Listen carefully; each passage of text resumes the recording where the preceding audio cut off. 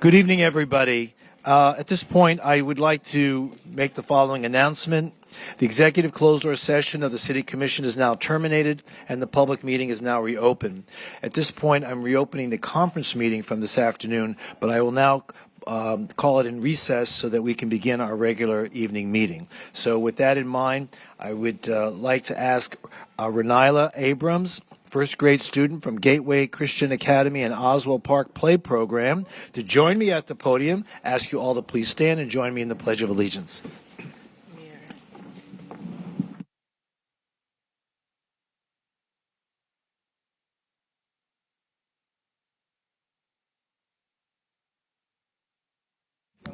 Okay. All right. Hi there. Come on. How are you? Are you Renila? Nice. You're going to say the Pledge of Allegiance tonight? Okay. Come over here. Put your right hand on your heart, and speak into the microphone. All right? Don't be shy. Go ahead. Good afternoon, everyone. Good afternoon. My name is Renila Abrams. I'm in first grade. I attend Gateway Christian Academy in Oswald Park. Very nice. So why don't you begin with the Pledge of Allegiance? I pledge allegiance to the flag of the United States of America and to the republics for which it stands, one nation under God, indivisible, with liberty and justice for all. Very nice. Thank you.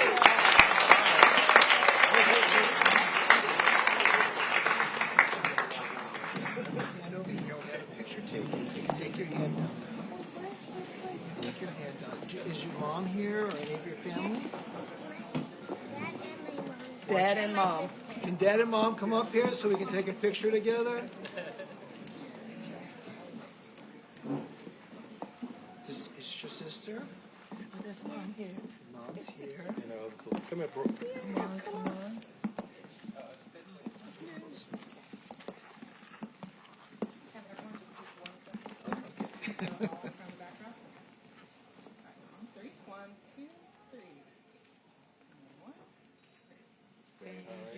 Congratulations. Thank you. Thank you. Oh, wait. I have a little gift for you. Thank you for coming tonight, all right? We say thank you. Go ahead. Thank you. God bless you.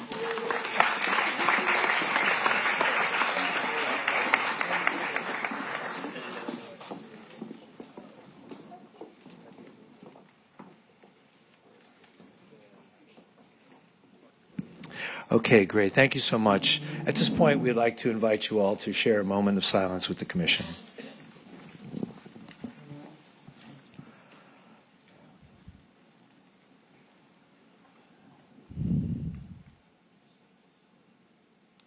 Thank you. Before we begin our regular meeting, I want to first take a moment and recognize two retirements from our city staff. These are long-term employees. First, I'd like to recognize Aaron Burke, police officer, who's been with us for 20 years. Thank you, Aaron, for your service to our city. And then I'd like to also recognize James Hughes, who's been in Public Works as a maintenance supervisor. He's been with us for 28 years. So thank you so much, James.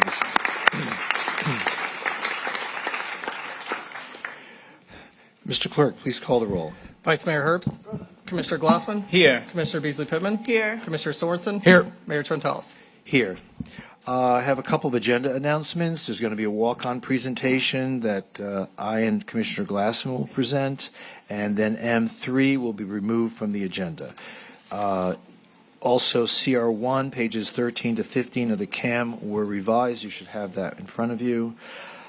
So I need a motion to approve the minutes and the agenda as amended. So moved.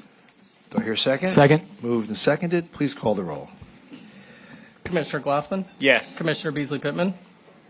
Yes. Commissioner Sorensen. Yes. Vice Mayor Herbst. Yes. Mayor Trentalis. Yes, and the minutes and the agenda as amended are now approved.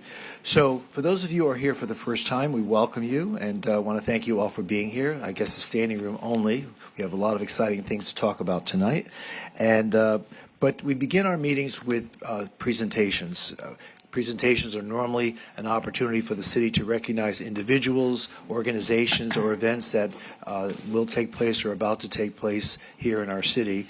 And so we begin by, first of all, our first presentation. I'd like to invite Susan Leon, our Chief Education Officer, to recognize Fort Lauderdale School Teachers of the Year, their recipients. We had a special program before the meeting, and we recognized over 3 dozen teachers and administrators in our school system. And Susan, the floor is yours. Thank you, and good evening. We are so excited on behalf of the City Commission and the City Manager's Office to celebrate the Teachers of the Year from the schools in the city of Fort Lauderdale. So as the mayor said, we held a reception earlier and got to individually meet and take a picture with each one, and we are so pleased and excited and happy for you. Congratulations. And we'd like to ask you all to come up for a group photo at this time. Come on up here to the dais so we can take a group photo.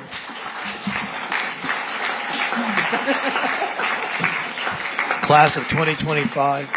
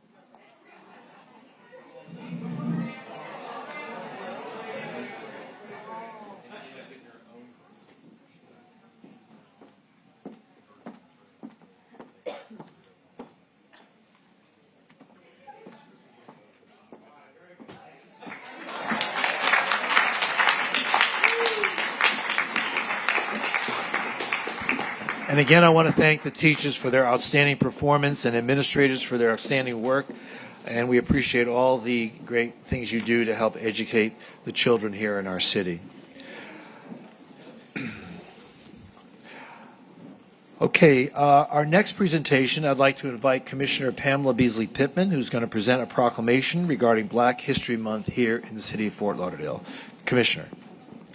And I'd also like to invite Emmanuel George from the Old Dillard Museum, as well as David Paulo and Amani Warren from Sistrunk Then and Now. Please join the Commissioner up at the podium if you are here.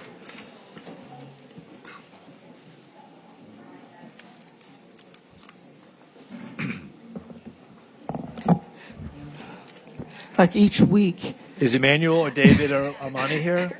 Each week this space gets smaller.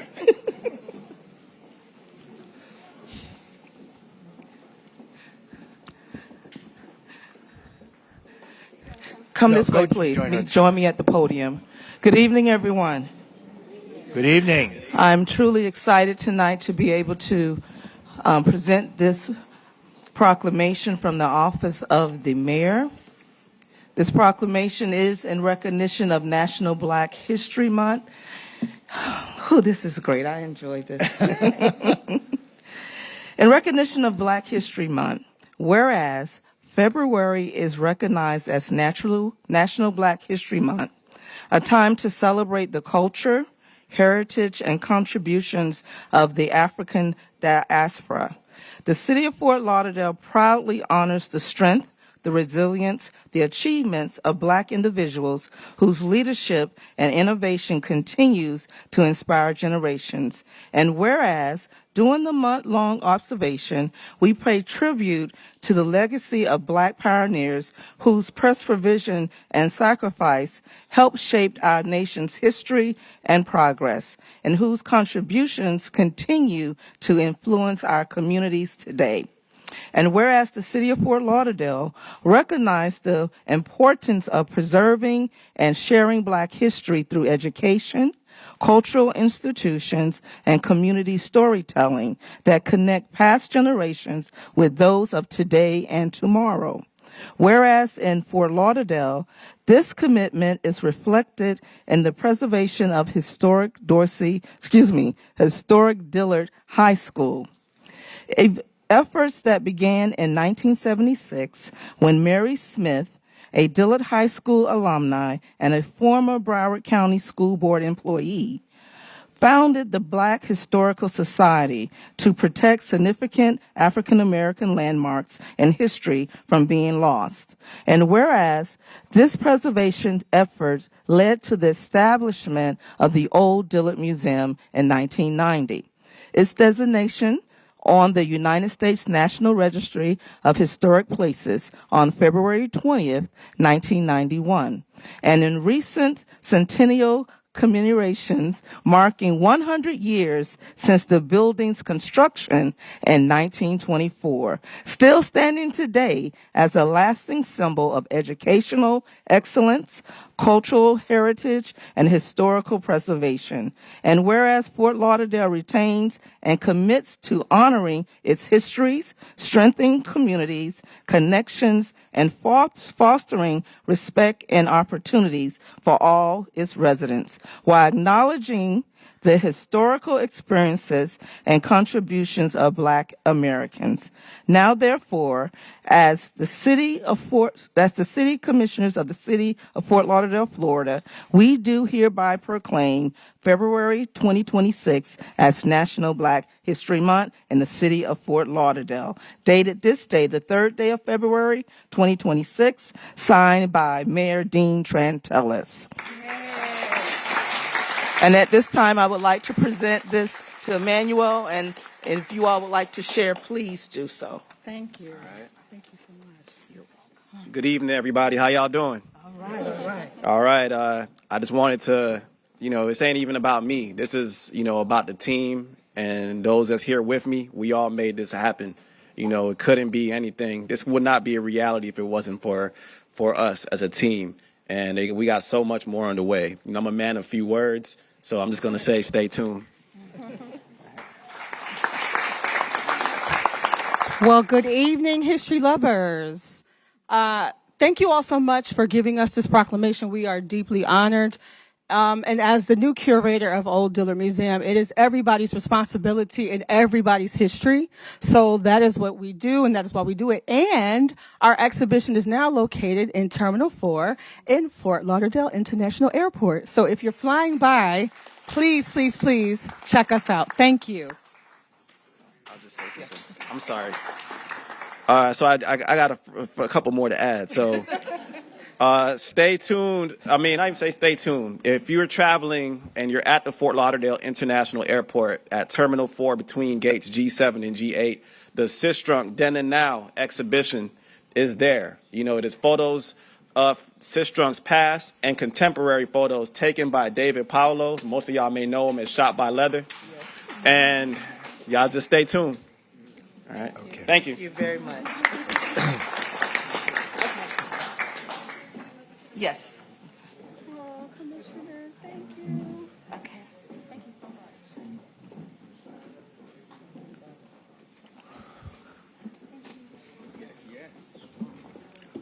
Oh, you want us to stand? Okay, John.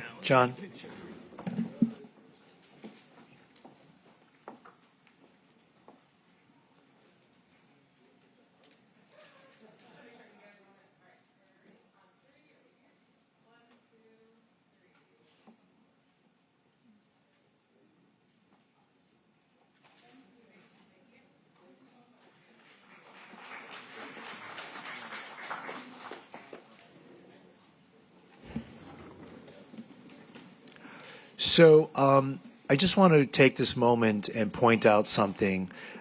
This was a wonderful opportunity for the city of Fort Lauderdale to recognize the African American history, the black community that exists in Fort Lauderdale and has existed in Fort Lauderdale for many generations. But in Tallahassee, as we speak, there is a bill pending where governments will no longer be allowed to recognize events such as this, not be allowed to sponsor the parade or participate in the sponsorship in festivals, whether it be regarding African American, whether it be regarding any ethnic group, LGBT group, and the penalties for doing that is removal from office, where any one of us, even if any one of us even speaks of promoting or recognizing any of these events or any of these cultural opportunities, this law will now prevent us from doing that. So I encourage you to all speak with our state legislator, Chip LaMarca, give him a call, and tell him how offended you are by something like that, and how important it is that every group within our city has the support of its city government and the validation that its government gives to your festivals, to your community, to the museums, to anything that recognizes your special history and your special cultural contributions to the city of Fort Lauderdale. If there's anything that we pride ourselves on in this city is our diversity, and this will be taken from us. This government will no longer be allowed to participate or contribute or even mention the words that we have spoken tonight. So I bring that to your attention, and it will actually also affect the next presentation that we're going to give. So keep that in mind. Chip LaMarca, he's our state representative. Please give his office a call and tell them that you wish he would vote against that bill when it comes before him. Okay? Thank you very much. It's okay. Our last presentation, it's not on the agenda, it's a walk-on presentation, which myself and Commissioner Glassman will be presenting a proclamation recognizing February 2nd, 2026 as Tu B'Shavat in the city of Fort Lauderdale. And is Ms. Black, the Deputy Consul General of Israel, please join us at the podium and help us in this presentation.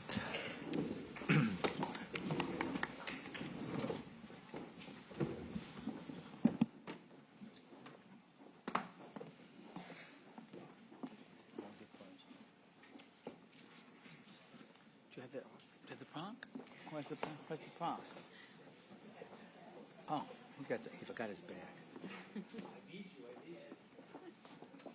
forgot the bag? Go for it. Okay. Thank you, Mayor. With us again, Consul General's Office of Israel. Thank you. This is a proclamation from the Office of the Mayor, City of Fort Lauderdale, in recognition of Tu B'Shavat. Whereas Tu B'Shavat, also known as the New Year of the Trees, is a Jewish holiday observed on the 15th day of the Hebrew month of Shavat, typically falling in February, and has been celebrated for centuries as a time to honor the natural world and humanity's enduring relationship with it. And whereas Tu B'Shavat is rooted in ancient Jewish tradition and is first referenced in the Mishnah, where it marked the beginning of the agricultural year for fruit-bearing trees and established a framework for environmental care and agricultural responsibility. And whereas the holiday occurs at the onset of spring in the land of Israel, when winter rains subside and almond trees begin to blossom, symbolizing rebirth, hope, and the awakening of the natural world. And whereas Tu B'Shavat is traditionally observed through a Seder, or ritual meal featuring fruits and nuts native to the land of Israel, including barley, dates, figs, grapes, pomegranates, olives, and wheat, fostering gratitude for the earth's abundance and reflection on sustainable living. And whereas Jewish teachings have long emphasized the sacred obligation to protect and preserve trees and the environment, recognizing trees as symbols of life, wisdom, and continuity, and guiding future generations to safeguard natural resources for the common good. And whereas in modern times, Tu B'Shavat has come to be widely recognized as a festival of environmental awareness, inspiring tree planting and conservation efforts rooted in respect for creation.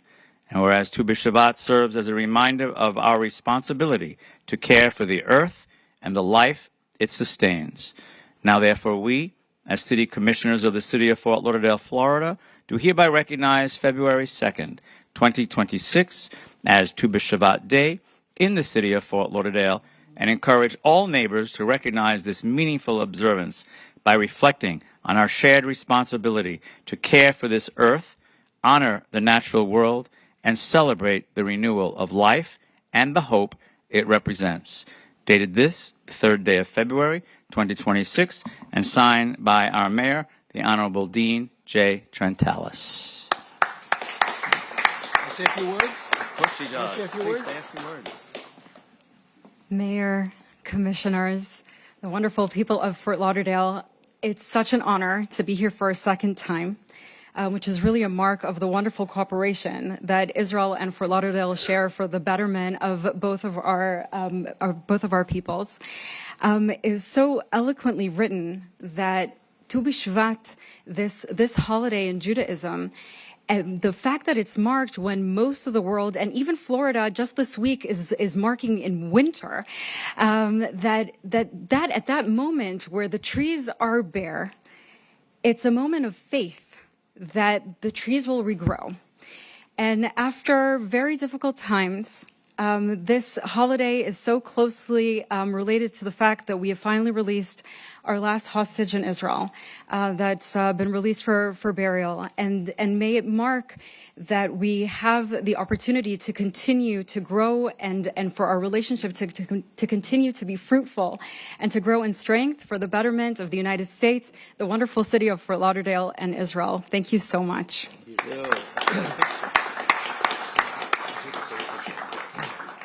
Wait, why don't we move? This podium is always annoying me.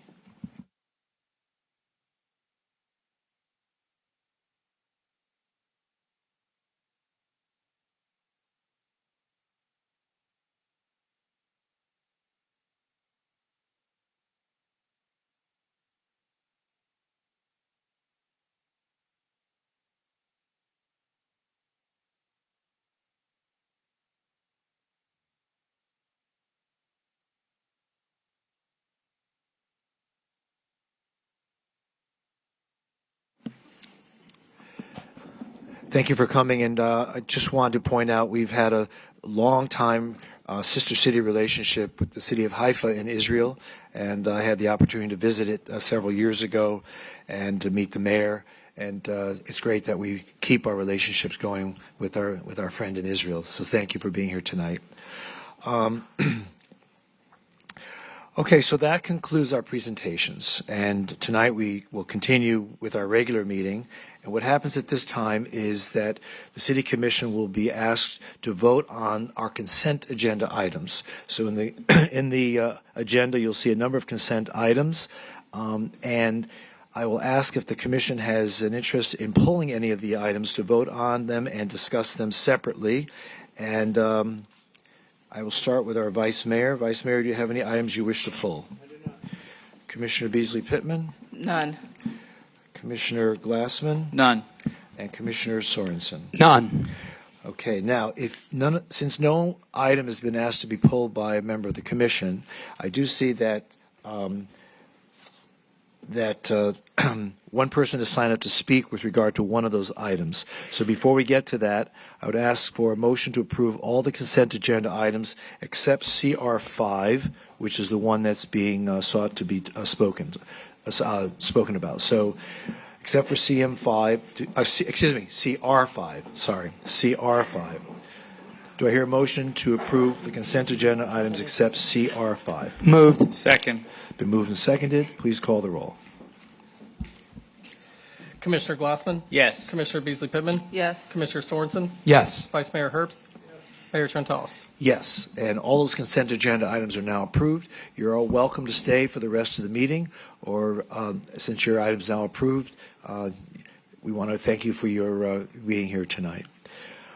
Moving on to CR5, that's a resolution supporting the submission of a grant application to the United States Department of Transportation for better utilizing investments to leverage development.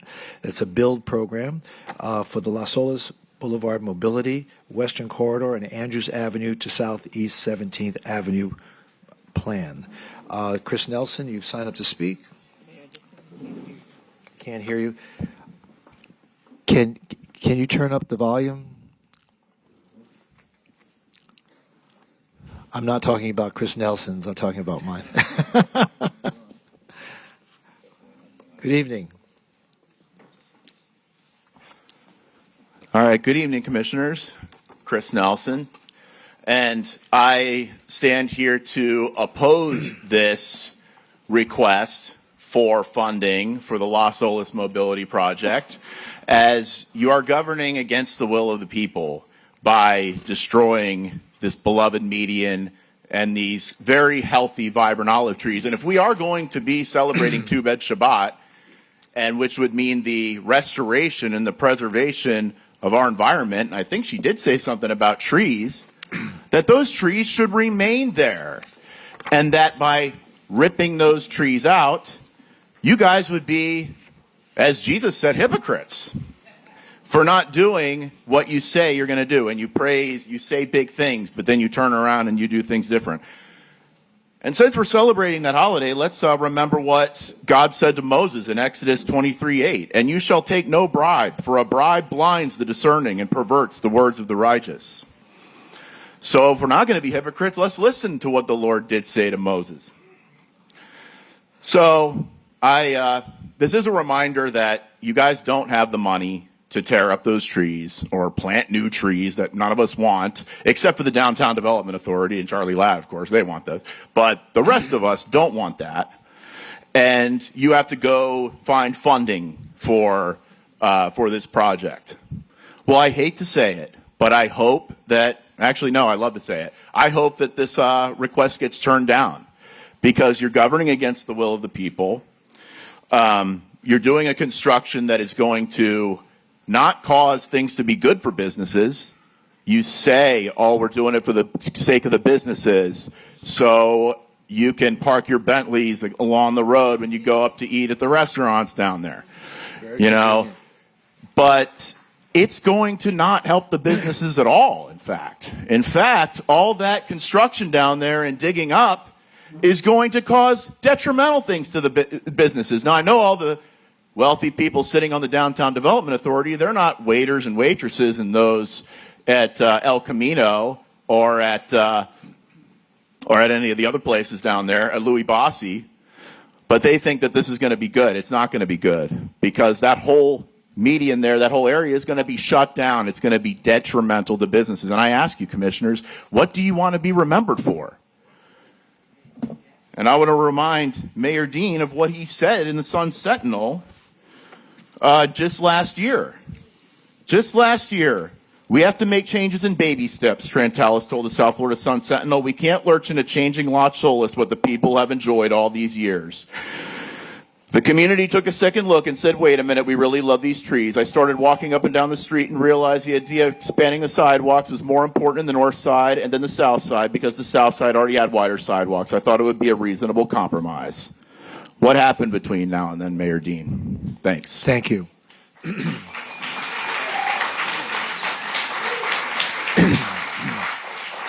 So there's no misunderstanding. The Las Olas Mobility Project includes the area from Andrews Avenue all the way to 17th Avenue. The area that was discussed by Mr. Nelson is a small segment of that, and there's still money needed for the median that we want to install between Andrews and US 1, and the median we want to install between Southeast 12th Avenue and Southeast 17th Avenue.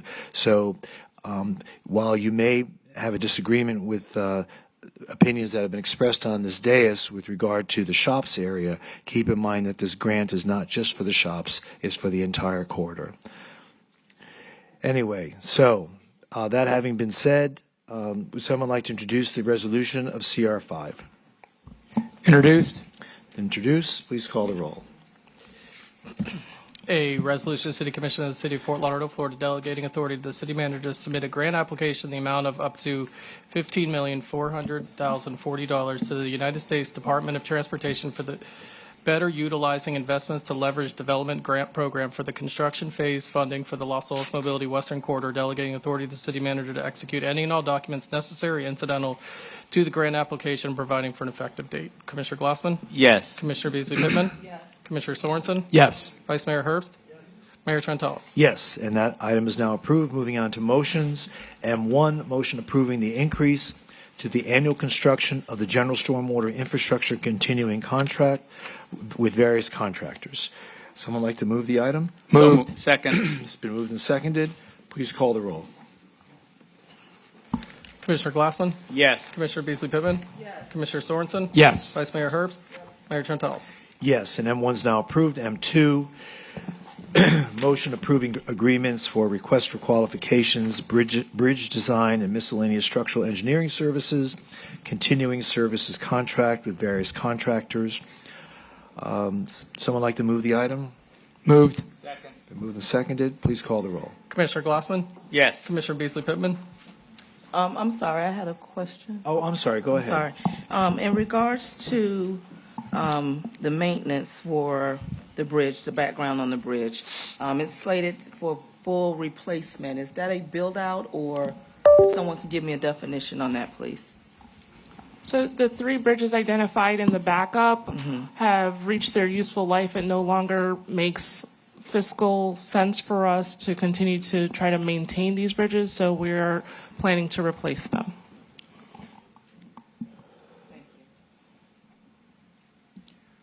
Yes. Thank you. Commissioner Sorensen? Yes. Vice Mayor Herbst?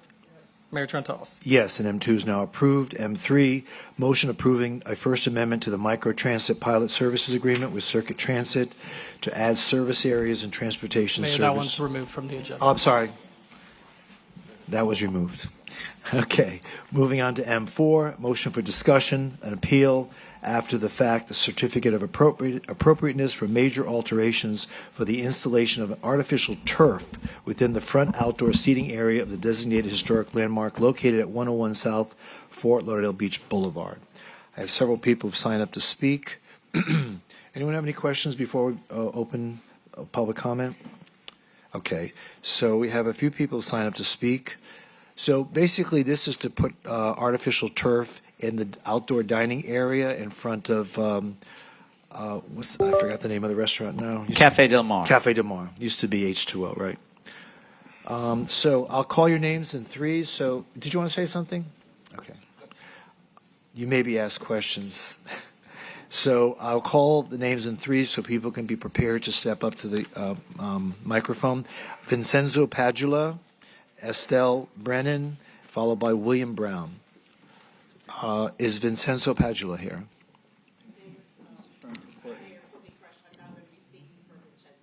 You're here to speak for him? Well, okay. Did you, but okay. All right, why don't you come on up because you've signed up as well. Courtney Crush? Yes, Mayor, Vice Mayor, Commissioners. Courtney Crush on behalf of Cafe Del Mar. Cafe Del Mar filed this appeal from the Historic Preservation Board's denial of a certificate of appropriateness to install artificial turf adjacent to the historic facade that is a part of the Los Olas Beach Club condominium. There we go. I know many of you are familiar with the property and its location, and certainly with its history. The Lauderdale Beach Hotel was primarily redeveloped, and the Broward Trust for Historic Preservation at the time, helmed by then Citizen Glassman, ended up obtaining an agreement, a settlement agreement with the related group who was developing the property to designate the facade historic, which the City Commission ultimately did at the time, and convey to the Broward Trust for Historic Preservation a facade easement over the facade on the east and small portions of the north and south. The property, the area that we're talking about today, and this is a copy of the approved related site plan, is the paved area outside the former H2O, now Cafe Del Mar restaurant. It was not part of the historic facade. What is also approved outside the front of the Las Olas Beach Club is outdoor dining, awnings, and that shade structure that you see. I actually worked on obtaining the shade structure in front of the Historic Preservation Board in 2020, which it approved, noting that it was adjacent to the facade, did not touch the facade, and it is constructed. Recently, Cafe Del Mar installed turf, which is removable. It is on top of pavers, and that was presented to the Historic Preservation Board. I believe that the board, in its review, improperly applied the criteria in our code and had some facts that were needed enhancement or are not accurate. First and foremost, it was noted, and you may see in the minutes in the board's discussion, that several of the board members noted that it looked good, but there was no evidence that there had been grass outside there before. Doing a brief review on Google, both of an old postcard of the Lauderdale Beach Hotel from, I think it's 1942, and also some other archives, it appears that, in fact, what is under those palm trees running there, it's a grassy area. So the board commenting it looks great, but it wasn't that way before, would seem to be factually challenged. Where did you dig up this picture? Google. Google. I need okay. to learn to use AI. So what's the purpose of wanting to put the artificial grass there? Let's cut to the chase. What is the advantage of doing it, and why should we approve that? Well, I may ask Vincenzo to come up, but in terms of the aesthetically, it's pleasing. It's softer to walk on. They're just hard pavers, and they're not particularly attractive, nor are they old. Okay, all right. Also want to note that in the staff report presented to the HPB on January 5th, it was noted on the first page, and I know that you have it in your backup, that a preservation easement was granted to the Broward Trust. The purpose of the easement was to assist in preserving and maintaining the facade structure as stated in the easement. Quote, repairs of a material nature, restoration, and alterations are subject to the prior approval of Broward Trust for Historic Preservation. The trust testified it had not been contacted. The trust would need to be contacted and consent to anything touching the facade. As I stated previously, this is a rug. It's artificial turf that is adjacent to the facade. It is actually lower than the facade structure and does not seem to visually impact or interfere with what is occurring between the facade and the street. In the staff recommendations, unlike some of the conclusions in 2020 on the awning structure, for example, it was noted that all building structures in site shall be recognized as products in their own. Alterations which have no historical basis and which seek to create an earlier appearance should be discouraged. Okay, noted. That was also noted when the awning structure was put up. Staff's response was, this does not have a historic basis. Well, the criteria doesn't require that it have a historic basis. So the final item I wanted to mention, if you read the minutes, and I think one board member commented affirmatively, I watched the video, is it was really noted by the public, by the staff report, that this is an after-the-fact request for the certificate of appropriateness.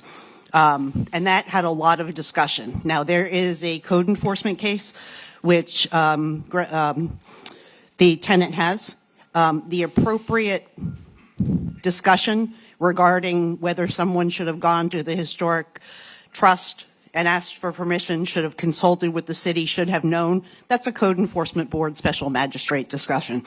I think what the board was charged with doing was applying the criteria and treating this as a major alteration that produces visual conflict when it is adjacent to a facade, that it appears with some more research may actually bring the character back to what it was in 1942, was an error and based on facts that may not be accurate. Therefore, we would request that this city commission consider strongly and approve a de novo hearing so that these criteria and the request for the certificate can come to the city commission at a future hearing. Thank you.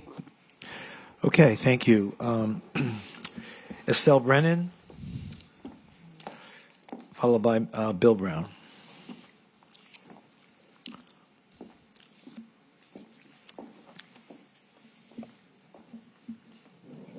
Good evening, Mayor, Commissioners. It's been a while since I've been up here, so bear with me. I actually am fairly neutral on the item in particular. Are you on the Historic Preservation Board? I'm not. Oh, okay. All right. No. However, I highly recommend everybody watch last night's meeting because it was really disturbing.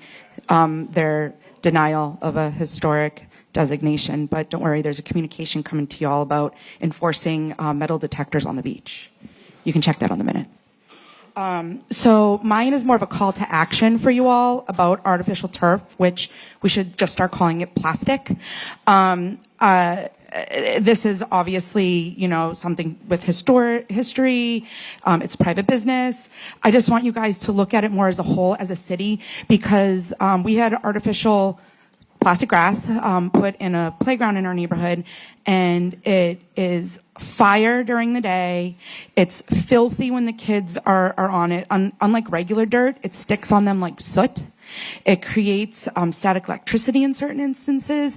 And from my understanding, if we're looking towards the future, we're installing, it's not planting, we're installing a bunch of plastic that when you're done with it, where is it going to go? From my understanding, it's not very biodegradable. And this is just a call to action for you all to look at our ordinances and look at studies done about carcinogens and different things included in these plastics and what we're subjecting the citizens to. That's all. Thank you. All right. Thank you. Mayor, before we get any further with that, I'd like to, because this has been an ongoing issue, and so I'd like the city attorney to address a little bit about what's going on at the state level with respect to artificial turf, because there has been some state legislation, preemption, all kinds of stuff. So if you would kind of address that. Thank you, Vice Mayor. The state is acting in many ways to limit what we call home rule, and this may be yet another where they will preempt efforts by any city to either prohibit or make any other laws relating to, among other things, turf. So if that is the answer to your question, I don't know that tonight is the night that there would be discussion or any decision about a policy about turf. But that is certainly something that should wait until after the esteemed legislature has spoken. I have more to say about your process once you finish hearing from other speakers. So it's a pending bill? There is some discussion about regulating or preempting regulation. Regarding the installing of artificial turf? Yes, I'd have to look it up specifically, but I have heard that. Mayor, I can answer that question for the Vice Mayor. Yeah. So last year, the state of Florida passed a bill directing the Florida Department of Environmental Protection to create rules that would preempt local governments from enforcing or having a different permitting program for the installation of artificial turf on single-family residential properties of 1 acre or less. So FDEP is in the process of rulemaking. They've gone through several iterations of providing that rule to the public for public comment, and we expect that they'll release that rule at some point. Once that rule's released, that would be the manner by which anybody with one of those properties, which is a single-family residential property of 1 acre or less, could have a path forward to install turf on that property. The biggest question is that we have and other cities had is, does this apply to the right-of-way, so swale areas? It's unclear. It looks like the legislature may keep that authority with local governments, but leave the private property that's outside of our stormwater system to the homeowner to install that under the new state rules. Got it. Any questions of Chris? Okay, thank you. Mr. Brown. Good evening, Mayor, Vice Mayor, members of the Commission. Bill Brown, President of the Central Beach Alliance. I come before you on behalf of the board of the CBA in support of hearing moving forward in a positive vote tonight to have a no vote hearing. The board, we discussed it. We didn't have time to take it to the membership because of our meeting schedules, but we feel that it's most appropriate. The aesthetic value is very nice. It does not in any way alter the historical integrity of that project. When the awning, as the attorney mentioned, Courtney Crush, in 2020, the CBA felt the same way. It was not a part of the historical structure, nor does this turf affects that in any way. So with that in mind, we would like to ask for your support of the commission to move forward and give the opportunity to reverse what was done at the IHP, or not IHPC, it's Historical Preservation Board. Yeah, HB. From where I came from originally was Indianapolis Historical Preservation, so I apologize for that. But in due respect of your time tonight, I think you'll find that we're showing that businesses and the community can work together, and we recognize the fact that the hotels and the businesses down the beach is one of the major economic engines of this community overall, and that's why we try to work together, and we see no problem with the turf. Thank you. Okay, thank you. City Attorney, I'm hearing that the original designation of the building ended at where the building ended, and the Historic Preservation Board seems to have expanded its scope of jurisdiction and is now opining on this grassy area, or the artificial turf area. Do you have the facts with regard to the boundaries of the historic district, and did it actually go past the front door of the building? Do we know enough yet? Well, I'm not exactly sure what you're asking, but I do believe it was the facade that was at issue. It was the facade. It's the facade at issue, not ground cover. So did it even have jurisdiction to even give a recommendation to the city commission? Part of their analysis was whether it was a visual that impacted the facade. So I think that would be the That's the issue. That's the claim of jurisdiction. Mayor, if I could ask Anthony Fajardo and the Development Services team to come forward and provide any additional clarity. Okay, great. Thank you.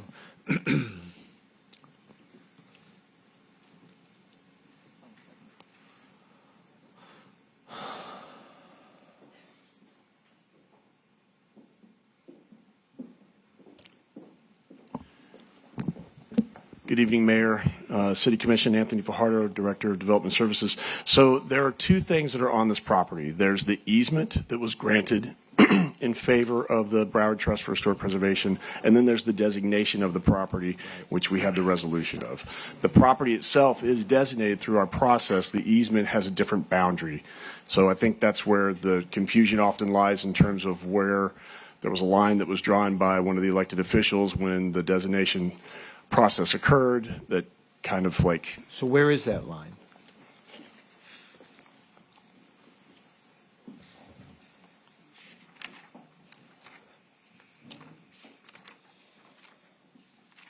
It's the whole property.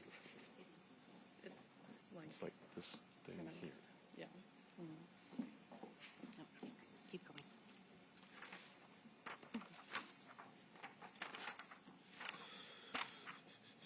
It's that, right? Because he drew that one.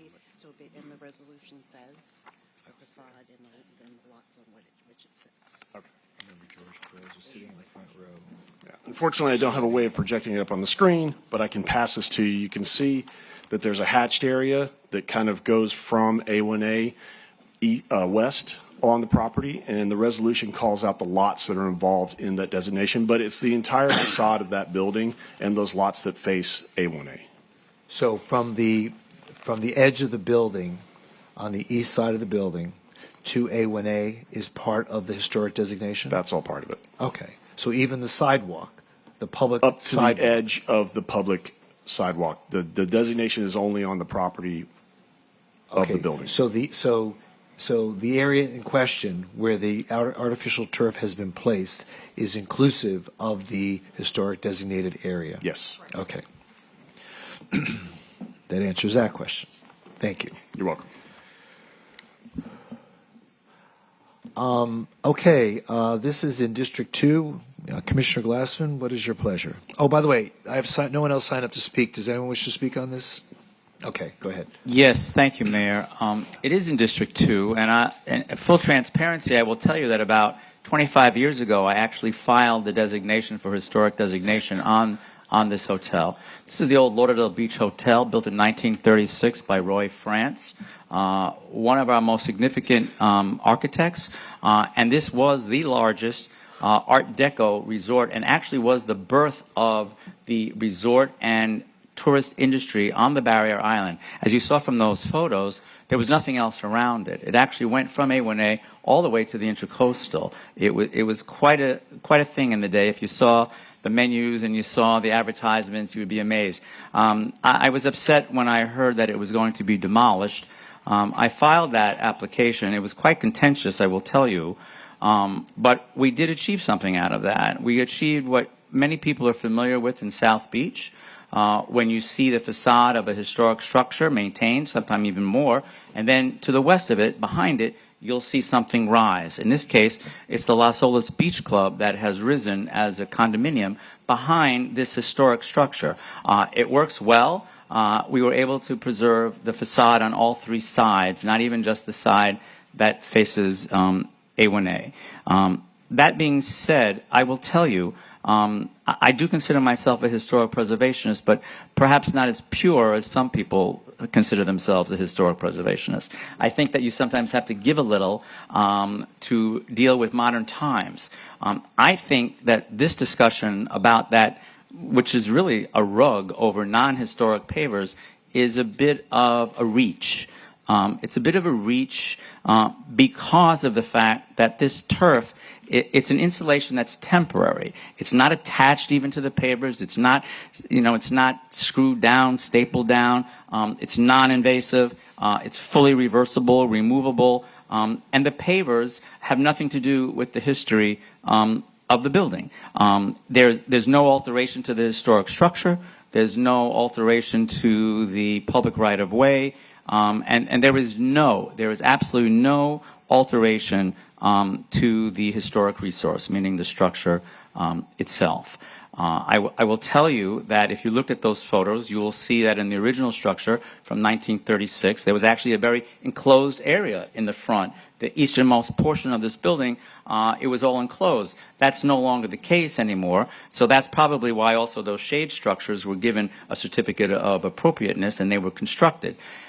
It doesn't make sense that you would give a certificate of appropriateness for all of those shade structures with all of that signage, all of those awnings, but then you're going to get bent out of shape over an 8x12 piece of turf. It just doesn't compute. It doesn't make any sense. It's not practical. It's not realistic. And I really believe that we should set a de novo hearing. I wish we had it within our ability to just end it tonight so we didn't have to take more staff time and everybody else. But I really think that it is just a little bit of a reach against, and it's also, I think, harmful to the business. If you look at those photos that we saw in the very beginning, you can only see the turf from the street at the very opening, at the center of the length of the property, because all around the property on the border of the sidewalk is planters. So you don't see the turf unless you're just entering into the outside area, and you're getting seated. It does make for a cozier area, not as cold as it was before. It just seems more comfortable, and I believe because there is no impact at all on the historic structure, and that would be to me the main case. Is it impacting the historic resource? And it's absolutely not. So I'm all in favor of setting a de novo hearing, and hopefully we will be able to reverse the ruling of the Historic Preservation Board and grant that certificate of appropriateness. I will tell you that in speaking to the owners of the restaurant, before they did put this turf down, they actually asked the city if a permit was required. They were told no. So, that I think also has to be factored in. I think this is just an unfortunate circumstance that has put them through a bit of a process unnecessarily. And I would make a motion that we set a de novo hearing to hear this case from the beginning. Mayor, Yes. may I interject? There's a process to get to that point. If you'd like to know now, I can tell you, unless you wanted to discuss those particulars further, but I'd like to have you understand the process to get to this Well, hearing. he made a motion to set it for de novo. I think you're probably going to ask me why, and I would say there's not competent or substantial evidence to prove the case. Thank you, Commissioner. and let me be clear. So if there was a finding that there was either a transgression from law or that there was insufficient evidence to support the decision made by the board, if you made that finding and you all agreed on that, then you could move forward, and moving forward would be to have a de novo hearing. Okay. So the motion's been made based on the finding that there was no competent substantial evidence to support the advisory opinion of the Historic Preservation Board. Do I hear a second? Second. Moved and seconded. Trish, can you come up to the podium for a second? At the time of the meeting, did you give were you asked for your opinion as to whether or not this interfered with the contributing asset that has been previously designated as a historic structure? Good evening, Tricia Logan, Principal Urban Planner. I'm sure there was discussion. There was the staff report that gave an overview of. Did you give an opinion? We give an overview of whether or not the request meets the criteria as outlined in the code. And within the summary, it does state that the criteria is not met for all of the criteria, except one where it partially meets it. So you're saying the majority of the criteria were not met by the Not met by the applicant. Okay. And this is consistent with how the staff reviewed the pergolas as well. Just placement of material and items that are inconsistent with the history and architectural style of the building are discouraged as part of our design guidelines. Okay. And these are placement of materials that are not consistently spread across the frontage of this building as well. I mean, are you saying that the only material that could be placed on the ground would be something that was only available in the 1940s when the building was first built? In general, artificial turf is not supported by historic preservation ordinances and guidelines throughout the country. It's something that's highly discouraged because it is not a traditional material that's found. If you did place a natural grass across the frontage to kind of create a more traditional and aesthetic appearance that's consistent along the entire facade and frontage of that facade, then that would be more appropriate than only placing an artificial turf in front of a segment of this building. Well, I mean, what's the practicality of that? I mean, it rains, it gets muddy, you have tables and chairs, people trying to get in and out. Does that make sense in this day and age? I don't think there was artificial turf back in the 1930s or 40s when this building was built. So do we not adjust to changing conditions and technologies in order to accommodate the needs of today? In general, there are certain things that can be taken into consideration. I would just say that the artificial turf aspect is typically considered something that is not appropriate in historic preservation. There's other things that can be considered. There could also be kind of a minimization of the appearance of the artificial turf, which would potentially help in How does that work? in that. So the artificial turf, the way that it's placed right now, is spread across the entire area, including where the entranceways are. There are areas where there is seating placed on either side of the entrance, and by removing a portion of the artificial turf, it could lead to a better appearance from the street, particularly at the entranceways. So, I mean, it's on the floor. Where else could it go? well, it's currently under both seating areas and both entranceways. Right. Okay. All right. Thank you. Actually, could I follow up on that? Because, Mayor, you raised an interesting question, something I've wondered about before, with respect to materials. So we've got a more modern material, right? So artificial turf is a substitute for natural turf. And I'm sort of thinking about that in terms of like aluminum windows, or do we require people to only use wood windows because that's what would have been used in the 1940s? So do we require people to use wood mullioned windows, or are they allowed to use aluminum windows that look like wood? Can we have artificial turf that looks like turf? The preference is to, if you're replacing any windows, to utilize the original material that the windows are made out of. But there are exceptions, and a lot of times that depends on the location of the windows. In certain circumstances, if there's certain substitutions made, they can go to the Historic Preservation Board to make that request. In general, we do allow impact-rated windows here as part of the environment that we're in. Right, because I couldn't get like a wood window that's hurricane rated, right? There's wood-clad windows that are there? Impact-rated. Right.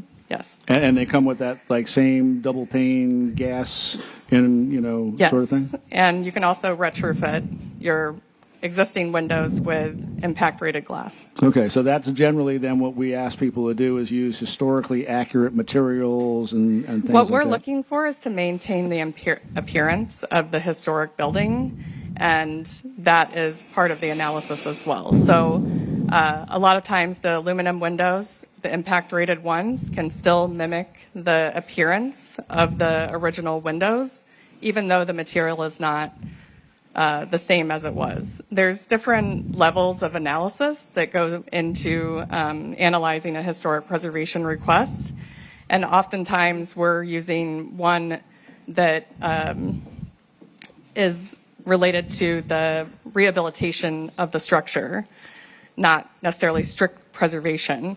So there's different things that could be taken into consideration. But a lot of times we're working with the applicant to find a solution that's most appropriate for that particular building. So you use an interesting word there that I want to kind of focus on. You said mimic, right? So mimic, kind of like beauty is in the eye of the beholder. So how do we determine what's an acceptable mimic? We have criteria and design guidelines that we follow to analyze any requests. Okay, so there's like some promulgated standard that somebody somewhere has developed of what constitutes an acceptable mimicking. There's an analysis that staff does and provides to the board in this case. A lot of times we're trying to work with an applicant to find what appropriate solution could be. Sometimes staff can approve that at staff level, and sometimes that requires the Historic Preservation Board. And even if it's not 100%, what we would want, it's still going in a good direction and preserving the structure, or preserving that site. I guess my only problem with this, and the reason I'm sort of kind of focusing on it, is I really like objectivity. Subjectivity is always a challenge for me. It strikes me as being very arbitrary and capricious when we leave it up to individual judgment as to, well, I like this and I don't like that. I like objective standards that everybody can look at this and say, okay, that meets this meets that, and if it doesn't, it's the auditor in me. We all look at something and we could all come away that 1 + 1 = 2, and I know that, and it's objectively evaluated, and this doesn't seem to have that sort of level of objectivity where we could all look at it and come away with the same conclusion. So I'm just trying to kind of narrow down on that. So thank you, I appreciate it. Excuse me. Any further questions of Trish or Anthony? Okay, very good. Thank you so much. So any further questions or comments from the commission? There being none, please call the roll. This is for, if you vote for, you're voting to vote for a de novo hearing. If you vote against, you're voting against a de novo hearing. Do we have to set a date? So we passed out for a resolution that actually has the date in it on March 3rd. This is the resolution you'll be passing if you're supporting this. Yeah, to and support it has the that. date in it. Within 60 days, it's set for March. March 3rd, Third. at 6 p.m. So we're doing 30 days, roughly? Okay. Is there a reason that we chose 30 days? Well, it's still an after the It had fact. to be It's done already within in there. 60, and it's within Okay. that. And Okay, I was just wondering why not sooner, but I'm okay. Okay. So this is a resolution, not a motion, correct? that's correct. The code is a little quirky. Yeah. It calls for you to pass a resolution once you've made that determination to set the de novo hearing. So Okay. really, this item is a resolution. So You're moving a resolution. Right. So Commissioner Glassman made a motion, but he really wants to introduce a resolution. Yes, that would be correct, Mayor. Okay. Introduce. So the resolution's been introduced. Okay. Please call the roll. A resolution of the City Commission of the City of Fort Lauderdale, Florida, setting a de novo hearing on March 3rd, 2026 for the City Commission to consider an appeal of the denial of an after-the-fact certificate of appropriateness for major alterations for the installation of artificial turf within the front outdoor seating area of a designated historic landmark located at 101 South Fort Lauderdale Beach Boulevard, case number UDP-HP25021, and provide for an effective date. Commissioner Glassman? Yes. Commissioner Beasley Pittman? Yes. Commissioner Sorensen? Yes. Vice Mayor Herbst? Yes. Mayor Trentalis? Yes, and that resolution is approved, and there'll be a de novo hearing on March 3rd, 2026 at 6 p.m. Moving on to R1, this is an appointment of board and committee members. Mr. Clerk, could you please read the names into the record? Thank you, Mayor. For the February 17th resolution, Central City Redevelopment Advisory Board, Chantel Giram, nominated by Vice Mayor Herbst. Citizens Committee of Recognition, Gina Ellis, nominated by Commissioner Sorensen. Bobby DeBose, nominated by Commissioner Sorensen. Nuisance Abatement Board, Cornell Nichols, and that will be nominated by Mayor Trentalis for a full position. And for tonight's resolution, Affordable Housing Advisory Committee, Aaron LeCaire, nominated by Mayor Trentalis. Cemetery System Board of Trustees, Tracy Bartholomew, nominated by Mayor Trentalis. Alfonso Canales, nominated by Vice Mayor Herbst. Education Advisory Board, Pamela Vance, nominated by Commissioner Beasley Pittman. Infrastructure Task Force Advisory Committee, Lisa Sharkey, nominated by Mayor Trentalis. Marine Advisory Board, Tyler Burnell, nominated by Vice Mayor Herbst. Nuisance Abatement Board, Lauren DeBalt, nominated by Mayor Trentalis. Sustainability Advisory Board, Fabiana Ahumada, nominated by Mayor Trentalis. And David Blattner, nominated by Vice Mayor Herbst. And that rounds it out. Okay, any modifications or additions to those that were read into the record? There being none, someone like to introduce the resolution? Introduced. Resolution's been introduced. Please call the roll. A resolution, City Commission of the City of Fort Lauderdale, Florida, appointing or nominating, if applicable, board and committee members as set forth in the exhibit attached hereto and made a part hereof. Commissioner Glassman? Yes. Commissioner Beasley Pittman? Yes. Commissioner Sorensen? Yes. Vice Mayor Herbst? Yes. Mayor Trentalis? Yes, and those folks are now approved, and we want to thank them for their commitment and their volunteerism in support of the betterment of our city. Thank you so much. R2, resolution delegating to the city manager the authority to execute a project agreement with the Florida Inland Navigation District for a grant up to $1,032,636 for the replacement and construction of the Riverwalk North Seawall. No one has signed up to speak. Would someone like to introduce the resolution? Yeah, introduce Mayor, and I'd like to comment. Please go ahead. Thank you. So, City Manager, I'd like to thank the team for their work on this. I'd like to thank Find and Genio with Riverwalk for all the collaborative work. City Manager, so as we look at procurement analysis, I'd like to prioritize that for this solution. So that is incorporated as a project element. So there will be living seawall components as part of this project, yes. Fantastic. Thank you very much. And just as a reminder, the ordinance allowing full rebate for permit fees for a living seawall, we continue to progress forward with that. Is that your understanding? Yes, that is something that we are working to come back to the commission with. We had a conference meeting and there was support for that. So staff is working on bringing that back. Great. Do we have a sense of timing when that would come back to us? That April. ordinance? April? Yes. Fantastic. And we would be the first city, I think, in the state that has a full rebate for permit fees for living seawalls. Is that? As far as we know, since the last time we had the conference discussion, not sure if any city has jumped in. Right, hopefully not. And taken the lead on that, but I think we are ahead of the game. Great. Thank you. Thanks, Mayor. Okay. No one has signed up to speak, and the resolution has been introduced. Please call the roll. A resolution of the City Commission of the City of Fort Lauderdale, Florida, authorizing the city manager to execute a project agreement with Florida Inland Navigation District Waterway Assistance Program for grant funding up to $1,003,636 or 50% of eligible project costs, whichever is less, to design and permit boat ramp renovations at the Lauderdale Landing. Commissioner Glassman? Yes. Commissioner Beasley Pittman? Yes. Commissioner Sorensen? Yes. Vice Mayor Herbst? Yes. Mayor Trentalis? Yes, and that resolution is now approved. Is Peter Partington here? Peter? Yeah.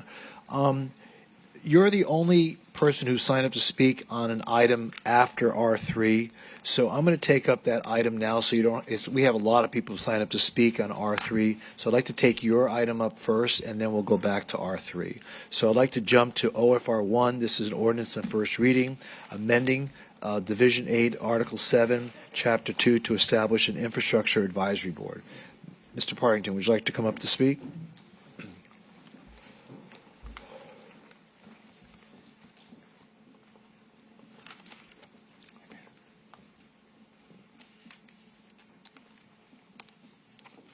Just push the button at the bottom of the speaker. There you go. Mayor, Commissioners, Peter Partington, currently Chair until February the 18th of the Infrastructure Task Force. I'm really only here for any questions.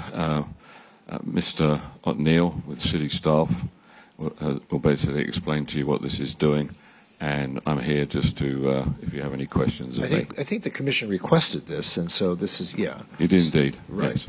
All right. So, Mayor? Yes. The advisory board did provide some feedback to staff. They met just yesterday, I believe, and O'Neill Rodriguez, our Assistant Director of Public Works, can share some of the feedback they provided. We drafted this legislation based on the recent discussion by the Commission, but the board had some additional edits, and we are in support of those edits. If the Commission would also agree, we could update that between first and second reading for your consideration. I'd like to call O'Neill to share what those edits are. Are those the underlined portions of the ordinance? Are those the? So there are underlined portions, but there are also some additional narrative or verbiage that's being added based on the recommendation of the board. And it just adds bridges and clarifies that it's existing and proposed city infrastructure, as well as maintenance and improvement programs associated with stormwater infrastructure, water and wastewater sewer distribution, collection and treatment systems, seawalls, roads, and sidewalks. So the major addition is bridges, and to clarify that there would be a look at existing as well as proposed infrastructure. Got it. Any questions with regard to that? Okay, would someone like to introduce the ordinance? Introduced. The ordinance has been introduced. Please call the roll. Oh, Mayor, I'm sorry. You know I miss my timing sometime. But No, it's okay. Go ahead. I have a question about the term that's being suggested. 1 year. 1 year. Is that truly impactful, being that this is a board that will be looking at some important conversations that we in a sense, assigned to them? If someone could remind me, what is the max term for these board members? What do we usually? It's usually 3 years. It varies. It varies. But Commissioner Beasley Pittman has a good point. I noticed that myself. I mean, for a person to serve there 1 year, they're just getting their feet wet within the first few months, and if they're involved in a long-term project, it would be good to have them stay on, as opposed to they're thinking that it's just going to be a 1 year stint. Mm-hmm. You want to expand it to 2 years, or longer? Longer, if someone could identify how long the term is. How long is the term? Sorry. So the max would be 6 terms. Okay. So it could be 6 consecutive terms, 6 years in a row. It just have to be reappointed each year, or you could do 2 years of 3 terms of 2 years. Yeah. What did we do recently for the Central City? Didn't we change that to 3 2-year terms to give people some continuity? Did we do that for a total of 6? What do you recommend? I like the 3. 3 for 2. So there's the Commissioner Beasley Pittman would like to amend the ordinance recommendation to 2 3-year terms. We okay with that? Okay. We'd like to amend the ordinance. So who introduced the ordinance? I did. You did. Would you agree to amending your ordinance as 2 3-year terms or 3 2-year terms? Which one? Commission, what you like 3 2? I agree. Yes, I'm happy to. 2 3-year terms. No, she wants 3 2-year. No. 3 2-year. 2 years. Oh, 3 2-year terms. Thank you. Yes. See, Commissioner Beasley Pittman and I are on the same page, Mayor. We understand each other. It's yes, it's 3 2-year terms amended. I just want to make sure that the amendment also includes what was shared earlier in terms of the board reviewing existing and proposed city infrastructure, maintenance and improvement programs, including stormwater infrastructure, water and wastewater sewer distribution, collection and treatment systems, seawalls, bridges, roads, and sidewalks. You're going to exhaust them. Yes. Very exciting topics. Yes. I'm fine with that. Okay. Thank you. So the ordinance has been introduced as amended. Please call the roll. So I'm sorry, just want to clarify. We wanted to pass the ordinances as is with the understanding these will be changed between readings to preserve. Correct. So it's going to be just introduced, and then these will be incorporated into the second reading. So no need to amend, just introduce the resolution and you'll amend it in the second reading. On second reading. That Okay. sounds fine. Very good. Thank you. Excuse me. An ordinance of the City of Fort Lauderdale, Florida, amending Division 8 of Article 7 of Chapter 2 of the Code of Ordinances of the City of Fort Lauderdale, Florida, to establish an infrastructure advisory board providing for membership qualifications, length of term, and the purpose and duties of the board, providing for correction of scrivener's errors, and providing for severability, repeal of conflicting ordinance provisions, and an effective date. Commissioner Glassman? Yes. Commissioner Beasley Pittman? Yes. Commissioner Sorensen? Yes. Vice Mayor Herbst? Mayor Trentalis? Yes, and so OFR 1 is approved on first reading. So jumping back to R3, it's a resolution approving the conceptual design for downtown retail shops without the median and Coley hammock segments, and directing the city manager to advance the Las Olas Mobility Western Corridor design concept from Andrews Avenue to Southeast 17th Avenue to 60% design plans. We have a number of people who signed up to speak. It's been separated between citizens and consultants. So I have your consultant card, so I don't think we need a presentation. This is just, you just signed up in case we need to speak with them to clarify any of the details that we don't understand. Okay, so let me begin then. Mayor, I'm sorry to interrupt. But I was interested, we asked for some changes from the last time, so are we able to hear about that or how that was incorporated? I think the commission did request some changes from the presentation we had last time. Correct me if I'm wrong. Would you like to So help? can we just hear that and not a full-fledged, presentation, but at least address what we requested as a commission? Thank you. Absolutely. Good evening. Milos Majstorovic, Director for Cities Transportation and Mobility Department. So last time we were here on January 20th, provided the update on Las Olas Mobility. There was a long discussion, and major comments that we were to go back and address were related to tree canopy and tree coverage. There were areas of particularly shop segment where sidewalk could have had more trees. So we went back, did address that, and just to give you a highlight, so for the downtown, we increased approximately 4 times tree canopy coverage. Previously, that coverage was about 3 times. For the retail shops, we increased from about 2 times to about 4 times. And for Collie Hammock, we increased from 9 times tree canopy coverage to about 12 times. Thank you. You have any further questions? Okay. All right. So, the the resolution that we're about to consider tonight comes from a discussion that we had at a previous meeting, in which the commission was asked to respond to various proposals that were put forth in connection with the redesign of Las Olas Boulevard, starting from Andrews Avenue and going to Southeast 17th Avenue. It was done in segments, and tonight we're going to make a decision with regard to those segments, and those segments are as follows. There are 4 that will be included in the resolution. One is called the downtown, which goes from Andrews Avenue to, I believe, the tunnel. And then the retail shops is another segment. Coley Hammock segments begin, I believe, at 12th Avenue. And those are three of these segments, not 4. So there's the downtown, the retail shops, and the Coley Hammock segments. So those will be discussed tonight. And so when we talk about the Las Olas mobility plan, please keep in mind that there are 3 different segments and different designs for each area. So I'm going to call your names 3 at a time, so you can be prepared to come up after the previous speaker has concluded, and I'll each give you 2 minutes to speak. Mayor, sorry. Before we do that, could I just have Milos add a couple, just ask him a couple questions? So I think I'll help frame things.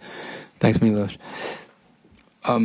Just as we hear and talk about options, if the median's kept, let's start this way. If the sidewalk's widened, if the sidewalk on Las Olas is widened in the shops area, what impact does that have on the existing trees in the median? So the only way for us to widen the sidewalk along shop segment is for us to also take space away from somewhere else. So the vision plan that was adopted a couple of years ago and the direction that we received from the City Commission on January 20th was to basically keep 1 travel lane in each direction plus the parking lane for the shop segment. Also was to remove the median. So by removing the median, we are able to gain that additional space in order to expand the sidewalk or widen the sidewalk. If we were to keep the median and to keep the 1 travel lane per direction and parking, our ability to expand the sidewalk would be very limited to a point of inches or feet. Very limited, in other words. Right. So if we expand the sidewalk and let's say keep the median, expand the sidewalk and keep the median, what impact does that expansion of the sidewalk have on the trees existing in the median right now? Okay, so anything that we would do at this point of time in terms of reconstruction along the shop segment of the Las Olas corridor would affect the stability of the trees. Just because of the critical root zone of the trees, which is the area around the tree that provides stability to the tree and also provides necessary nutrients to the tree. So it's just so wide and extends from the median all the way to outside travel lanes, pretty much. So it would ultimately be impossible for us to do any construction activity without affecting that critical root zone. Without So negatively. ultimately, that Yep, is go correct. ahead. So even if we were to proceed with the project, and even if we were to retain the median, we would not be able to retain the trees most likely because of what I have explained. Okay. So that's a good question. So Right. so even if we kept the medians, even if we kept the trees in the median, we could not expand the sidewalks because it would compromise the root system of those trees. Is that what you're telling us? We tonight? would not be able to keep the trees, the existing trees. Right, because it would compromise the root system of the That is existing right. trees. That is correct. Correct. Okay. And that's why I asked that, Mayor, Yeah. to understand the kind of understanding the tree's health. And then, please, Milos, if we expanded the sidewalk and kept the median, what you're saying is the trees would be compromised, the existing trees would be significantly compromised. They couldn't sustain there. Right? That is correct. My understanding is we're limited due to city code as to what type of trees can be replaced in the median. In other words, if I'm understanding city code right, it has to be a small, relatively small caliper tree because of the limited space in the median and sight lines and so forth. Can you talk? That is correct. And also, when it comes to placement of the trees and the size of the trees also and tree canopy, what we're trying to do is maximize the shade where people are, put the shade where people are, which is along the sidewalk. So if we were to place larger canopy trees along the sidewalk, we would have to select the smaller trees to place along the median alongside with points that you have said. Right. Line of sight. And not only we wouldn't have a choice, right? I mean, you have to have these smaller trees in the median. Is that right? I think there's a We would limitation. have to, from the standpoint of space, available space as well. And it's my understanding, and spending a lot of time with arborists recently, that those trees that we could replace in the median, that we could put in the median, are not large canopy trees. Is that correct? What we would propose under the median option would be a smaller canopy trees in the median. Yes. Yeah. Okay. Okay. Thank you. That helps kind of understand the options. Thank you. Thanks, Mayor. Okay. Okay.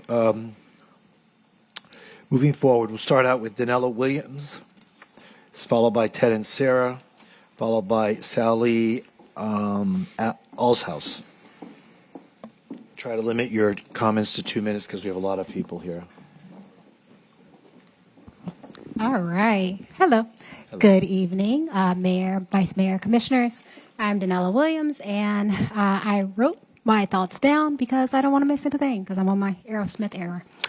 I want to start by saying that I know your jobs are difficult, and it's not easy to be up there day in and day out making difficult decisions for the city. So I do thank you for the work that you do.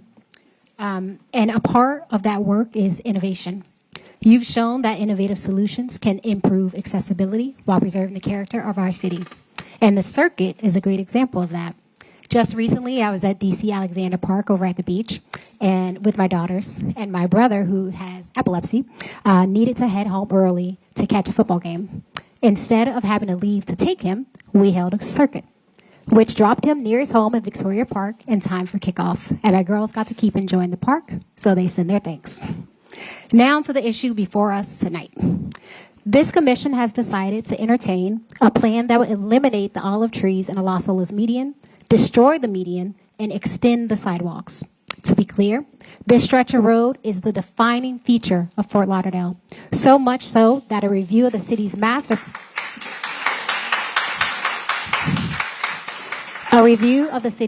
plan shows that the drafters envisioned more tree-lined medians downtown, not fewer.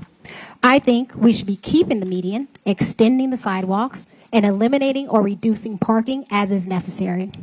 Now, I understand there are a few concerns with this approach, and I've listened to those concerns, thanks to the brave souls who expressed them. And as the problem solver that I am, I seek to bridge the gap between those who oppose keeping the median and those who support it. The two main concerns I've heard are these. First, that the olive trees are dying anyway, so we need to get rid of them. Your time is up. That was 2 minutes? Well, okay. I'll give you another. Excuse me, please. I'll give you another 30 seconds. Okay. Because you had a long introduction. Okay. Hey, I was praising you. Let me take my praises back. Can I get that 30 seconds back and reclaim that? No. I'll give you a minute. All right. I'll give you a minute. Go ahead. The existing olive trees are already dying, and so I agree that they should be replaced if they're dying, and there's nothing we can do about that. But in replacement of those trees, we should be replacing them with like or similar trees, making mixed species approach that can utilize native Florida trees, tropical hardwood hammocks, and that such. And sources like Plant Ant, Plant Finder, fan.org show that these trees cost about $1,500 per tree.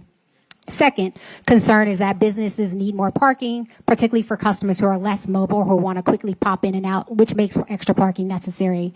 But if the goal is to support businesses, provide real access for those, then what we should be doing is creating innovative approaches to this. We could put pickup or delivery zones in the city lots right behind Las Olas so that the businesses could take their wares, whether it be Hollywood Donuts or whatever, and take it to those vehicles in those lots. And those are some of the kind of solutions that we should be thinking about to address the fact that your constituents don't want the median to go.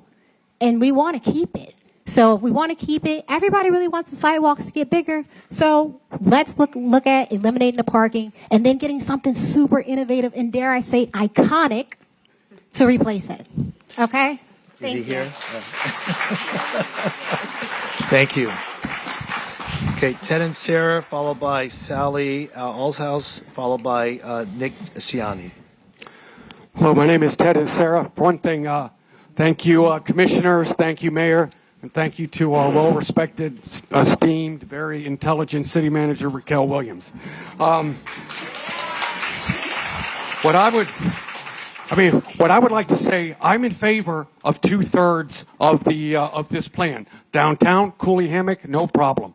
What my problem is with the shops. I think Milos, if I need speed bumps, I'm going to call you. But if I need tree advice, I'm not going to call the transportation and mobility guy. So I'm sorry.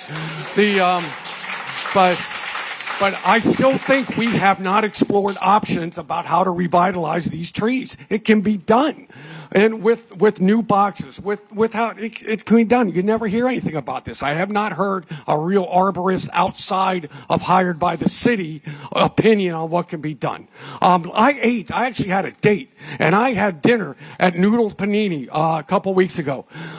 Sitting outside on the patio part. The worst part was somebody was stopped waiting for somebody trying to pull out parallel parking, backed up the traffic, person finally got out, this person back wheel on the curb, back down, going back and forth, cars honking behind them, ruined the whole ambiance of the dinner out there, all because nobody knows how to parallel No park. second date. No second date.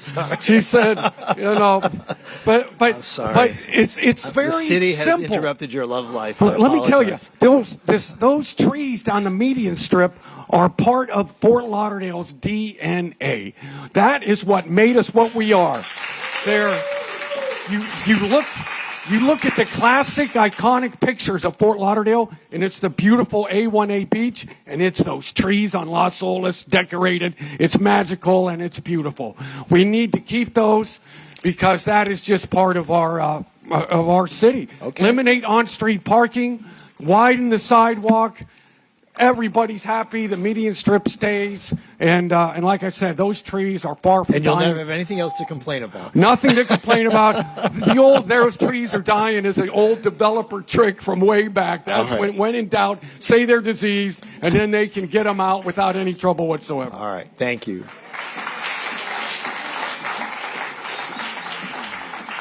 Sally, followed by Nick, followed by Juliana Yonan.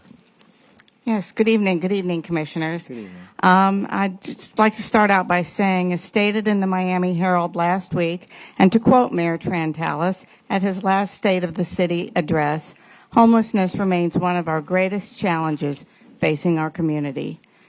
So here we sit debating trees, the fate of trees, while an ongoing and decades-long issue has not been offered a meaningful and permanent helping hand. But I'm not here to discuss or debate homelessness today. As a lifetime member of the Daughters of the American Revolution, an organization that is proud to support historic preservation, I feel that this resolution will permanently change the character of Las Olas Boulevard by removing trees that have stood for generations. These are mature trees that have withstood countless hurricanes and other weather events. These trees were planted in the 1920s to honor World War I veterans. Removing the trees will demonstrate a sign of disrespect for those who came before us to protect our way of life. In addition, after reviewing the conceptual design, the tree plantings will take 5 to 8 years to mature to the canopy depicted in the plans. I have lived in Fort Lauderdale over 50 years, and my husband is a Florida native. We enjoy and wish to continue enjoying, the historic and elegant trees currently on Las Olas Boulevard. What would our cities look like if we prioritized compassion over capitalism and addressing homelessness? How could reimagining our approach transform not just lives, but communities as a whole? Thank you for your time and consideration. All right, thank you. I just need some clarity on that before we go any further. It's my understanding the black olive trees were planted in around 1970. Can somebody please confirm that for me? These are not 100-year-old trees. In honor of, okay, they weren't right. They weren't planted in honor of, okay, they were planted in the 70s. All right, just want to make sure.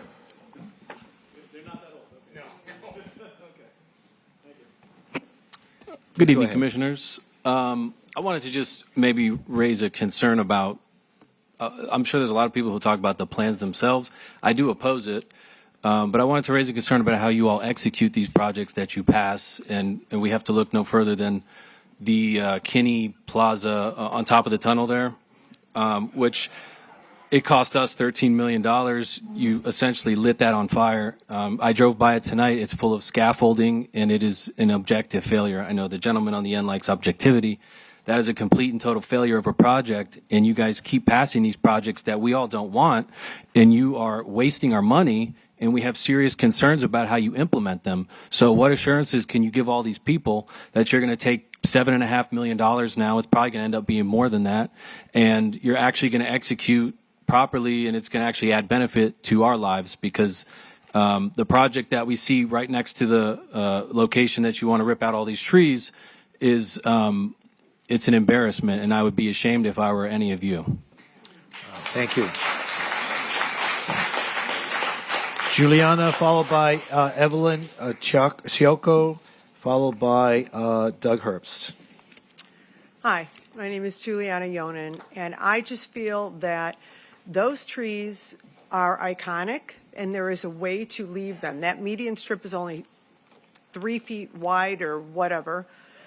There is a way to, I absolutely don't believe for a second that you can't widen the sidewalk a little bit. And by the way, we gave away a lot of the sidewalk to the shop owners. We need to, any developer that's going to do this needs to take into consideration that those trees are amazing and beautiful and already giving us shade. If you can't figure out how to incorporate those trees and still do what you're doing, then I think you're using the wrong developer. And I think that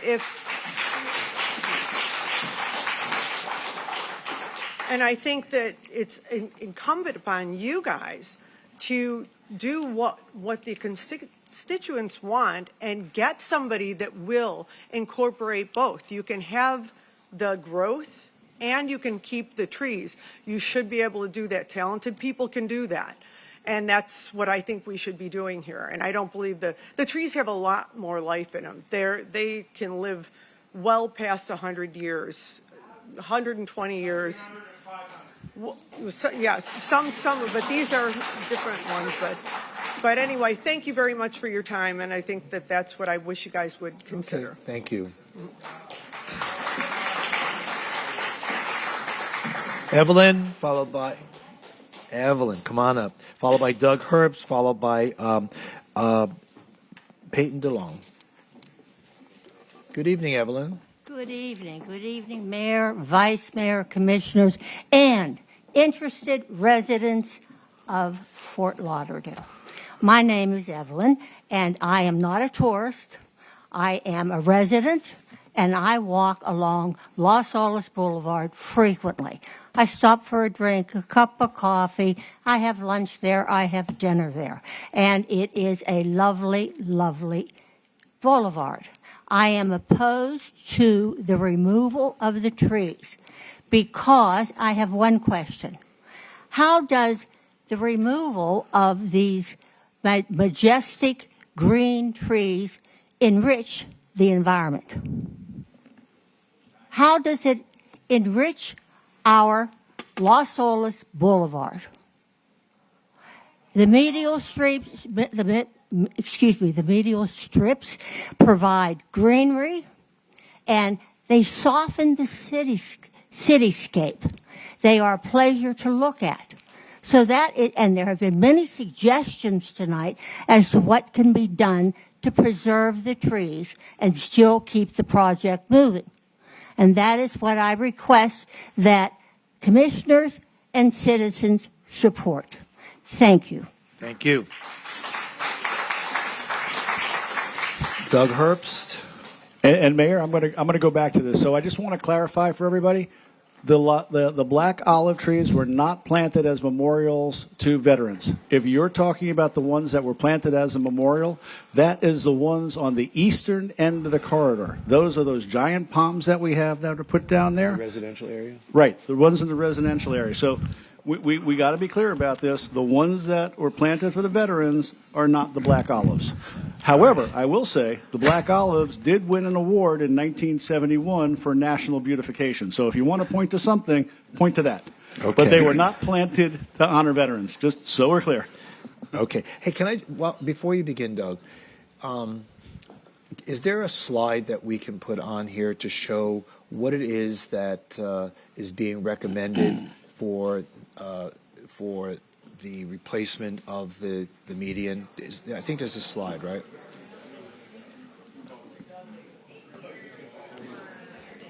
Yes, we have that available, Mayor. Can we put that up on the screen? Yes.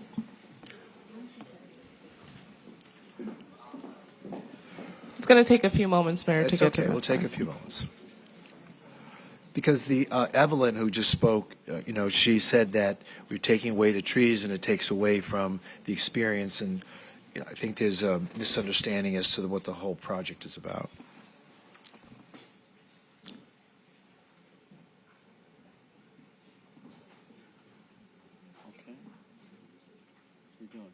I'm waiting for the slide to come up on the...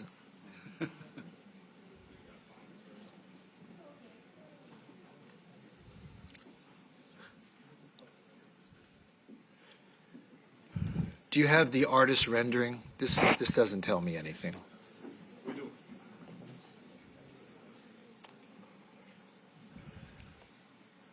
Okay. Okay, Mr. Herbst. Please, Mr. Herbst has the floor. Okay, so to make a point in a rendering, let's make this as beautiful as we can make it look with trees on both sides. It's not is what's going to happen.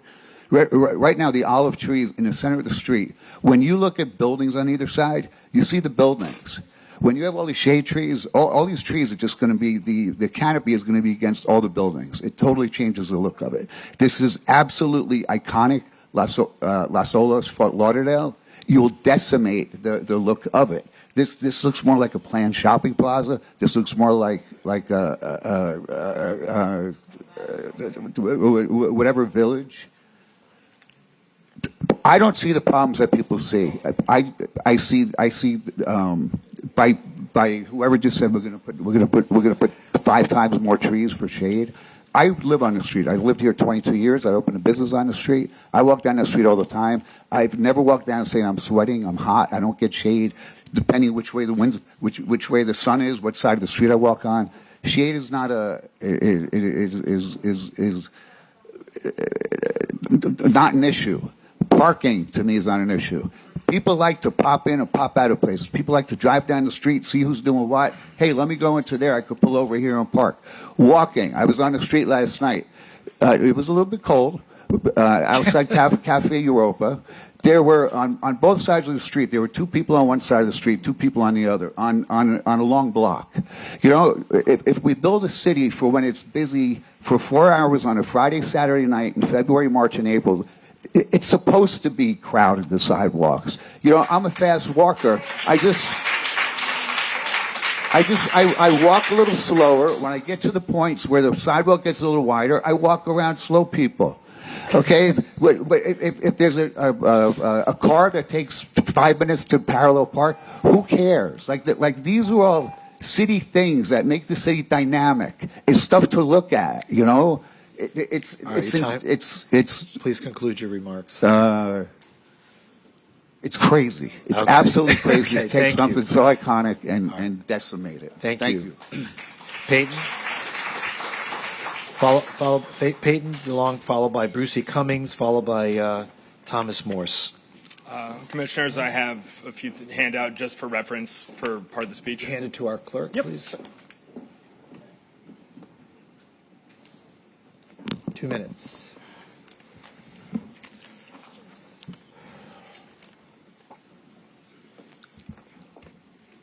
Please proceed. You're using up your time.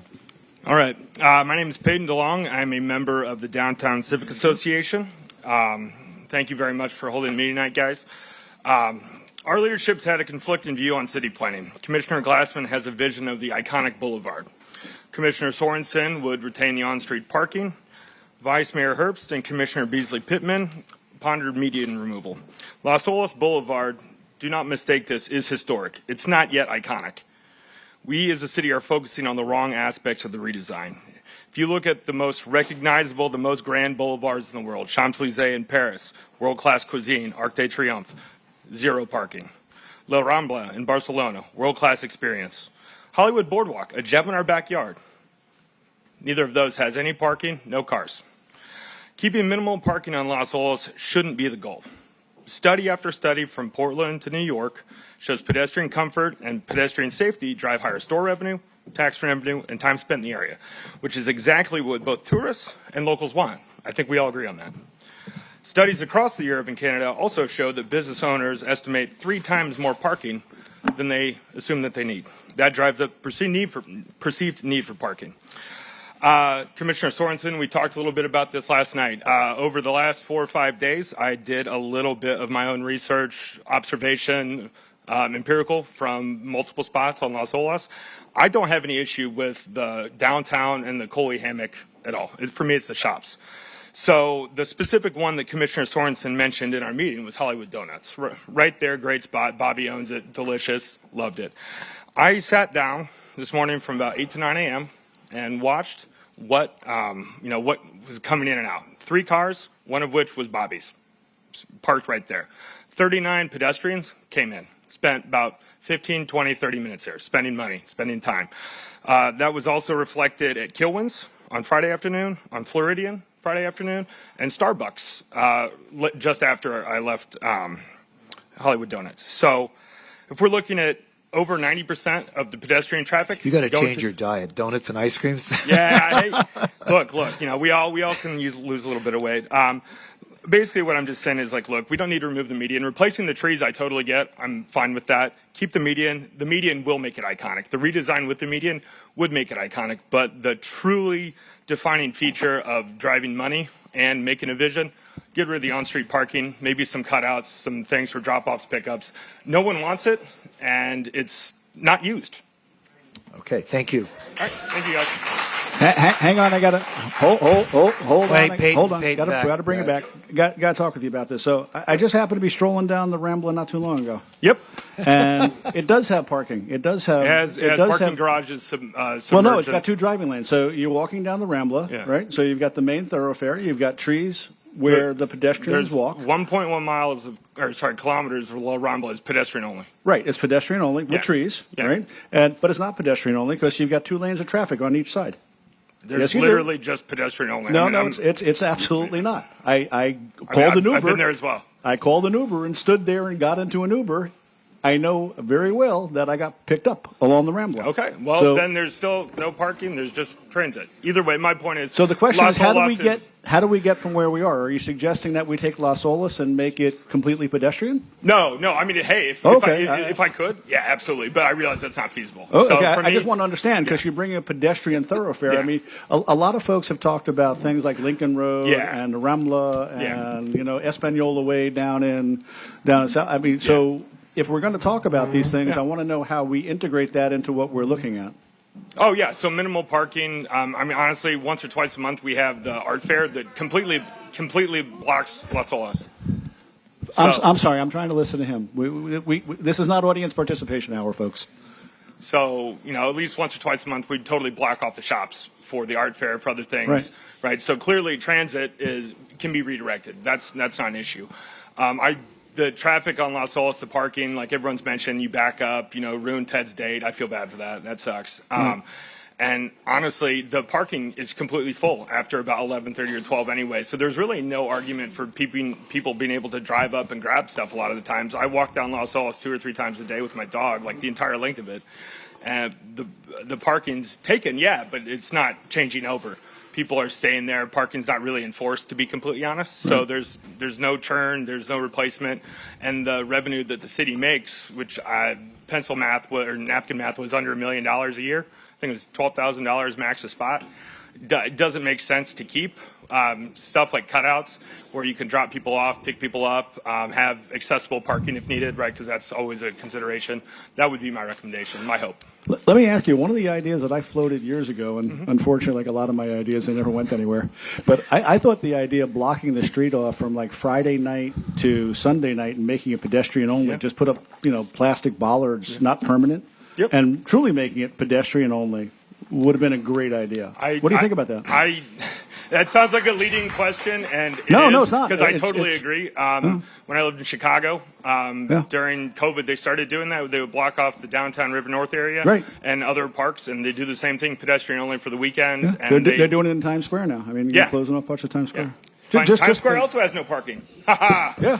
All right. Sorry. Thank you guys for your time. No, thanks. I appreciate it.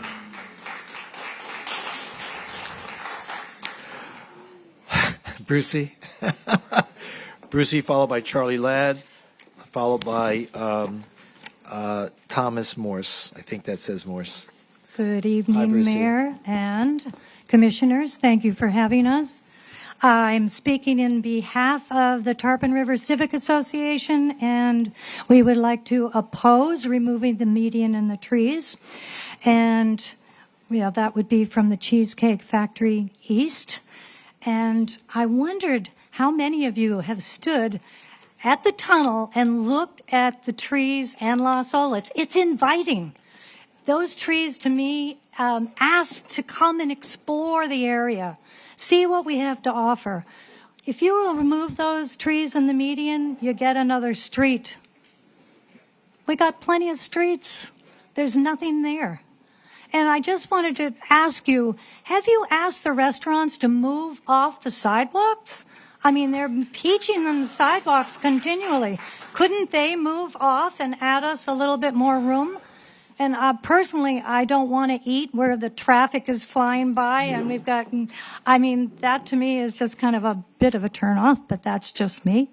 And we've lost a lot of things in this city. You don't like inhaling exhaust? I don't. I Oh. don't want to smell the And exhaust and and hearing all radios of that. blasting and Yeah, cars squealing. You got it. You've Oh. got it. And I love the idea of closing it down from Thursday to Sunday or Friday to Sunday. Let us have a little bit of space. We don't need all the traffic all the time. I know you've heard it. We've lost a lot. We've lost the downtowner. We've lost the Bahia Cabana. We've lost so many things on the beach that us residents love. We're getting to the point where we're like, what's the reason for being here anymore? We're taxpayers. Thank you for your time.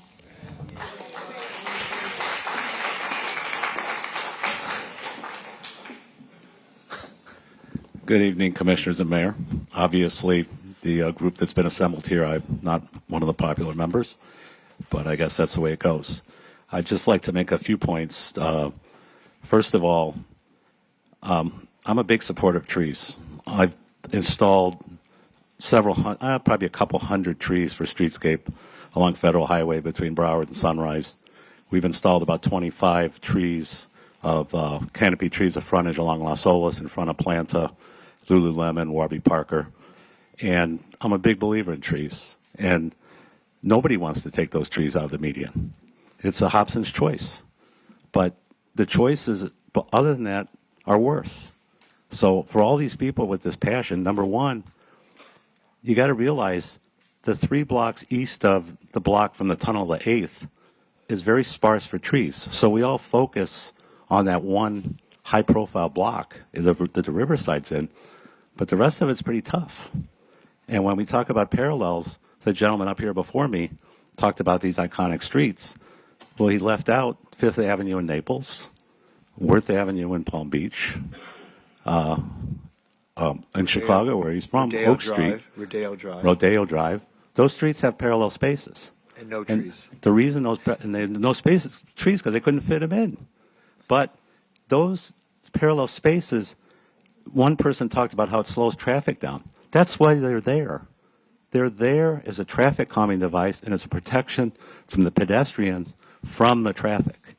And if you let cars go by there or semis at 30 miles an hour, and you're sitting on that sidewalk at the Riverwalk or at the Riverside, you can see it doesn't work. And we didn't used to have the parallels until O'Hara's got them put in. And that's when Las Olas went through a rebirth. And some people may have been here and seen that and lived through it. Newer people may not have. But nobody wants to take those trees out. And I'll just close by saying, I don't want to sit there as a property owner that's invested millions and millions of dollars on this street and have no trees. And if those trees die, and by code you can't put trees back in there, then what? Then we're all going to be mad at the commission that we didn't do a damn thing about it. So it ain't an easy choice. All right, Charlie, before you leave, can I ask you a couple questions? Sure. So today I walked the street, and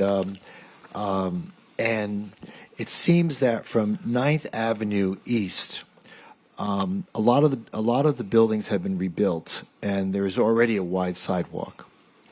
True. Okay, so I'm not understanding the imperative to expand the sidewalks even more, because the new construction already incorporated pushing the buildings back, and we already have a wide sidewalk. So I'm concerned that this one-size-fits-all approach to redeveloping Las Olas doesn't make any sense when there are sections of large sections of the shops area that already have wide sidewalks. To me, the only areas that seem to be most impacted are the first 2 blocks from the tunnel. Those are the ones that have the most trees in the median. Those are the ones that have the most trees in the median, but they also have the narrowest sidewalks. Partly because they expanded the seating area in front of the Riverside Hotel, and also Big City Tavern on the other side. But the point is that I'm concerned that a one-size-fits-all approach to redeveloping this particular part of Las Olas is maybe not the solution. When we've already addressed the width of sidewalks in a whole section, and partly because of you and your partners who thought ahead and who set back your new construction, planted wonderful mature trees, and they're very, very important parts of the street, but they don't have a median in front of them. And you've created a pedestrian zone that is very accommodating and very inviting. But so we as a commission have to decide, how are we going to go forward to address, honestly, I don't think Las Olas is broken. I think that it's thriving, and I don't know why we're going to do things that would, I hope we don't kill it by trying to make it better. I'm not doing anything. The city's doing it, Mayor. Yeah, I know. But I'm just saying, it's you and others that are encouraging the city to make changes, and nothing's broken on Las Olas. There's. I would disagree with you. These passionate 30 people that have networked to be here agree with you. But I think we need to understand that there are portions of Las Olas that the buildings are not going to pull back. The Riverside Hotel is not an area that was added. Well, the that's what I'm Riverside saying. Hotel is But historic. don't define the whole street by one block. I'm not defining. No, I'm not saying one cannot define the entire street by one block or one section of one block. And if I could answer you, yeah, okay, with a nuanced answer, sure. That some people here aren't going to like. The consultant group that we've hired isn't sophisticated enough to differentiate between those blocks. There are people that are talented enough to differentiate, right? And the things that you cite can be addressed. Okay. Okay, and so I think maybe they that's should. what we And should I think they should be. Okay, so maybe that's what we should be doing, trying to address it on a block by block basis. Because I'm looking at this picture, and I know, for example, in front of Carol's Jewelers, there's a very wide sidewalk. They don't need any more. They don't need any more sidewalk. And I know that whole north side of Las Olas normally has very wide sidewalks. So why are we widening something? The that Carol's isn't- Jewelers section doesn't have any trees in the median either. just for the record. Okay, that's not my. It has a median, but there's very few trees there. Right, If you go but- down there, east of Carol's, I think there are 2 trees. Okay. Just for the record. Let's stick to the point, though. The point is that, we need a more nuanced approach because, again, I've lived here a lot of years, and I've never seen Las Olas more successful than it is today. And it's, Excuse me. That Las Olas is as successful as it is. They do number one to the investment that's been made by Las Olas Company and others like ourselves, Steve Hudson and I, building new product. I agree. The building the new. Well, folks, wait, quiet, I'm speaking, quiet. okay? The building the new product is No, but those if I could buildings finish, that have been pushed back. If I from- could finish, Mayor. Yeah. He's asking me Please, questions, pal. Stop. So I'm talking about additions like Louis Bossi, Earls, etc. Right. So that's part of it. The other part is the density that's added downtown. There's been 25 or 30,000 people, permanent residents, added downtown in the last 15 or 20 years, and I think that's part of Las Olas' power as well. Right, but at the same time, it has accommodated that growth, and I don't see anybody saying, "Oh, I'm not going to Las Olas because it's too crowded." It's like that old Yogi Berra saying, no one goes there anymore because it's too crowded. No, and again, we go back to the same problem. What happens when the black olives die? Well, we'll get to that, but we'll get to that point. But I'm And just saying, to say they're not going to die, there's already been 3 or 4 lost in the last 4 or 5 years. And to sit there and say it's not going to happen is putting your head in the hole. All right. Okay. All right. I have no more questions. Okay. Thank you very much. Thank you. Thank you all. All right. Thomas Morris. Tom, are you here? You want to talk? You're up next. Do you 420 Coconut Isle? Okay. Ann Hilmer, followed by Chris Nelson, followed by Robert Lockery.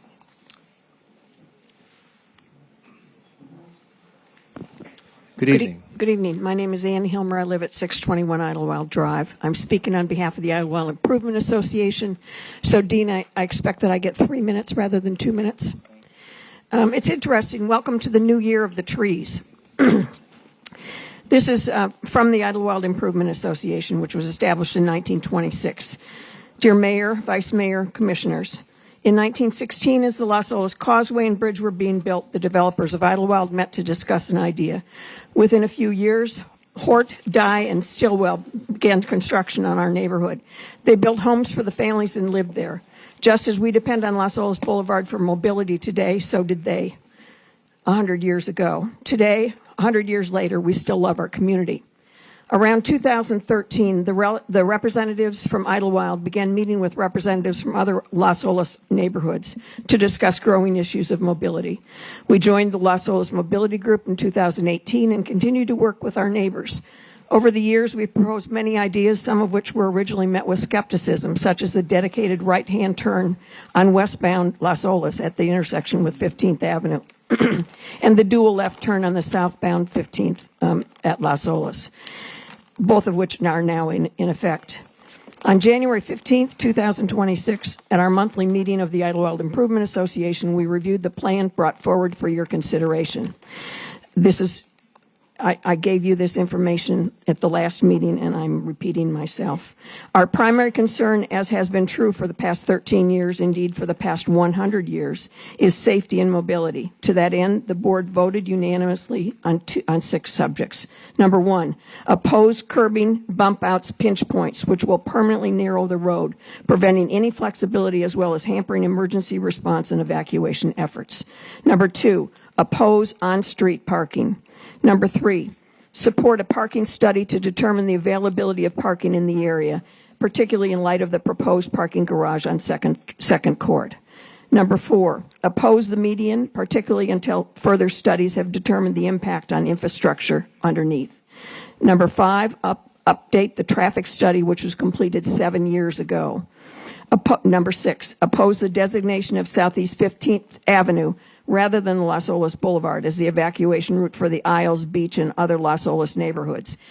Southeast 15th Avenue is a 2-lane road in a residential neighborhood which is backed up on a regular basis, causing frequent backups on Las Olas and Broward Boulevard. The Commission decided in 2021 against any widening of this road.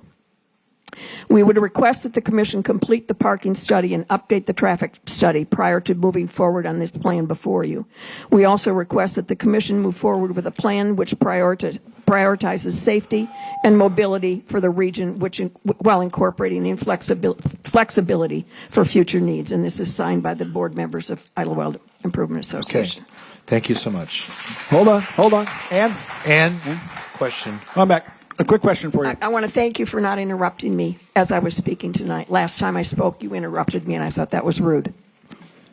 A question for you, Ann. So as I'm reading through your list here, one of the things that I see, I understand that you don't like the bump outs because it creates a pinch point. I get that.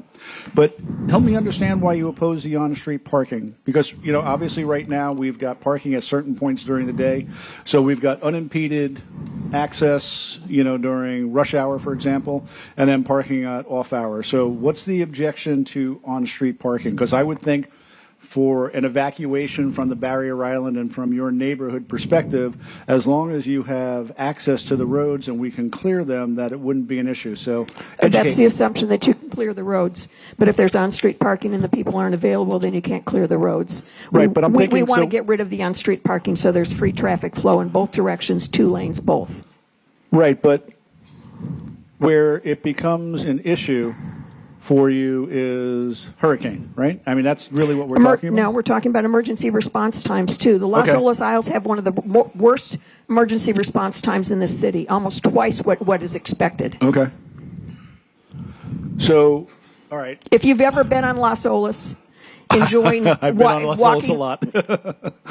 Please don't interrupt me. No, I'm not. I'm just saying I've been on Las Olas, so I'm trying to understand. I'm trying to finish my statement. Go ahead. I'm sorry. If you've been on Las Olas when there's an emergency response vehicle trying to get through, and there's parking on the street, it's almost impossible.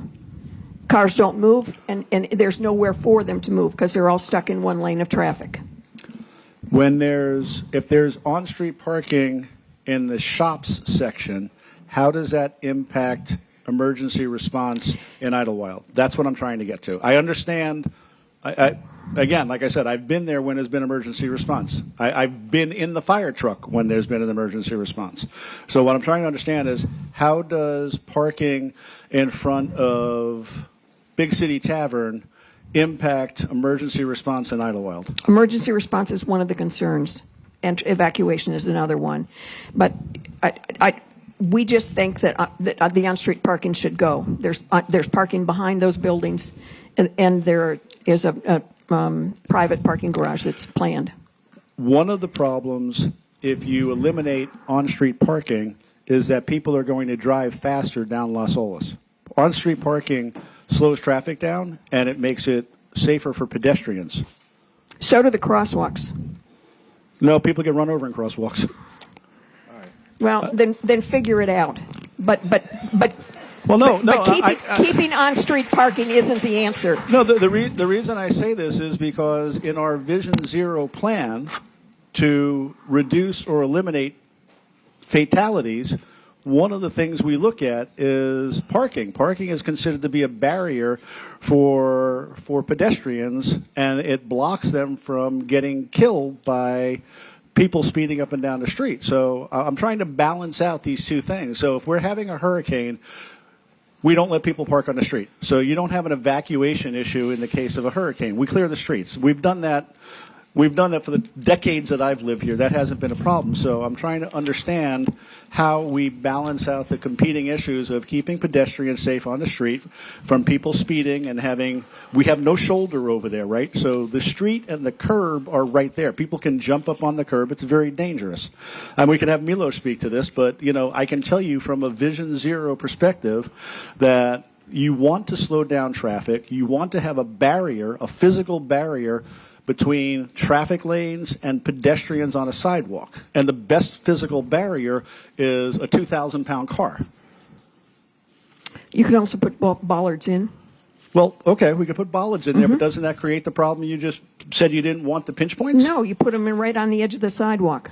Okay. I'm not suggesting you put them in a parking lane. Okay. Keep the 2 lanes in both directions. That's the recommendation from the Idlewild Board. But then you don't want to widen the sidewalks either then. You want to keep the sidewalks narrow? I think that's something that's got to be worked out. But obviously, it's not one plan fits all because there is a difference in widths and sidewalks on each one of those blocks. And there certainly is a difference in each one of those blocks in terms of how many restaurants have taken up a large portion of the sidewalks that the city has given away.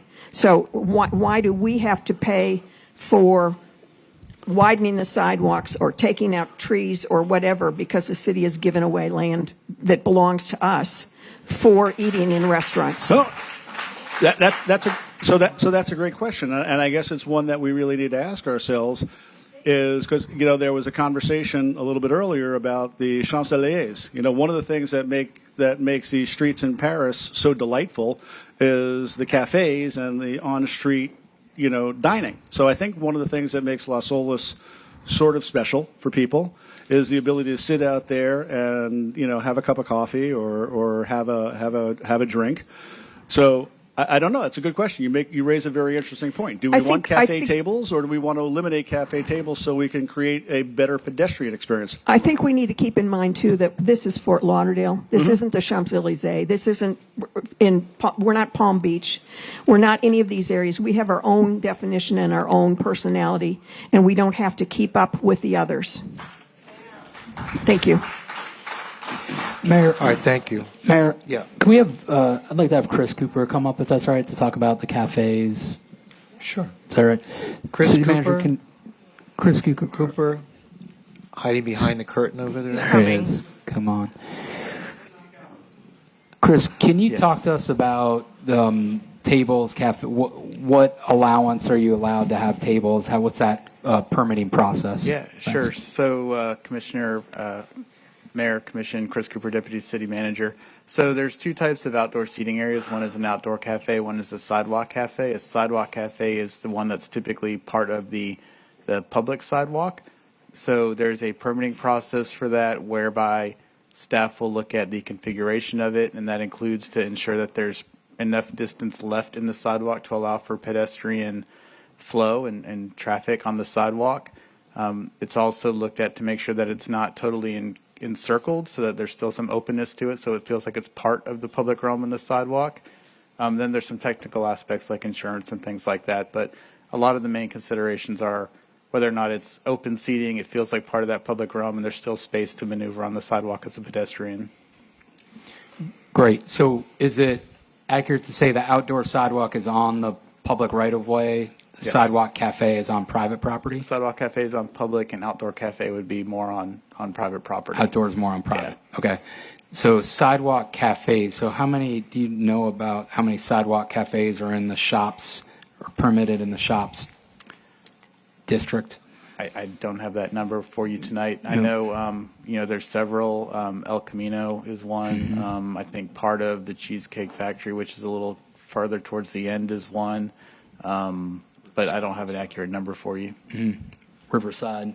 Yeah, Riverside's probably another one. Riverside. There are a number of outdoor seatings, but you're saying the outdoor seating is within the private property and the pedestrian pathways in the public realm. So a sidewalk cafe would be in the sidewalk area, but again, the key part to that is there's still enough space to use the sidewalk as a pedestrian and not only be used for that cafe. Right. Right. Okay. That helps. Thank you. All right. Thanks, Thanks, Mayor. Any further questions? You're good? No, that's Okay. good. Thanks. All right. Chris Nelson. Chris Nelson, followed by Robert Lockery. Hello again, Mayor, Commissioners. First of all, I saw a hit piece in Florida Politics against your city manager, Raquel Williams, and anonymous sources.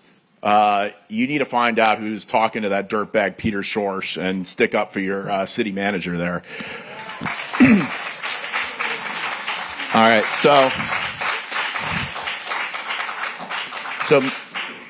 so Mayor Dean, it was great to just hear you, that interaction you just had. That was great. That was the Mayor Dean I remember. I read this article in Sun Sentinel back in April of 2024, and it had this great quote in it. Wait a minute, we really love these trees. I started walking up and down the street and realized that the idea of expanding the sidewalks was more important on the north side than the south side because the south side already has wider sidewalks. I thought it would be a reasonable compromise. And when the black olive trees reached the end of their lifespan, the commission would decide to replant the trees in the median or remove the median and plant the trees in the south side of the street. Trantalis said. And I couldn't, that's you, Mayor. That's you in an article called Fort Lauderdale Mayor Wants to Save the Trees on Las Olas. So, I couldn't agree with that more. I have a book of poetry you can recite too. Would you like that too? Yeah, sure. Why not? How about Mayor Dean is going to keep the trees, and it's really going to be a breeze. So, no. Not Dr. Seuss. Stick to your day job. So these olive trees, it's telling me here that they can live to 300 to 600 years with some ancient specimens in Mediterranean exceeding 2,000 to 5,000 years. Those aren't the same olive trees. So, I mean, they're the ones that Jesus prayed by, right? Yeah, Jesus but those would want to keep. those trees are not the same as the ones on Las Olas. Okay, if you say so. So anyway, okay. You're done. I had a bunch of people clapping, so I took away from some of my time. Well, that's But your problem that you're so popular. Those trees are, it's more than just trees. You see, the Tampa Bay Times has picked this up even, that Fort Lauderdale, that you were signaling that you wanted to get rid of them. Because they see, this looks like their place. This looks like Delray Beach. That looks like any other place. But people are like, no, that area of Las Olas, where those trees are, that provide wonderful shade to us, that are a home to beautiful parrots, and that we all love, that is something that is a picture. It's iconic, like what Ted said. Just that little area. The rest of your redesign actually looks all right, I think. But just that one area that has those olive trees, do what you said you were going to do in this article and just keep that area as it is, because that's what, as we see all these buildings going up everywhere, that's what defines Fort Lauderdale. And be remembered as the commission and the mayor that said, in the midst of all this sprawl and these condos going up everywhere, we decided to take a stand with that little area and make that what's unique to Fort Lauderdale and preserve that. And you guys can really be heroes tonight and decide to keep those trees. All right, thank you. Thanks for giving me some extra time, Mayor Dean. I appreciate it. Thank you. Robert, I want to be a hero, so there we how am I go. gonna do Well, you can be. Can you hear me now? Yeah. Yeah. Good evening, Mayor, Vice Mayor, Commissioners. Robert Lockery on behalf of the McTeague family, as well as other property owners, Coombs family, and maybe my own family. As you all know, the McTeague family has lived and has owned property on Las Olas Boulevard for well over 100 years. And when this plan first started to come about in 2018, they got very involved and were concerned about it. I think the thing that comes out of this plan, the reason that they're encouraging you to approve it tonight, is the expanded sidewalks, which are so important to anyone who really does spend a lot of time on Las Olas. It's obvious. Additional trees, which is what we clearly get out of this plan, and looking ahead for the next 100 years, not just what has come before. But most importantly, I want to spend my specific time is the on-street parking. This is where I said you can be a mayor. One of the comments that keeps coming back is the signature nature, the historic nature of this street. And I want to make it very clear, from the time the street was first developed with the first retail shops in 1917, through the 20s, through the 30s, through the 40s, through the 50s, and through the 60s, there was always on-street parking on Las Olas Boulevard. The city made a mistake when it took the on-street parking off, about the same time that the median went in. And as a result of that, Las Olas failed. And it's not hard. You don't have to take my word for it. Those of us who were here knows what it was like in the 80s. When Kitty Ryan went and bought and opened O'Hare's, her comment to the paper was, Las Olas is a ghost town. And that's why she and other civic leaders, people like Emmett McTeague, frankly, folks like my dad who didn't own any property on the street but used it every day to get to work, petitioned city government, petitioned city commission to bring back on-street parking, which started in 93.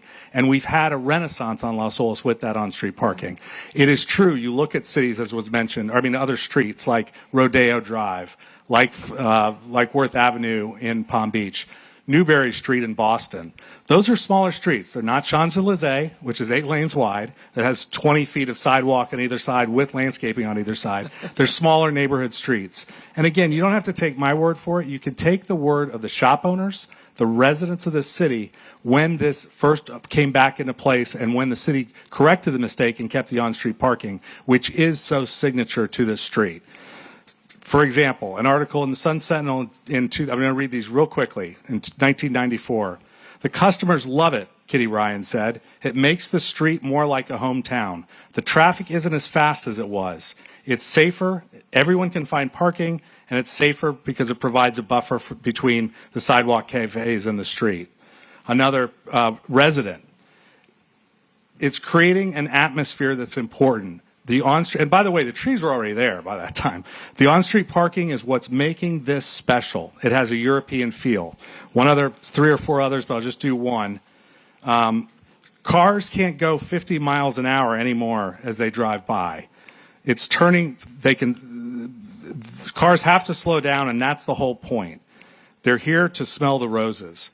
And that's the point of the on-street parking. It provides that mechanism. We do not need to turn Las Olas back into a thoroughfare that just gets someone from A to B.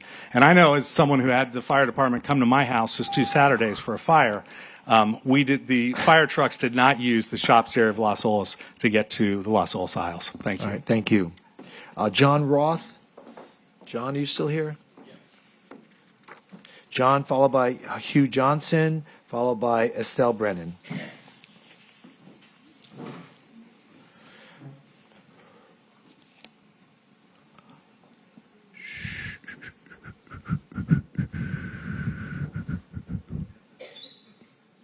Got some fiery constituents.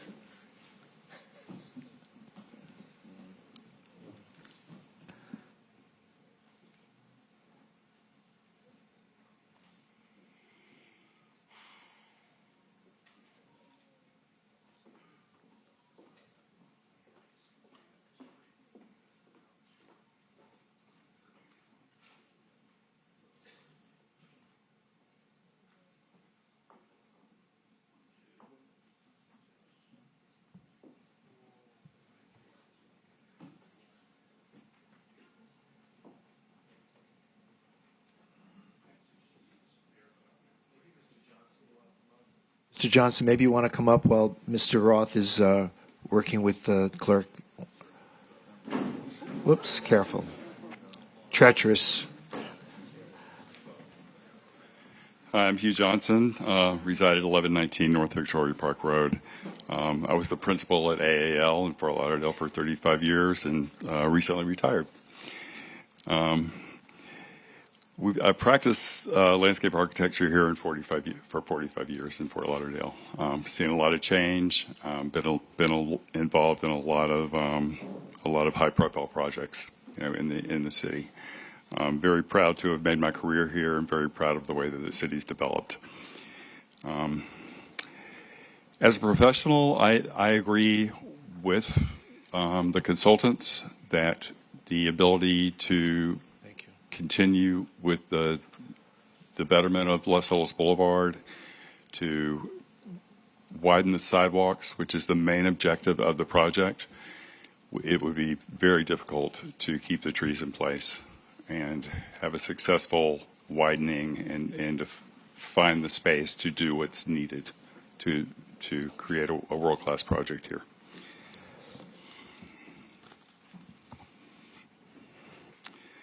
Priorities of all streetscape projects are to widen pedestrian sidewalks, to provide shade to sidewalks, to calm traffic flow, to prioritize enhancement of the pedestrian experience. To create a space, you have to improve the pedestrian area. That is what creates the space. It's what creates the textures of the sidewalks, the seating, the outdoor cafes, the experience of what people remember. I appreciate the olives. I do. I've lived in Fort Lauderdale for over 40 years. But as a design professional, in order to see this project progress and to see the city progress in the direction that it has been for the last 20 years, I have to support removing the trees.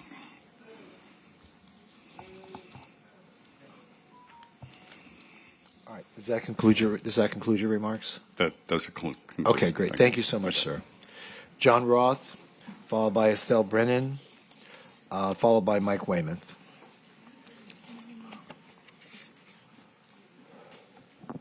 Good evening.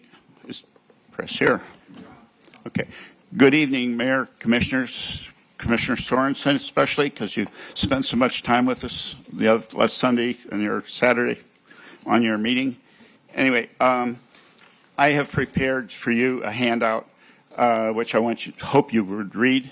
But I have been on this project for at least 15 years. I think Steve and Ben, you've been working on this thing for 10 years at least. And I've been to almost every meeting, including the various waves of consultants we've had. So I've heard every aspect to redesigning this space. And I happen to know an awful lot about trees. Why? Because when I was a young man, I started a firewood business in the woods of Pennsylvania. And I've cut hundreds of trees. I love trees. There's all kinds of birds and everything in it. But I learned to respect the trees when I bumped my tractor against one of them. And a widowmaker, as they call it, a limb, 6 inches in diameter, came down and went within 9 inches of my head, and I wouldn't be here. So dead trees are bad trees. Live trees are good trees. And we tend to put everything into boxes, all alike. On this side of the street, it's one way. On that side of the street, it's another way. We're going to make all the trees of the same breed and type. Well, tree nurseries will tell you that's not a good idea. You get monoculture that way. So I don't really care, but I do care about how much money we spend and the intelligence we use executing these kinds of projects. And just the last 4 things on the final recommendation, I said, maintain the roadway layout similar, not exactly the same, to the existing conditions. 2 travel lanes, 2 auxiliary lanes. Retain the central median. Didn't say exactly. Fully investigate and price subsurface risks before final design selection. I know a whole lot about taking out a tree. You don't just go down like they did down in front of Louis Bossi's and cut off the tree and then put it in a truck and haul it away and plant a new one. Because when you replace that with asphalt, when you place something over top of it, then that area will not corrode, it will turn into powder and cave in and make a sinkhole. That is why the state government has in their road construction manual, you must remove every piece of organic material out of the soil where you take out the tree. That is a main job to do when it's 6 feet deep and you're underwater. Second thing is, All right, wait. Please conclude your remarks. Okay. You exceeded the. so you need to fully investigate this and price the subsurface risks before the final selection. To take out the stumps and clean all that out, you're going to use a heavy machine, and I guarantee, that's a hard word for me to say, but I would guarantee you'll break every single pipe, old pipe that's in the subsurface of Las Olas, and you'll dig it up, and those people will be out of business for at least 2 years while they redesign and rebuild everything. All right. Thank you. And we have evidence of that happening. Okay. Thank you. Estelle, followed by Mike Weymouth, followed by Christine Denaro. Okay.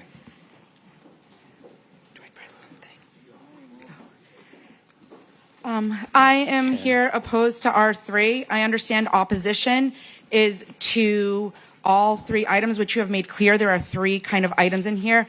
I ask the commission to please stop proposing packed all or nothing resolutions that come across as intended for desired outcomes. It is very clear that everybody here today is opposed to 1/3 of this prong. It should be handled separately.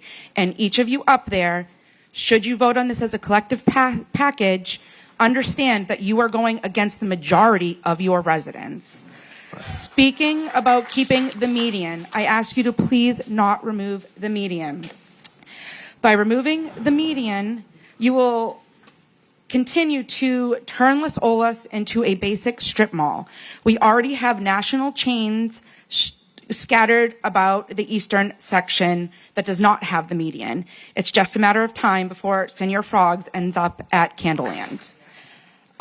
Next will come the busloads of cruise ship passengers with their suitcases to shop at these stores with these widened sidewalks. We are going to be getting rid of charm and history, completely making Las Olas devoid of character and heart. One of you earlier mentioned we must sometimes give for modern times. I'm asking you guys and say that we must future-proof. We must future-proof against changing mobility patterns, micromobility, bicyclists, Ubers. Many kids today are choosing to delay getting their licenses. They are not purchasing vehicles. They are choosing to live closer to urban cores where they can walk, they can get their Uber Eats. That's the future. You guys often talk about us being on a global scale. We need to compete at that global scale with urban mobility.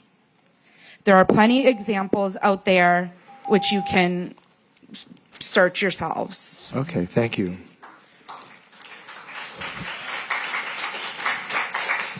Mike Weymouth. Good evening, Mike. Good evening, Mayor, Vice Mayor, Commissioners. Mike Weymouth, I'm the president of the Las Olas Company. Las Olas Company is in its current celebration of 90 years of continuous business on Las Olas as a family-run business. So I just want to share that with you because I think we've got some institutional knowledge out here. So a lot of this started a little over 10 years ago when we really started getting serious about it, when there were a couple people that were killed on Las Olas. You may remember that. They were darting across and they got hit.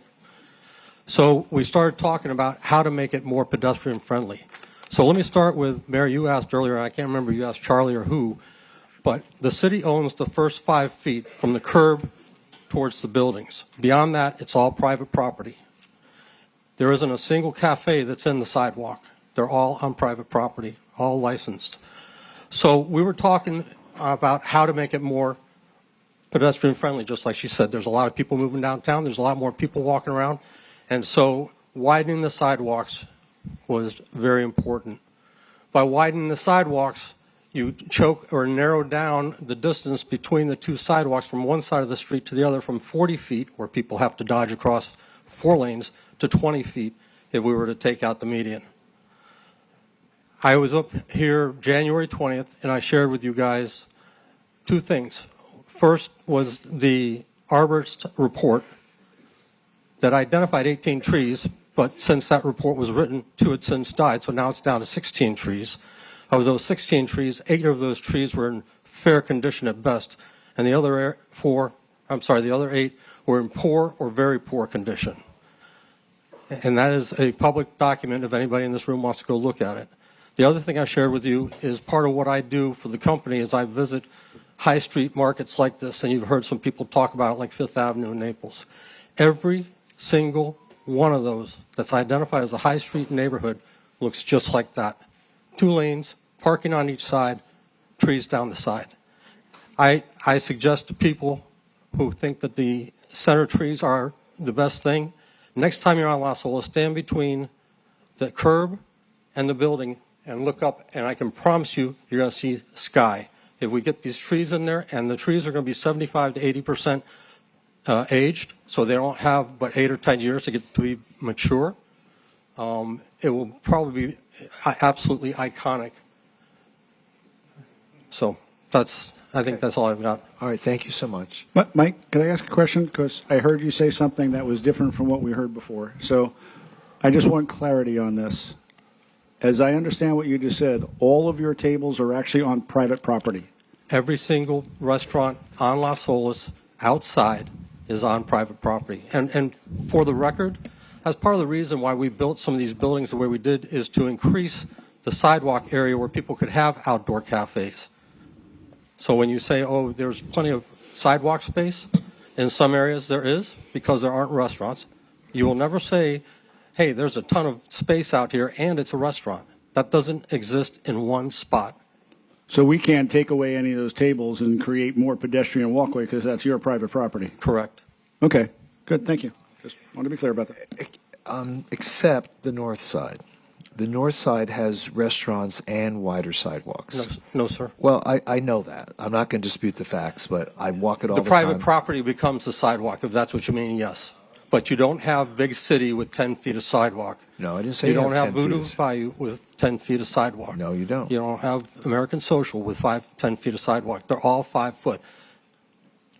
Right, but they're not. But that's the first block, and that's Every block. So here's the fundamental difference, Mayor. You were asking kind of what the fundamental difference is.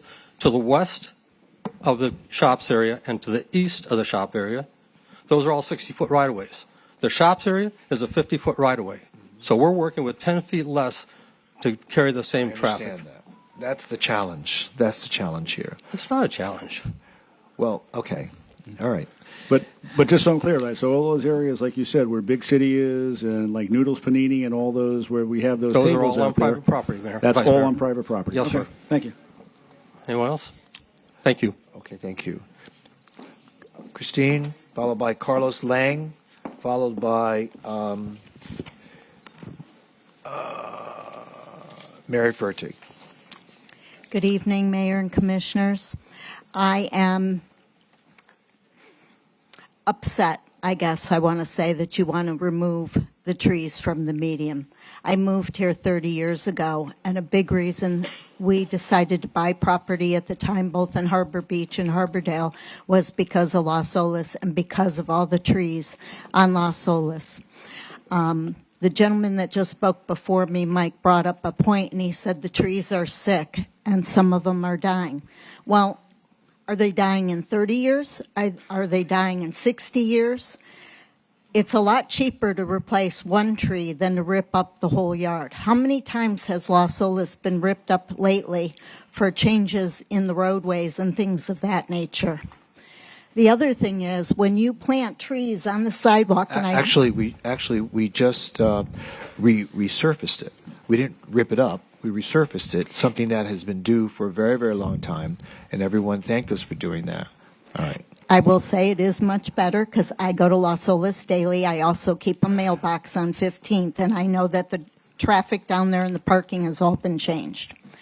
Anyway, when you plant trees on a sidewalk, they have limited growth because they're encased around cement. So the trees can only get so big, and that's something that nobody has brought up here. The trees we have now in the medium are huge, and they have a beautiful canopy.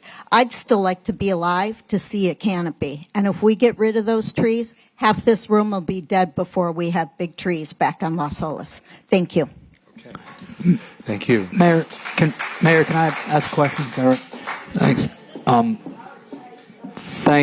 Thanks for your comment, and I think the tree question's a good one. Laura, would you mind? Raquel, I'd like to bring up Laura. Absolutely. If you can, Laura, if you wouldn't mind. This is our city arborist. Yeah. Could you give us your, feedback on tree, Longevity. the longevity and kind of growth potential when we think about trees along the sidewalk? What does that look like? What are the limitations? What kind of trees would work there? If you could, how big can they grow? You hit that again.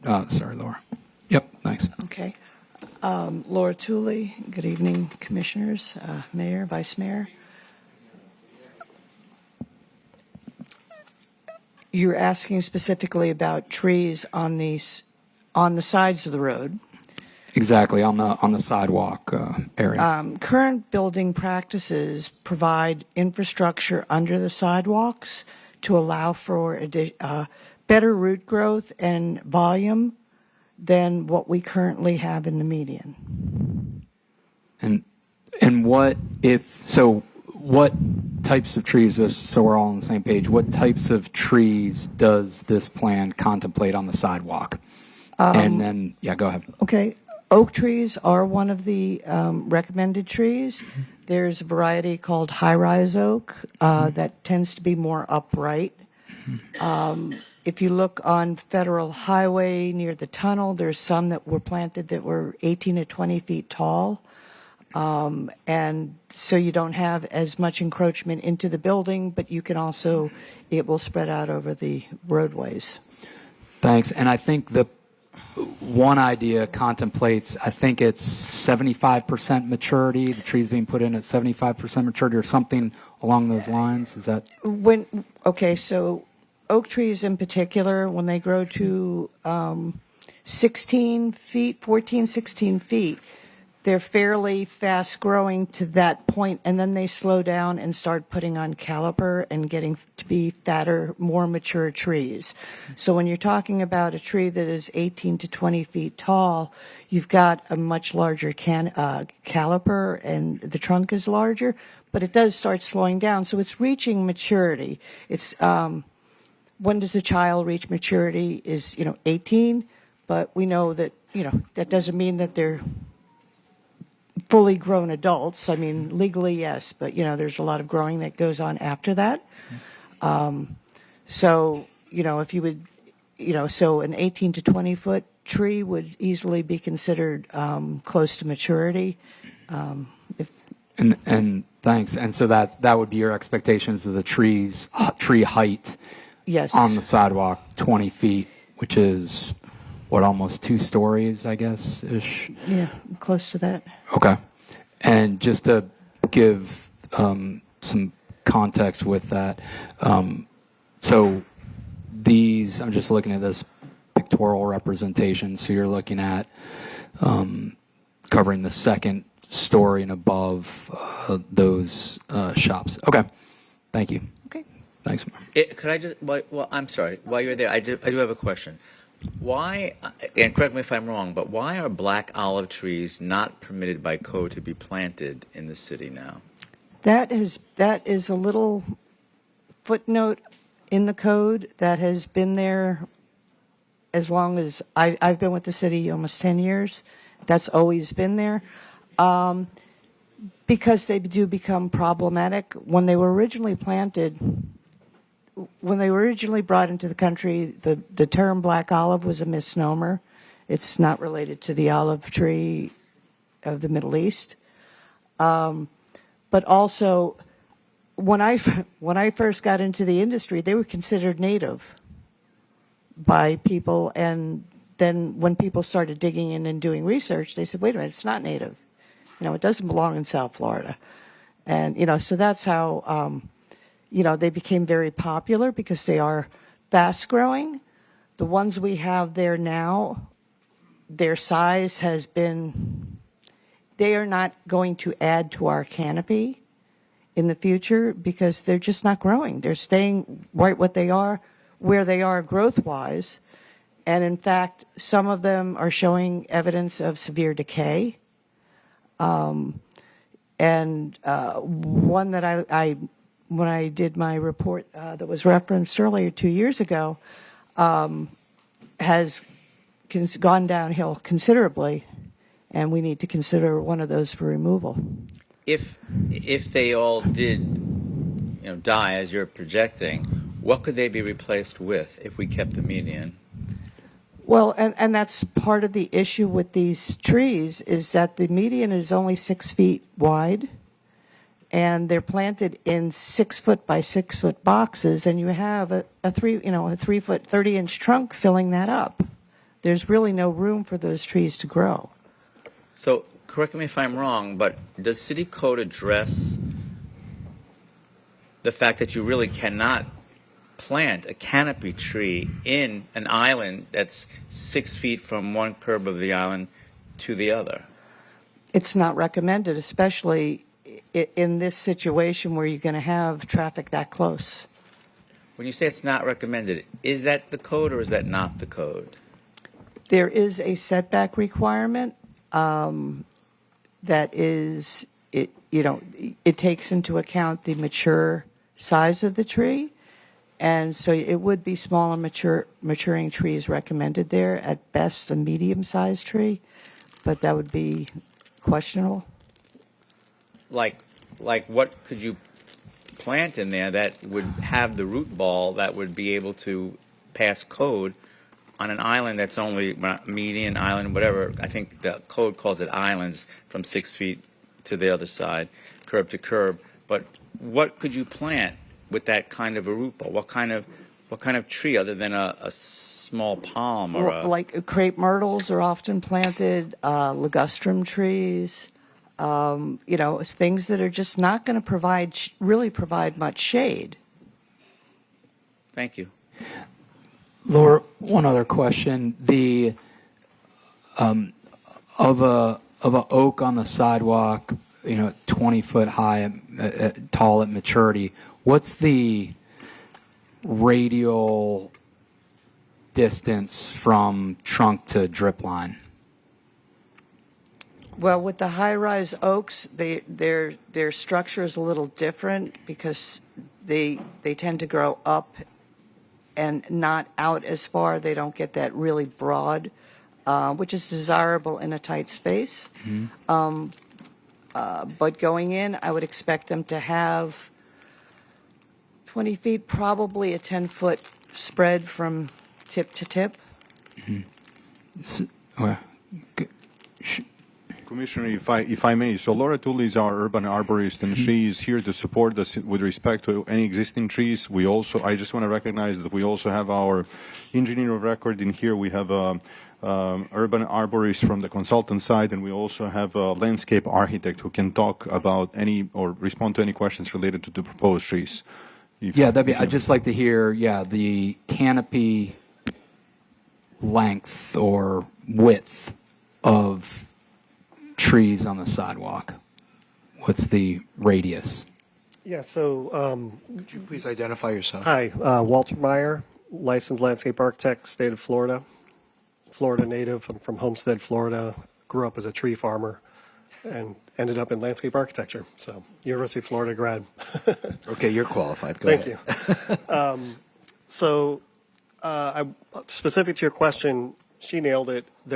Within the oak tree variety, you can go wide, you can go narrow. There's a lot of varieties.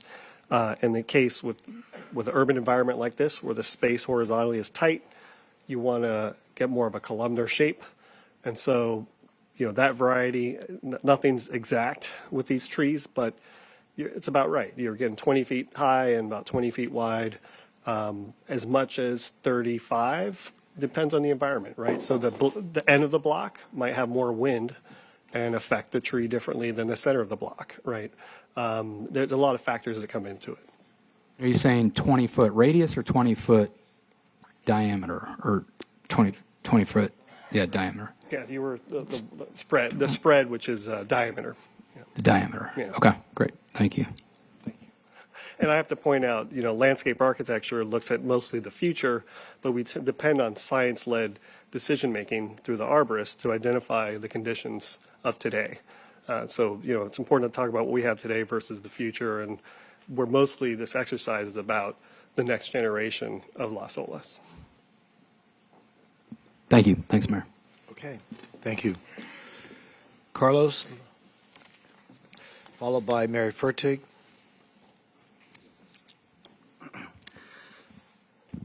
Good evening, mayors, commissioners, city staff, and our wonderful city manager. My name is Carlos Lang. I'm just here to talk about the parking. I'm indifferent about the trees and the plan, and I'll get to that if I have time at the end. But I just want to say, as someone who doesn't live downtown, the street parking is very important to me. I'm on Las Olas 2 to 3 times a week, multiple times a day. In fact, I was there today for lunch. I was able to hop in, grab lunch, hop out, and still make it in time for the 1 o'clock meeting. It's convenient and it's easy for me, and I think it's easy for a lot of people who do not live downtown. In fact, I'm there so much, I'm a great contributor to your meters. I think that there should be one named after me. I even give out bonuses. I missed a meter by 10 minutes and got a parking ticket. So if anybody wants to take care of this, I really appreciate it. And I just want to remind everyone, yes, it would be nice to have the parking gone, but however, just a reminder, downtown does not just belong to the residents. It belongs to everybody here in Fort Lauderdale. If you take away the parking, you're taking away people that would take advantage and visit that area. It's a great revenue generator, and I highly recommend keeping it. And the last thing I want to say just about the trees and whether this plan goes, not to put the fire chief or the police chief on the spot, but no one likes change. Even though it's for the better, it's hard, and then if it is for the better, it takes time, and over time, people will realize the vision. So I thank you for your time. Okay, thank you. Mary Fertig, followed by Michael Schneider, followed by Jenny Morahome. Dean, before I start, and you've already started me, so can you just, I assumed you were going to give us our normal 3 minutes, and I have timed this, and as you know, I've been working on this for 14 years, dating back to when you were our commissioner and joined our meetings. So I would just ask you to extend us the courtesy, and I've been timing other speakers too. I know you know I would do that. So I'm just going to try to be very quick with this, but I am giving some exhibits. You don't have to be very quick. Just quick. I'll give you the just time quick, you need. but not very. I'll give okay. you the time you need. And I'm going to leave with David a copy of what I'm saying as well as the emergency response times. I know. Thank you. Good evening. For many of us, there's a realization that the plan before you is a done deal.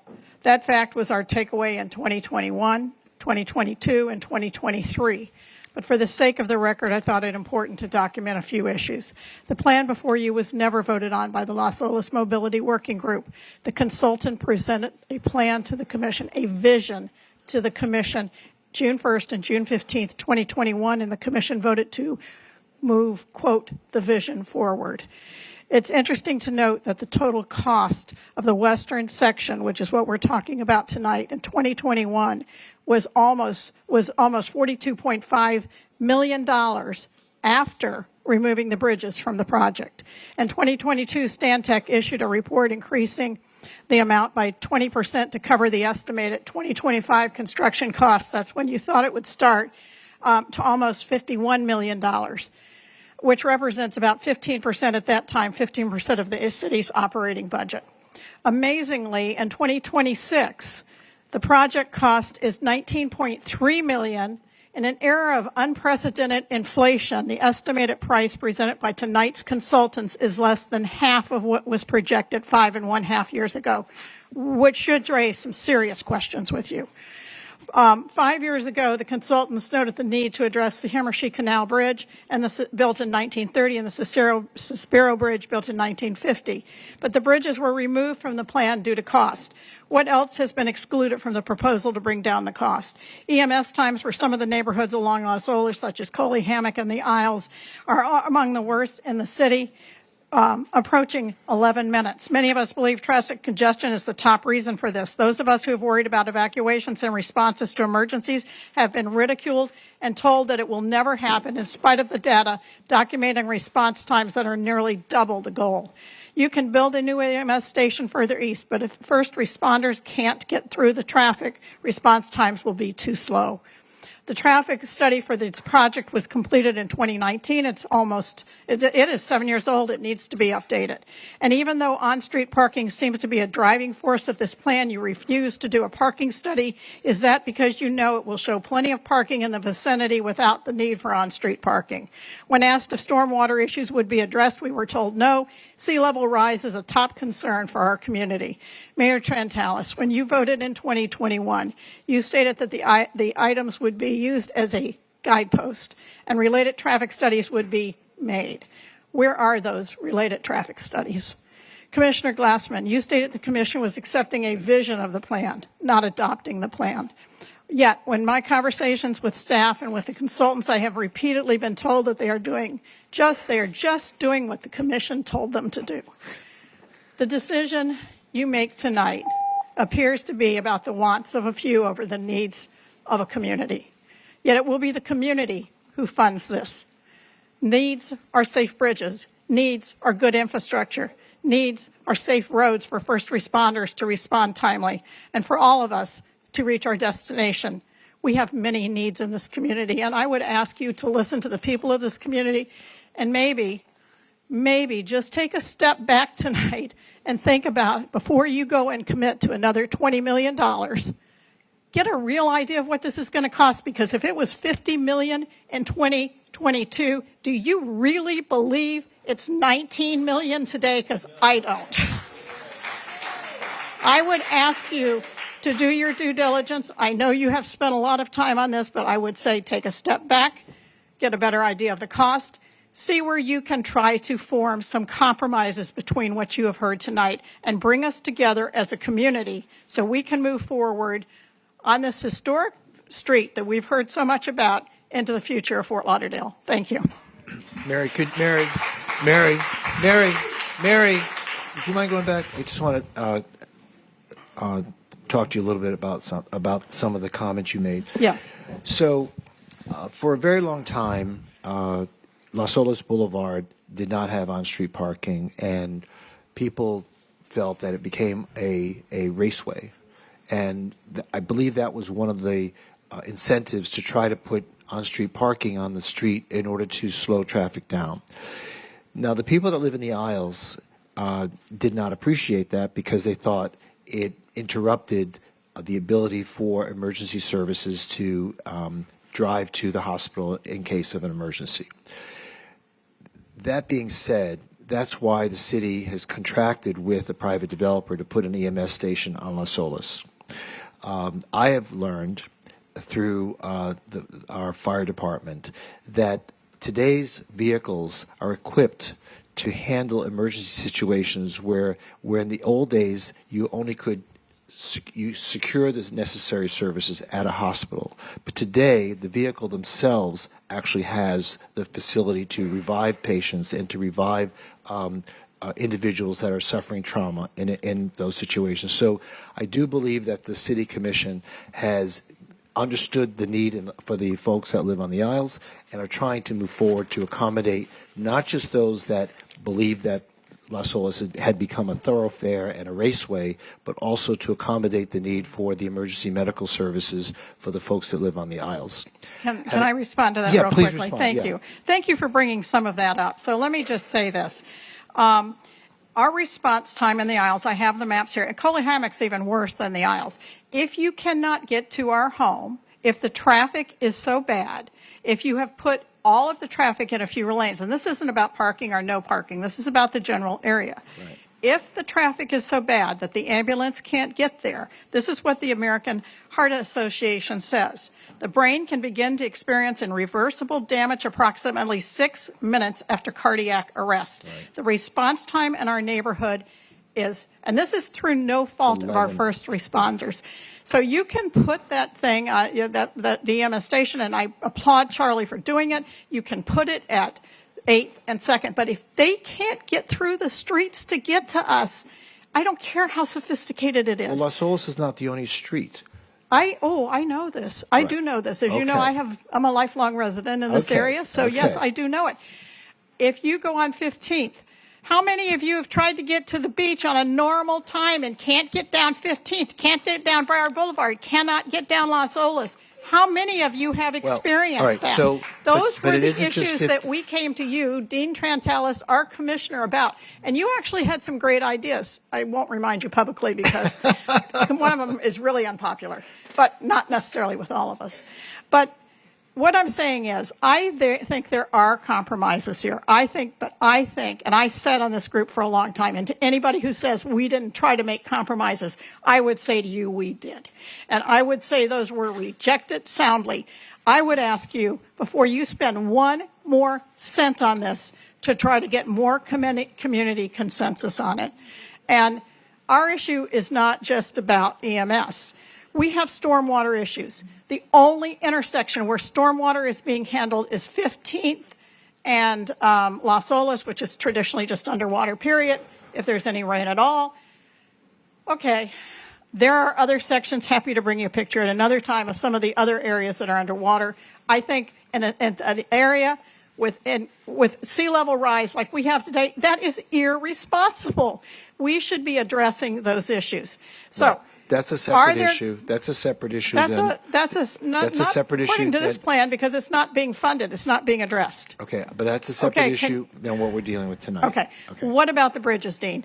A 1930 bridge, almost 100 years old, that your consultant has told you needs to be addressed, but it became too expensive, so it fell out of the plan.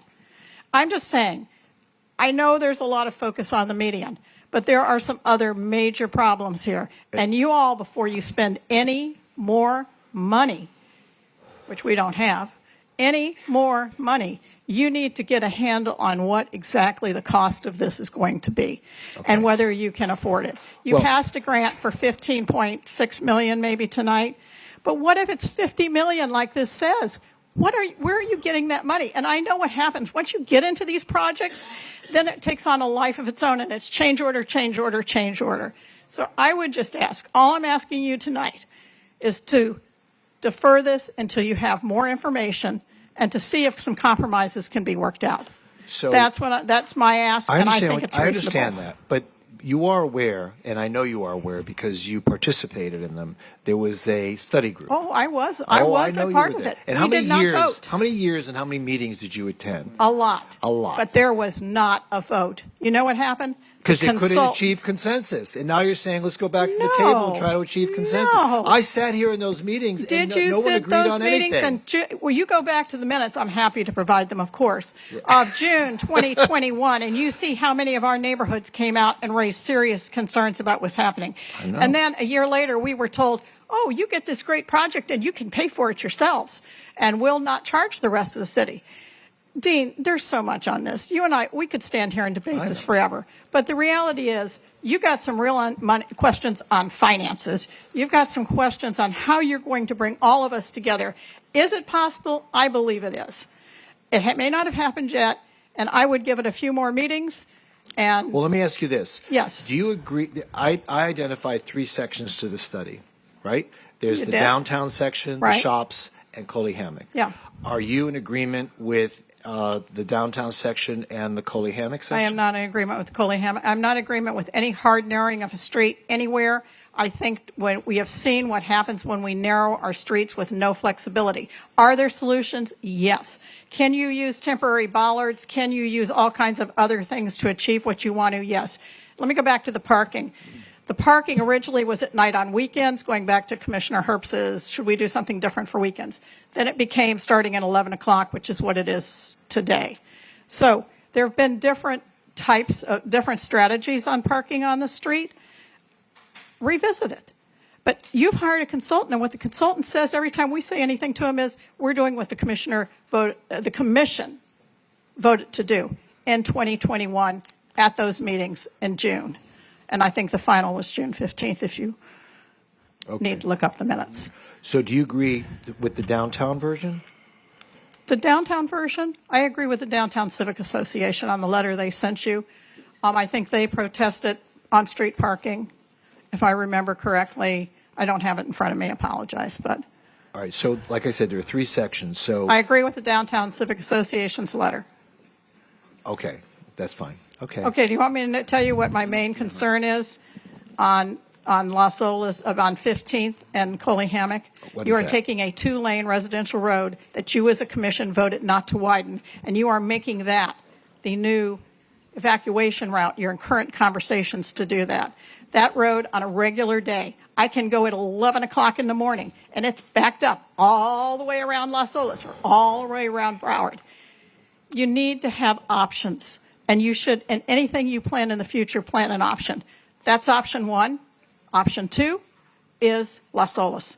And Las Olas can still be what it is today, because right now, believe it or not, it is the evacuation route, and I think we heard testimony that it was unparalleled in its success today, that we are seeing a success like we never have before. So flexibility is the key here to me, and bringing people together to find some common consensus around some points. Okay. All right. Thank you. Thank you. Actually, Mary, can you?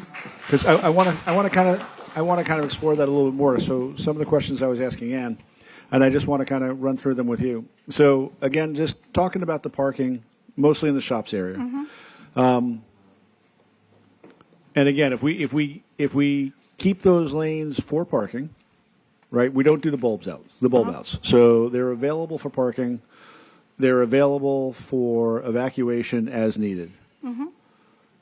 Is that a compromise that makes sense so that we can, like I said, to me personally, that is the beginning of that is the beginning, but it has to start. Right. It has to start in 15th, where you're talking about pinch points. Yes. It has to go the whole street. It has to include what the Downtown Civic Association's asking for. Right. Yeah, that's the beginning of a conversation point. Now let me ask you the other question on And John, emergency. I think Sure. I know you know this, so Sure. I'm just going to jump in here and Sure. say, because I know there are temporary solutions for marking off streets, such as they have all kinds of, and I don't mean those ugly orange things. Sure. I'm talking other kinds of strategies. Not they have. planters. We haven't heard any conversation about any of that. Yeah. So could there be some solutions? Yes, there could. So let me ask you another question, because we were talking a little bit about emergency response, right? Yeah. So if you're thinking about emergency evacuation, right? If we have to get an ambulance out to Idlewild, right? It's going to come out of our new fire station. They're going to get over there, whether they go down Las Olas or whether they cut through Coley Hammock and then get down there through 12th Right. Avenue or something else. It doesn't have to be 15th Avenue. There's a lot of ways to get down there. Right? I can tell you I'm a big shortcut person, so yes. Me too. Again, I lived in Vic Park. I know every street through Yeah. there, and I know how to get to there, from there, and through the 7-Eleven parking lot and everything else. But with I get that- it. yeah, go ahead. Right. So the question is, on the evacuation side, how do you see that happening? Right. So are they evacuating, going all the way down Las Olas, getting to 3rd Avenue, then going over the bridge and heading down to Broward General? So if they're evacuating from Idlewild, how are they getting down to Broward General? Well, I just want to backtrack a minute Sure. and tell you we're in Idlewild. We have a fire station across the water from us, literally. Well, they could be coming As from you either know. side, right? And that's As what you I'm know. saying. Yeah. They still can't get to us. We still have one of the, and why? Because of traffic. So you have to figure Right. out ways that you're going to be able to move those vehicles. We have no shortage of pictures, happy to share, of ambulances caught in the traffic, unable to move. So I think that the flexibility of the streets is a solution for that. And by that I mean, if you can move the cars, you can hopefully take care of some of those. So just forget hurricane and this and that. Just assume you had a fire in a building. Right. Okay. So you can address some of those, but when you pinch point these streets, when you put those things in, you're not going to be able to do any of that. So that was one of the concerns that was expressed by Chief Golan when we had our last meeting, is that the medians in the middle of the block actually block the ability of fire engines to go around stuff. Well, Have not- we thought about that? I mean, that, Well, I want to look at this picture. This is a perfect example. I'm Right. so glad you put this up here so I could show it to you. Right. There's no median in this, is there? Right. Yeah, but see, the fire truck still is going to have a hard time because I don't think so. If they come blasting down that No, wait street a minute. You look at this. no, people pull over. So No, if no. you're coming down the street with an engine blaring, What are you people going pull to to do the about side. this concrete? What are you doing about this concrete here? No, I'm saying take, if you don't have the bulb outs, I'm back to the bulb outs, maybe being an issue. If people are able to pull over the side and create room for a fire truck to get down the center of the lane or to go around somebody when they're blocked, the median blocks any ability for a fire truck to go around anybody. And right? I think the point that people are making to you is because of parking. That's the point. I listened to the chief. That's Right. what I took. Okay. Okay. So are you going to have to come up with some ways to address some of that? I think Right. you are. Okay. This one is a permanent. No fire trucks getting past these people when there's a car in each lane, because that concrete's there, and you can move a car, you can move a bollard, but you cannot move that concrete once you do it. So Okay. I don't know what you've accomplished in the end. So you get rid of the median and you put concrete in, and maybe a tree lives, and I don't know. Well, I'm just thinking, so I've watched fire trucks go around into the opposite lane of traffic and get Yes. around stuff. I They have- do it all I the have time. watched that too. And so I'm gonna I know send you that some when great you've got, pictures, when okay? you don't have a median and trees in the way, they can go around stuff. So it creates more optionality for them to go around things, and people pull over to the side and they can do that. Again, I don't drive a fire And truck. this is the plan in front of you. Right. And it's a perfect example of how that road will never be wider than that. Okay. And I think No, that's a good point. everybody in America has learned what happens when you narrow roads like that. Right now, you have 4 lanes in each direction. Yep. You choose how to use those lanes. 2 lanes but you in each have, direction. I'm sorry. Thank you. lanes, yeah. Thank you, Dean. 2 lanes in each direction. His math is better. So you have some options. When you do this, you're not going to have any options. Okay. So Thank you, Mary. thank you, Dave. Thank you, John. Thank you. Bonsoir. Followed by Jenny Morahone, followed by Jennifer Peters. Yeah, it's Champs-Élysées. That's how you say it. Okay, because I have a place in Paris, that's what he's alluding to. So first of all, Mary reviewed what I was going to say, and she stole all my ideas. All right, Okay, time's so, up. and it's pretty hard to follow all these people because, so much of what I wanted to say has been stated, but I still want to add my support of it. So I'll try to kind of skim this instead of reading it all. So I do think it's a non-negotiable concern as far as removing 2 lanes. And I'm focused on that in a big way for the future. In other words, we don't know what we're going to need in the future. Things keep changing. We keep getting denser and denser, and you're taking away flexibility. So it's all about flexibility. So it's flexibility as far as the emergency response times, like she's talking about, which aren't just to get the patients, but it is to get them to the hospital as well. And if it's hard for the residents to get around, of course it's going to be hard for the EMS and to get around. But also I want to say that these are just my personal opinions. It's not connected to any board that I serve on. So also I just wanted to say that it's about adaptability, since it's considered a festival street, right, that events are happening on. So you want to keep it as flexible as possible, not just for the future, but also for maintenance trucks and response trucks and emergency evacuations and, a plethora of reasons. And I think to take 2 lanes away it would just be the biggest mistake. So while there's a lot of people that are here supporting the trees, I'm here to support the 4 lanes, whatever that means.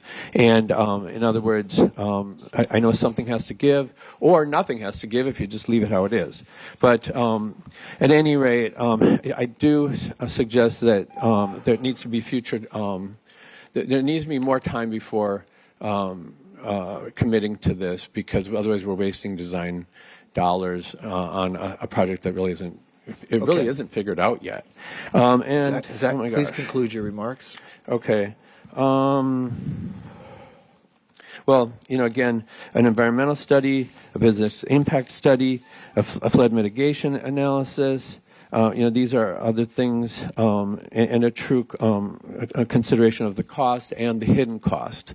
The hidden cost to us as residents, the hidden cost to the businesses in the area. Thank you. All right, thank you. Jenny Morahone, followed by Jennifer Peters, Steve Hudson after that.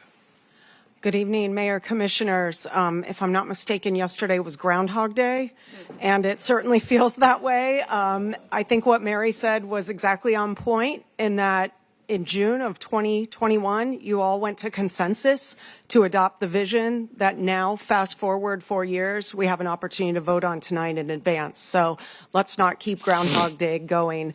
Another gentleman said change is hard, and that's definitely true. And I think that's why there's a lot of emotional response to attention-grabbing headlines like Save the Trees.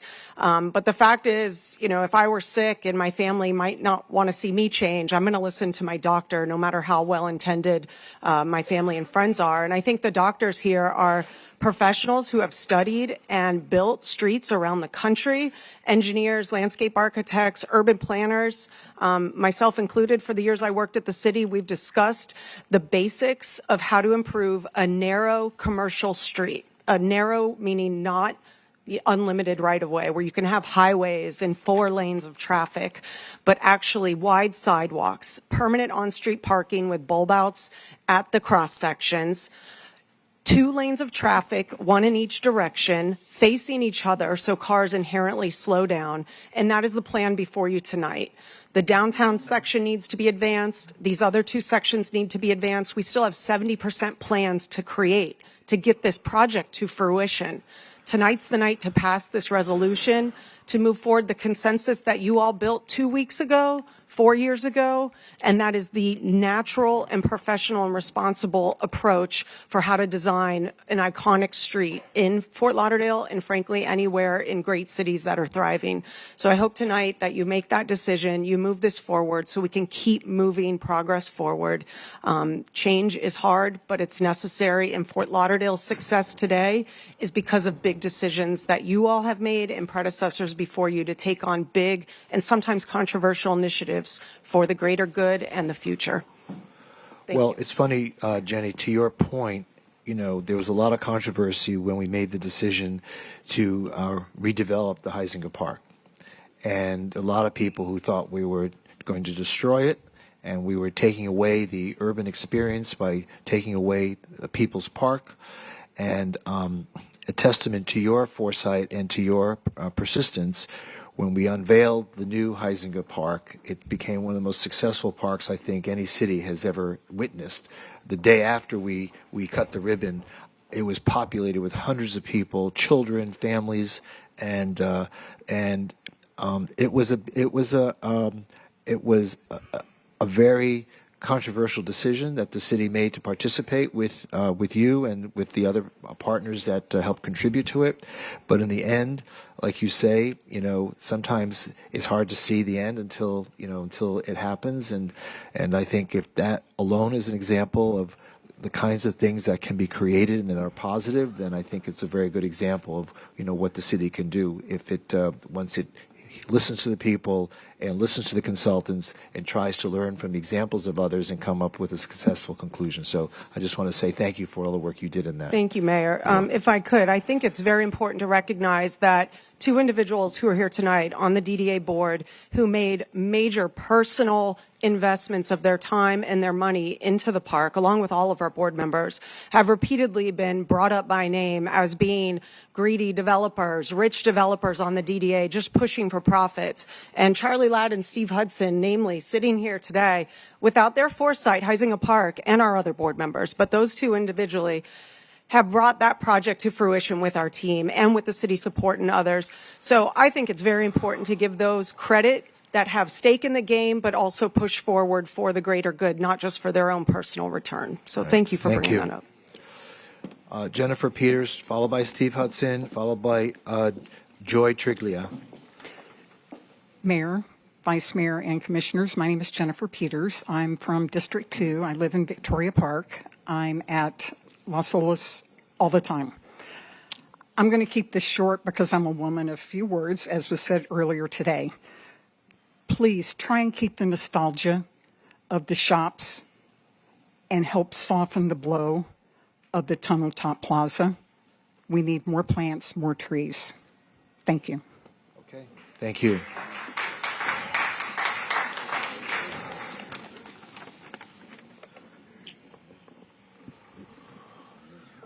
Good evening, Mayor and Commissioners. Thank you for the opportunity to speak. My name is Steve Hudson, and I was born and raised here in Fort Lauderdale. And I'm also a property owner of Las Olas, and as Jenny said, a member of the DDA, as well as many other organizations throughout the city and the county. I did also sit on that working task force with Commissioner Sorensen and Commissioner Glassman. It was 2 years and 40 meetings, not that anyone's counting. Listen, everyone agrees that the canopy on Las Olas is special. It's one of the reasons people are drawn to the street, and we all value it. However, I would bet that very few, and I can actually point them out, of the people here today are professional arborists. That said, the consultant's professional arborist and the city's arborist reports are consistent and clear. The existing black olive trees in the median are poor to failing condition and have a limited remaining lifespan. At the last meeting, I'm speaking, thank you. At the last meeting, the arborist told us that these trees live for a maximum of 30 years. All right. The canopy we are trying to protect today is at the end of its life cycle. Those 15 trees, by taking out the median, will be replaced by 90 oaks in the sidewalks. It's also important to understand the regulatory reality. I didn't really get an answer to your question, Commissioner Glassman, but I believe city code does not allow canopy trees to be planted in that 6-foot island. So what's going to be there? Those were not trees that the arborist was mentioning. Those are bushes. You will not get a canopy over the median. The question before us is not whether we value trees. We do. The question is whether we design this street in a way that is code compliant, pedestrian focused, and sustainable for the long term. In addition to wider sidewalks, wider sidewalks are fundamentally important for Las Olas to function as a pedestrian-oriented street. Without additional sidewalk width, pedestrian congestion remains and accessibility is limited. Further, and as Commissioner Herbst pointed out, the outdoor dining per city code cannot be expanded into the newly widened sidewalk, only on private property. Lastly, the parking on Las Olas must remain. Parallel parking naturally slows vehicles, and well-placed crosswalks reduce speeds by interrupting traffic flow and prioritizing pedestrian safety. The goal here is a healthy, more vibrant Las Olas for the future. That means planting canopy trees in the sidewalk where they can actually thrive, providing adequate sidewalk space for pedestrians, and maintaining the parallel parking, which serves as an effective traffic calming buffer between vehicles and people. Thank you for your consideration. Thank you, Steve. Mayor, question. Yes. Mayor. Steve. Mr. Hudson, could you please come back to the podium? Question for you. Thanks. Bulb out versus non-bulb out. Could you give us your thoughts there? Thanks. I absolutely agree with bulb outs. I think it creates a phenomenal look, as you see up on the TV screen here. The comments that have been made about traffic flow that is needed for a hurricane. I mean, please, we have Weather Channel. We know a full week in advance. The emergency vehicles, we can ask, the fire chief, but I would assume that they would get away from Las Olas at all costs possible. They're not using Las Olas to respond to emergencies in Idlewild. Thank you. Thanks. Thank you. Mayor, I'd like to ask the fire chief. Sure. Chief Golan, can you come up here, please?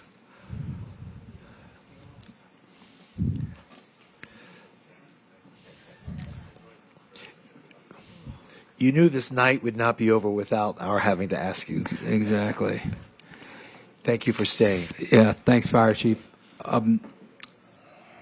Give us your feedback, guidance, emergency response, lanes of traffic, bulb out, non-bulb out, median, no median. What can you kind of give us as you hear this, and what matters or doesn't matter from a response time? So I think a majority of the statements that were made tonight are dead on track. We've spent a tremendous amount of time with Tam and Milish's team going over what is the best interest of public safety for the community.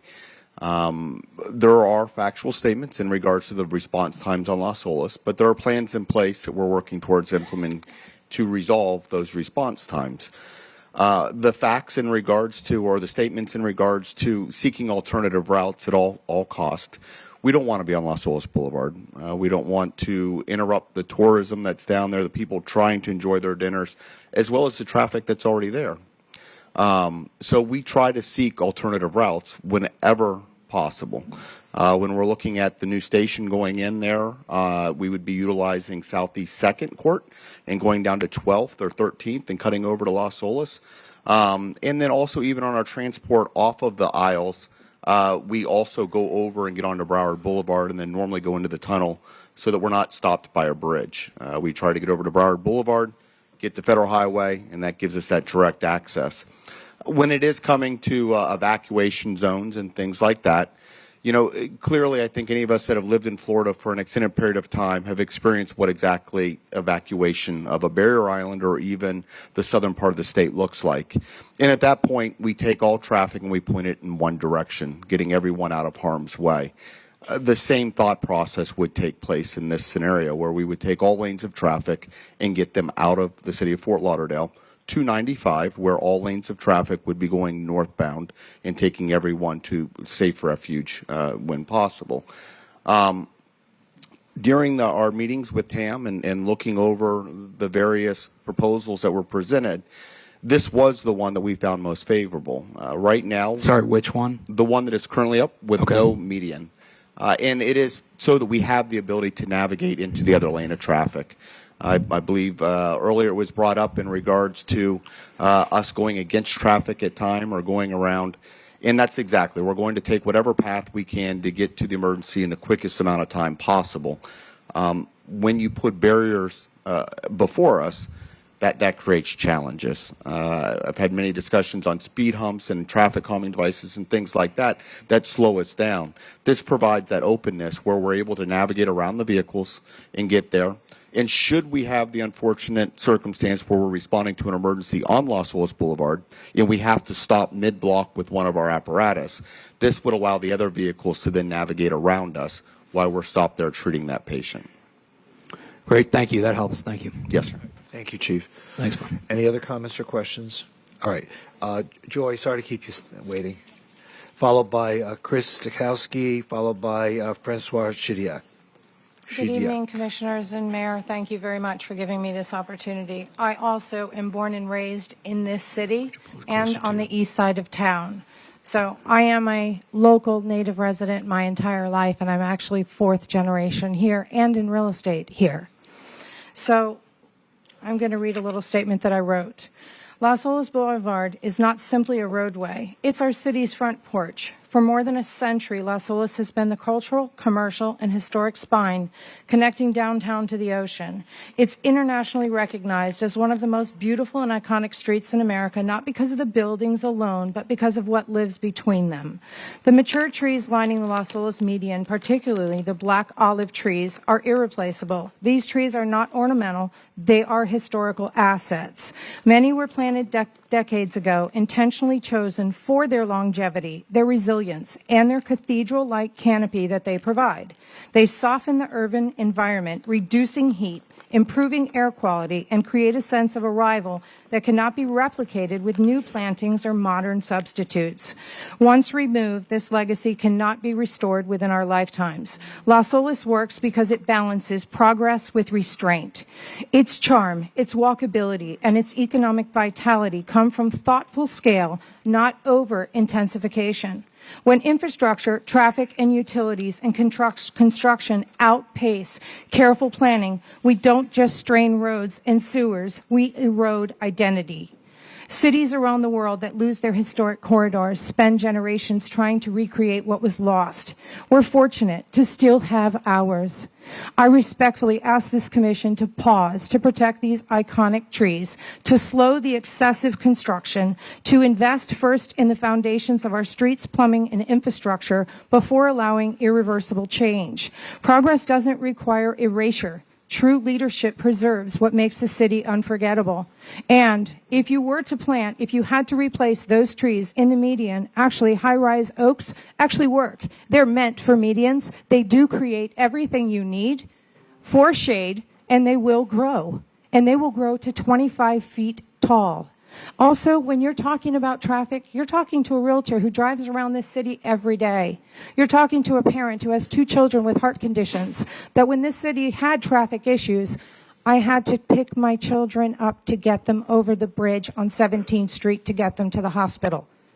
Have you considered all the new construction from the 9 towers on Sunrise Boulevard? Have you considered the projects that are going with St. Regis, with Pier 66?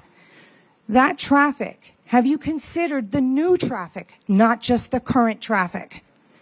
Because that is a serious consideration. I live on the Barrier Island.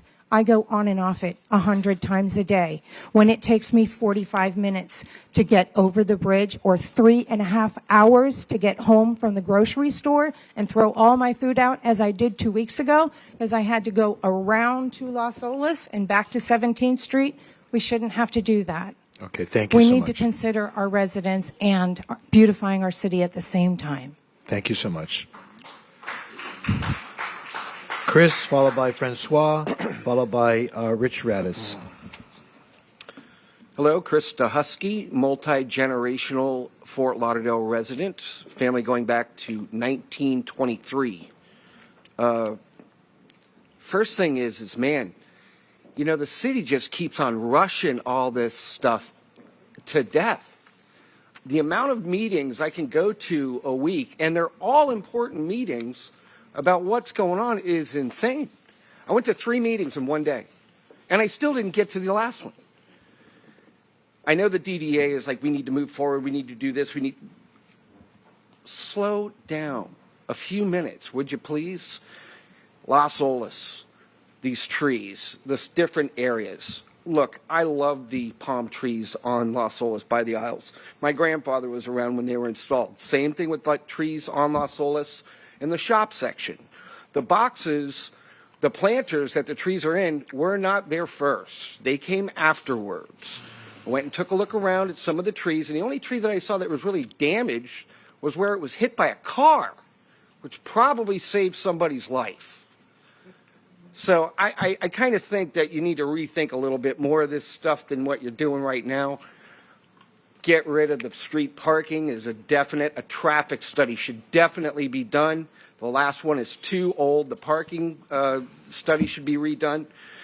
If you don't do this and you decide to plant these 90 trees, you're going to run into a lot of problems. First off, you got to dig pretty deep to plant a tree.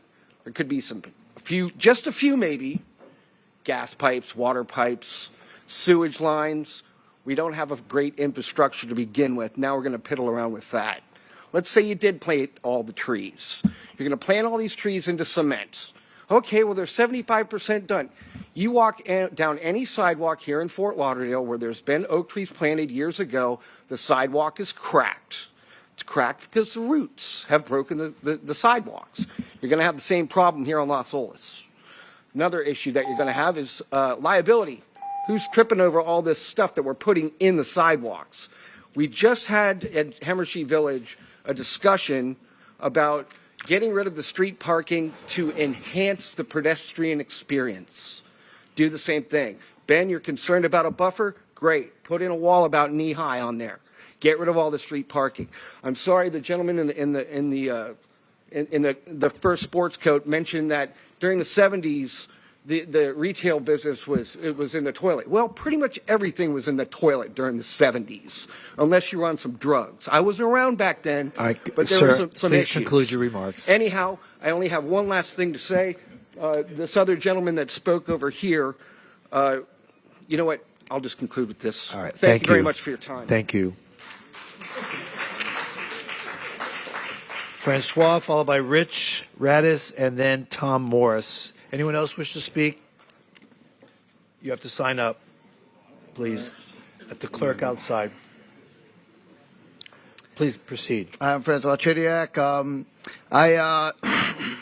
I want to say I'm a physician in the area, so hearing about the emergency services, I can understand that. I'm also somebody that's just a fun person. I like to enjoy fun times, fun areas, and I have respect for the architecture of a fun, social, dynamic area. I've lived many places. I live between here and Miami. I have property here right down the street. I'm a homeowner here. And one thing is, I could be at Miami all the time. I come to Fort Lauderdale because Fort Lauderdale is great. And I just want to say thank you, everybody, for your input tonight because we all love this city, and the city is awesome. That being said, I'd say, you know what? Don't change a thing. All right? Now, Las Olas is awesome. It has that classic charm. You see this? This is nice. You see it. It's nice. That's like, it looks rich, but it doesn't have that classic luxe feel that Las Olas has. And I think those medians, they help. They help because what I think is, well, how am I going to direct myself through this? With this, I don't want to go from one side to the other. There's 2 lanes I have to cross. When I'm crossing to the median, I just cross from one side, get to the median, I look around, I get to enjoy the space, and then afterward, I can go to the other side. So we get to enjoy both sides of the road with the median. That's the biggest dynamic thing I would say. Now, coming to this meeting, we did bring some concerns about the ambulances and emergency services, and that I would agree this would be a better one for an ambulance to get through. But one thing before we, tear up the whole road and do a full facelift on this whole place, have we considered maybe just a freestanding ER on the east end? If you just put a freestanding ER on the east end of that block, then 90% of your emergency services traffic would you wouldn't even have to bring them. You could just bring them straight to that the freestanding ER. That would be anything on the Las Olas Isles, anything from the beach there, anything there. You could have it right there. Only out of that. Well, that is being planned right now. Yeah, so then there's no reason. It's cheaper to just build a freestanding ER than to rip up the whole city. All right, please conclude your remarks. Okay. Besides that, just something I wrote down a couple things here. Yeah, but your time is up. Sir. I know. I like the side parking. I always like pulling up to the businesses right there. It makes me feel awesome just to pull up there. Come on. It makes you're makes awesome. you feel good. You're awesome. Don't worry. Thank you. Rich Radis, are you here? He's not here. Tom Morris? He left again? Okay. And Mr. Kimball, Robert Kimball, you just signed up?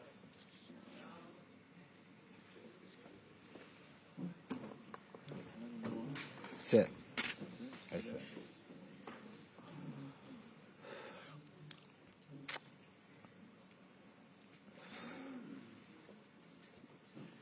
Good evening, Mayor, Commissioners, staff members. Robert Kimball, a long-term resident, Fort Lauderdale, 55 years.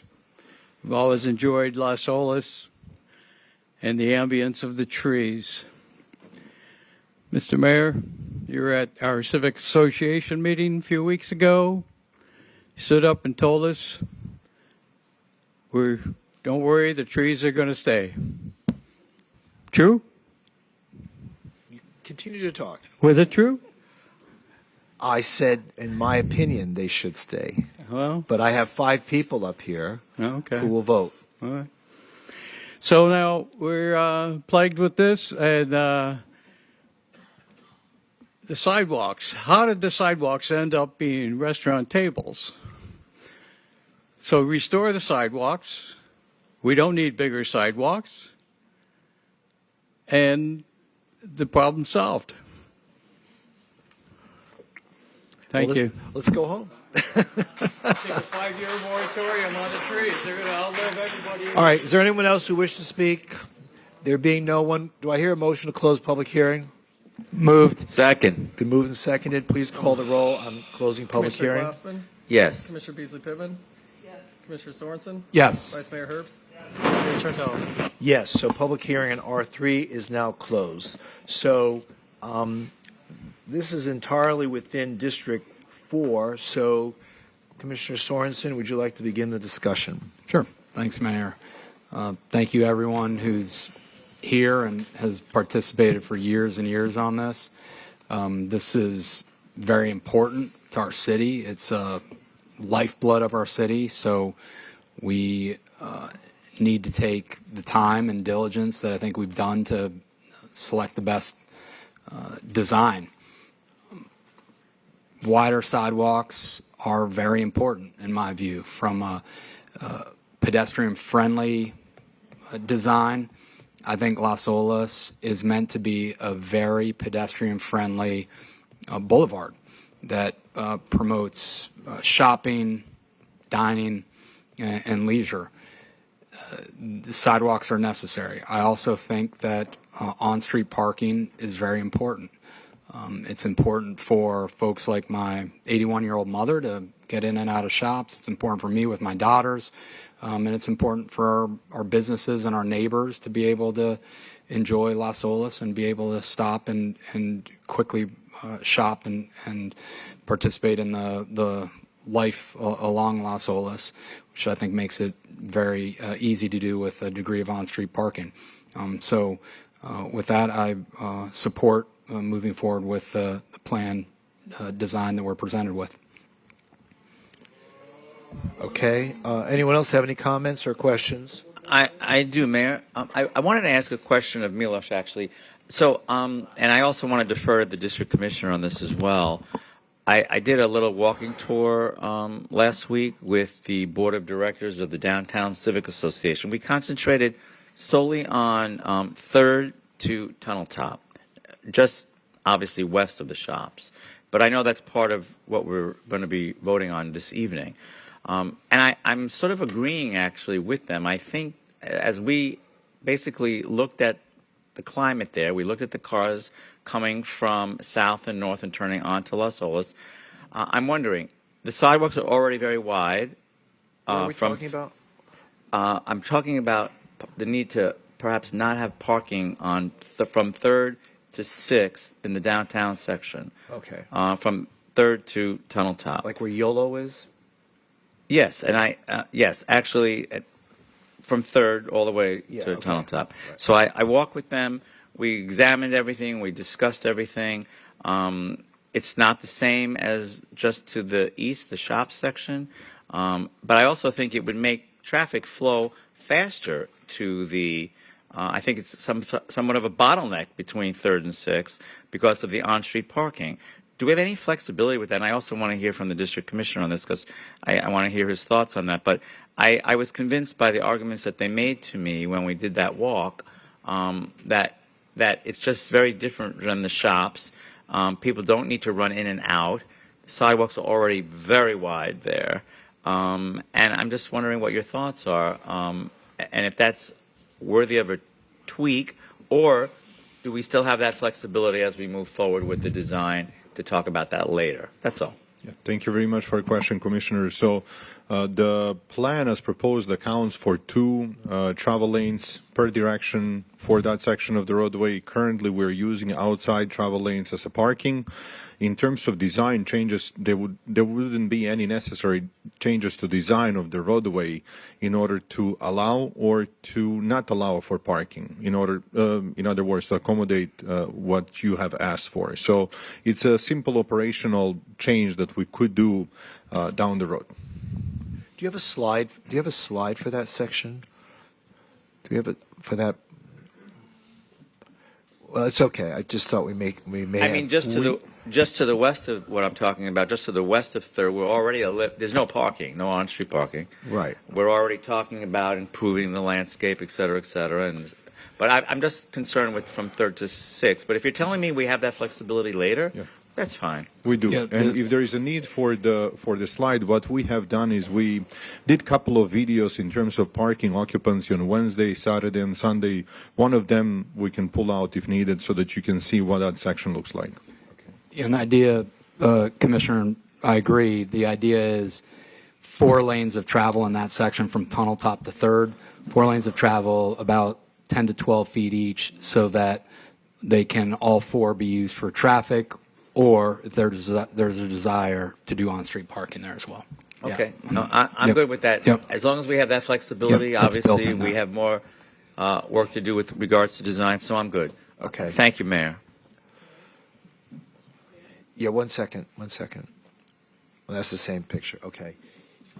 Yes, ma'am. You may wish to entertain a motion. Yeah, I know. to We're not extend. there yet. I know. Thank you.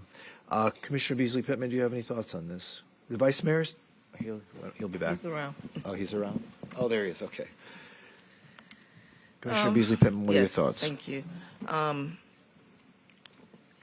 I do have a question. I know we've asked so many questions. So many people have said that they don't believe that we've really given the community enough time to digest this. Just if we could go back for a back history, was it 2021 that we started this conversation? If you could just give us a timeline, maybe for everyone in the room, to just give us how we have and what we have done as a commission overall to address this. Absolutely. So the idea to redesign Las Olas and improve mobility along Las Olas was born around 2017. The consultant to help us develop a vision was hired in about 2019, and ultimately the vision plan that we're trying to advance at this point of time was adopted by the City Commission in June of 2021. So it took about 2.5 years, and from what we have on the record, there were recorded more than 90 meetings in the process to go. 90. Correct. So those were recorded, and there was a Las Olas working group that was created again around the same time, and who supported this process from the time that concept was starting or vision was starting to be developed until it was adopted by the City Commission, and included neighborhoods, associations, business owners, and members of the public. Yes, I would. No, that's not true. I would say that we actually had the first meeting was at City Hall and Chambers, and it was packed. And I remember Transportation and Mobility presented the overview of what that was. Commissioner Sorensen and I convened the Las Olas Mobility Working Group. We had stakeholders, Commissioner Beasley Pittman, all the way from Andrews to the beach. Okay. We had a good number of people actually participating for more than 2 years of meetings. Okay. We came to consensus. We had Corradino putting it all together, and then that vision, that consensus was moved to the commission in 2021, I believe, correct? That is correct. Thanks. Yes. One other question, the comments about the necessity for parking study.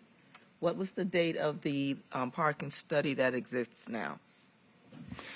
So I don't recall really any parking study being done per se.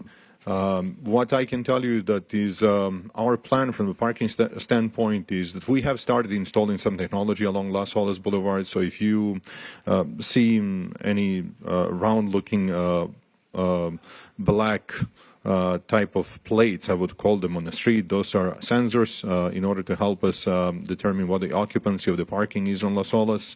What we can tell you operationally is that parking is very highly occupied. Again, if it would be helpful, we can play some of the videos from the last week, including the weekend. I was there myself. Again, it was Wednesday afternoon at about 2:30 p.m., between 2:30 and 3. It was Saturday evening at about 6 p.m. and Sunday at about 1 p.m. What I saw is about probably 90 to 95% occupancy of the parking along Las Olas, where we have about 200 parking spaces on the street along Western Corridor, which is again from Andrews to about Southeast 17th Avenue. All right. Before you continue, Yes. Do I hear a motion to extend the meeting? So moved. Second. To what time? 9:57. How about to 12? How about to 10:30? Oh, sorry. How about to 10:30? I try. 10:30. Okay. Please call the roll. Commissioner Glassman? Yes. Commissioner Beasley Pittman? Yes. Commissioner Sorensen? Yes. Vice Mayor Herbst? Yes. Mayor Trentalis? Yes. Okay. Please proceed. I didn't mean to interrupt you. Understood. With that being said, when we had our conversation at the last meeting, what was presented and moving forward with the plan that included removing the median, with what was shared and what's still being shared, I'm still at that place. What I'm comfortable with is that the neighbors who are here, they're not comfortable with it. And when I make a decision, I try to align with what also our neighbors want. But the concern about that safety issue with how our fire engines, our police are able to maneuver through that fairway is concerning to me as well. Because of the median. Because of the median. So I'm still pondering. All right. Okay. You can I'm gonna ponder. put it No that way. problem. All right. I'm still pondering. All right. It's tough. It is tough. And I'm considering the timeline, how long this has been going on, taking under consideration the initial dollar amount that was quoted to do this project versus what we're looking at today with the, I'll say the time that it's taken us to get to this conversation today, the increase and how much it will cost us as a city to move forward with this as well. So I'm trying not to be in a position where we're delaying, where we're becoming in a place where we are going to incur more costs to move forward. Because what I'm feeling on the inside, we need to move forward in the direction with the removal of the medians. But I do have a concern with how the neighbors are feeling that they are not a part of this process. Okay. If I'm making myself clear. Okay. Vice Mayor, do you have any additional thoughts? Thank you, Mayor. I think Commissioner Beasley Pittman made a very good point in talking about the long tortured history of this. So, I think I first heard about this 4 city managers ago, back with Lee Feldman. I remember the first time I heard about it, I was actually very surprised that somebody would suggest taking out the black olive trees. But, it's been a long path. There's been a lot of discussion. There's been a lot of workshops. There's been a lot of stakeholders, and there's been a lot of compromises to get to where we are today. There's a lot of competing interests on this. There's a lot of love for the black olive trees. There's reasons to keep them. There's reasons to get rid of them. At the end of the day, I think the arguments that have been made about widening the sidewalk, creating a better pedestrian experience, creating a better shade canopy, adding 90 trees instead of 18, enhancing public safety, better access for our police and fire vehicles, in my opinion, just sort of win the day for me. The concern that I have is a financial one. The cost for this has ballooned over the years, and I just hope that this is affordable for us. I know we've talked about the grants that may be available to pay for this, and frankly, I have no appetite for the city to undertake a $50 million infrastructure project on our own dime. I would never be comfortable going back to the taxpayers and saying, I want the residents of District 1 to, foot the bill for a bond to cover Las Olas. So, if this is something that we're going to be able to fund through grants from the federal government and through cooperation and collaboration from the business owners, which is what they've indicated to me all along, that they want to be a partner in funding this, then, then I want to be a partner with them. But if there's a huge, huge financial burden to the city, then, I may want to take a pause on that. So, but for right now, I think we move the plan forward. We get some real pricing on this. We look at real opportunities to fund it.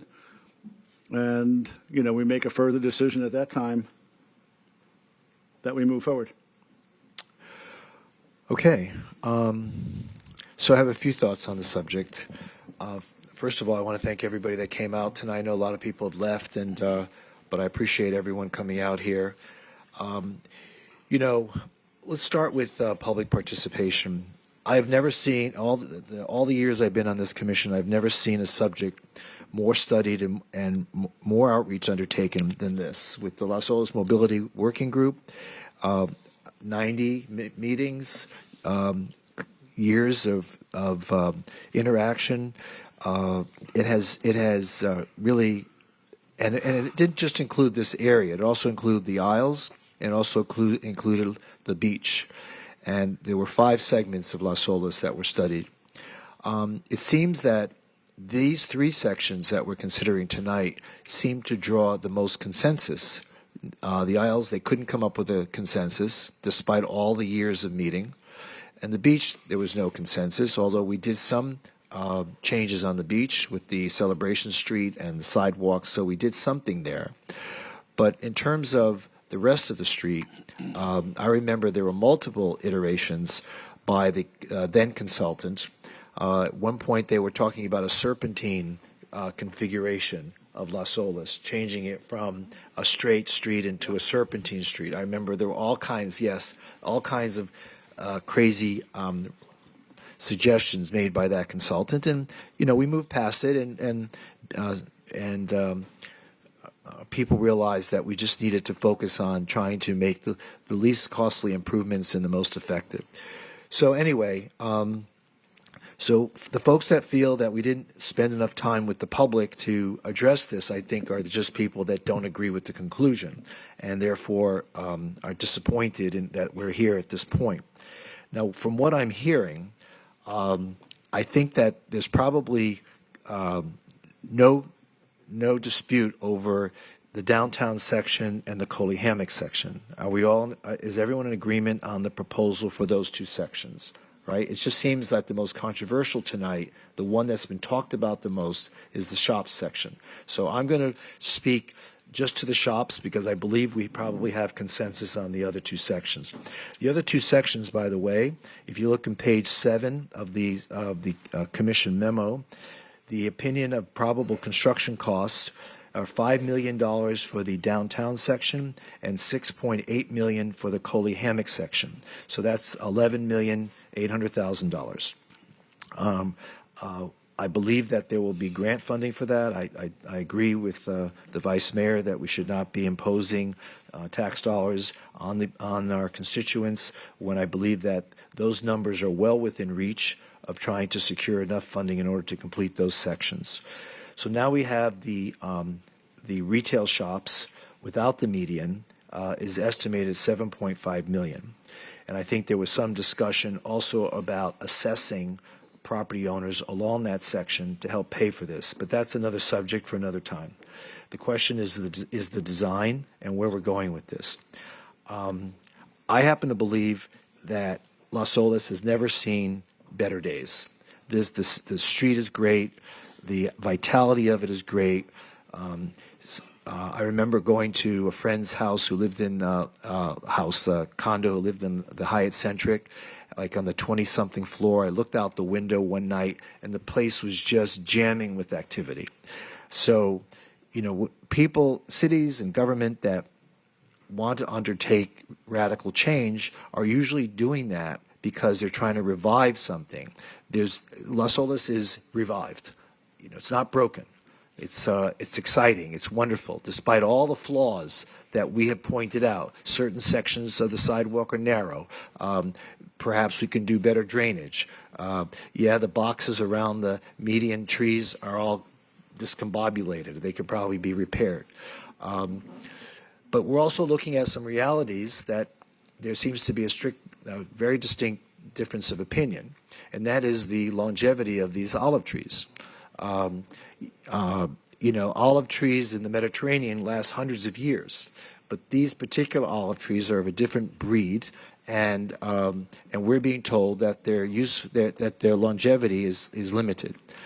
They've actually exceeded their normal lifespan, according to Laura, and we're probably looking to see their demise within the next 8 to 10 years. So there's a reality that we have to face as a commission.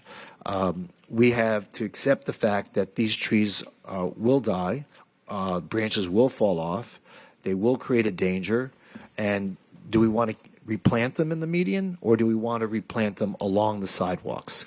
So this particular rendering that you see here is focused on planting the canopy along the sidewalks and not in the middle of the street. I mean, I know that the olive trees in the middle of the street look misshapen, and they're kind of gangly, and they kind of look spooky sometimes. But I think that's the charm of what we're looking at.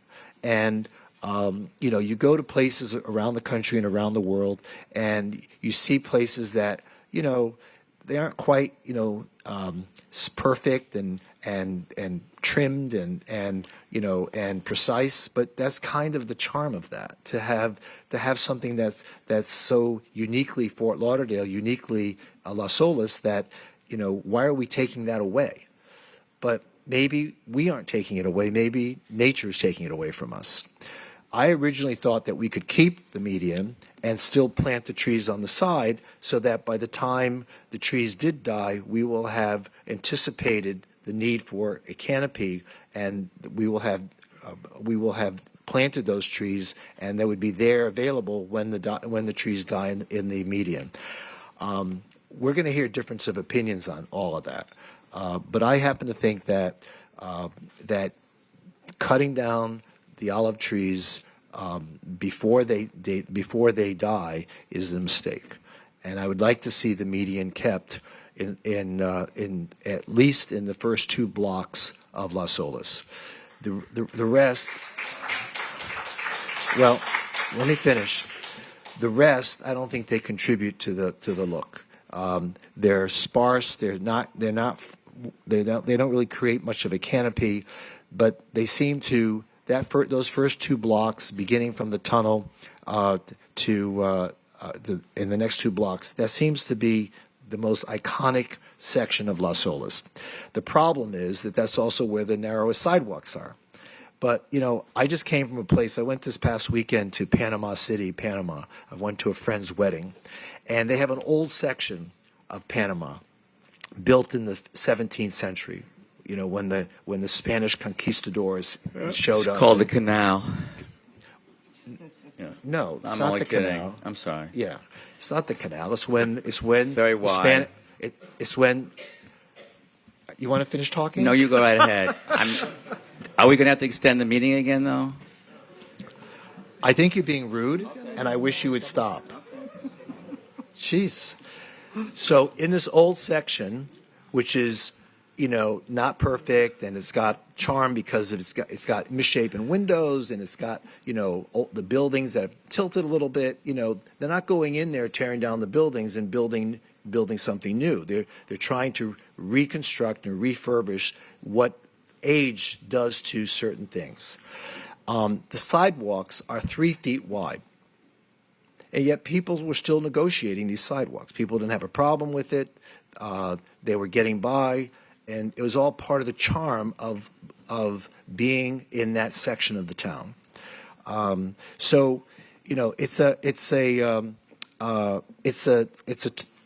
a challenge for us to try to think where we're going to go with this. Personally, I would like to bifurcate this issue, and I would like us to agree to the downtown section and agree to the Coley Hammock section, and I think we could probably get a unanimous vote on those sections. But I think that we need to refine our approach to the downtown shops, to the shop section, because I don't think it's, like I said earlier, a one-size-fits-all solution is not appropriate here. You've got some sections of the street where the sidewalks are really wide, like the florist shop and Carol's Jewelers, and that area, those sidewalks are already wide, all right? And then you've got sections where the Las Olas Company and where Steve Hudson and his group have already torn buildings down and have pushed the buildings back away from the street, and there's already a wide sidewalk. And so you just can't go look at the street and say, oh, well, every single block is like the next block. So personally, I think that we need a more nuanced approach to trying to resolve the issue there, and I think it would be more successful if we did not take down the median trees but anticipate the need to ultimately replace them along the sidewalks. So I don't know if that can be done or how it can be done.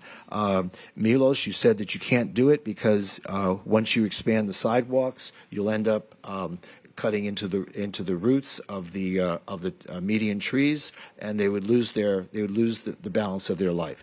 All I know is that we've got to figure a way to keep the median trees, the olive trees, for as long as we can, and anticipate the need to ultimately replace the canopy that they now provide with trees in the future. And that's my opinion on how we should go forward. And so I would entertain a motion. What is it, a motion or a resolution? It's going to be a resolution of how we should proceed forward. Again, I think we should bifurcate this, but it's up to you folks on how you want to proceed. Thanks, Mayor. I'll introduce R3 for approval. Second. As is. As is. As is. Okay. All right. So the resolution approving the conceptual design for downtown retail shops, R3, this resolution has been introduced. Does anyone on the commission have any further comments? City Manager, do you have any comments you'd like to add? No, Mayor. Okay. Milos, speak now or forever hold your peace. Not at this time, but thank you. Okay. All right. All right. So please call the roll. A resolution of the City Commission of the City of Fort Lauderdale, Florida, approving the conceptual designs for the downtown retail shops without the median and Coley Hammock character areas for the Los Olas Mobility Western Corridor, and directing the City Manager to advance the Los Olas Mobility Western Corridor design concept from Andrews Avenue to Southeast 17th Avenue to 60% design plans and providing for an effective date. Commissioner Glassman? Yes. Commissioner Beasley Pittman? No. Commissioner Sorensen? Yes. Vice Mayor Herbst? Yes. Mayor Trentalis? No. So the resolution is approved, and we'll go to 60% design. Okay, moving forward, PH1, public hearing, resolution approving the reallocation of funds from the Parks and Recreational General Obligation Bonds in the amount of $235,000 from the Lauderdale Manor's entrance to Chateau Park. Someone like to introduce? Wait, no one has signed. Wait, did anyone sign up to speak? No one has signed up to speak. Do we have to close public hearing if no one signed up to speak? Sherry? You need to open the hearing and offer the opportunity to speak and then close it if no one wants to. Okay. Does anyone wish to speak on this item? There being none, do I hear a motion to close public hearing? So move. Second. Moved and seconded. Please call the roll. Commissioner Glassman? Yes. Commissioner Beasley Pittman? Yes. Commissioner Sorensen? Yes. Vice Mayor Herbst? Yes. Mayor Trentalis? Yes, and public hearing is now closed on PH1. Would someone like to introduce the resolution? Introduce. It's been introduced. Any questions? There being none, please call the roll.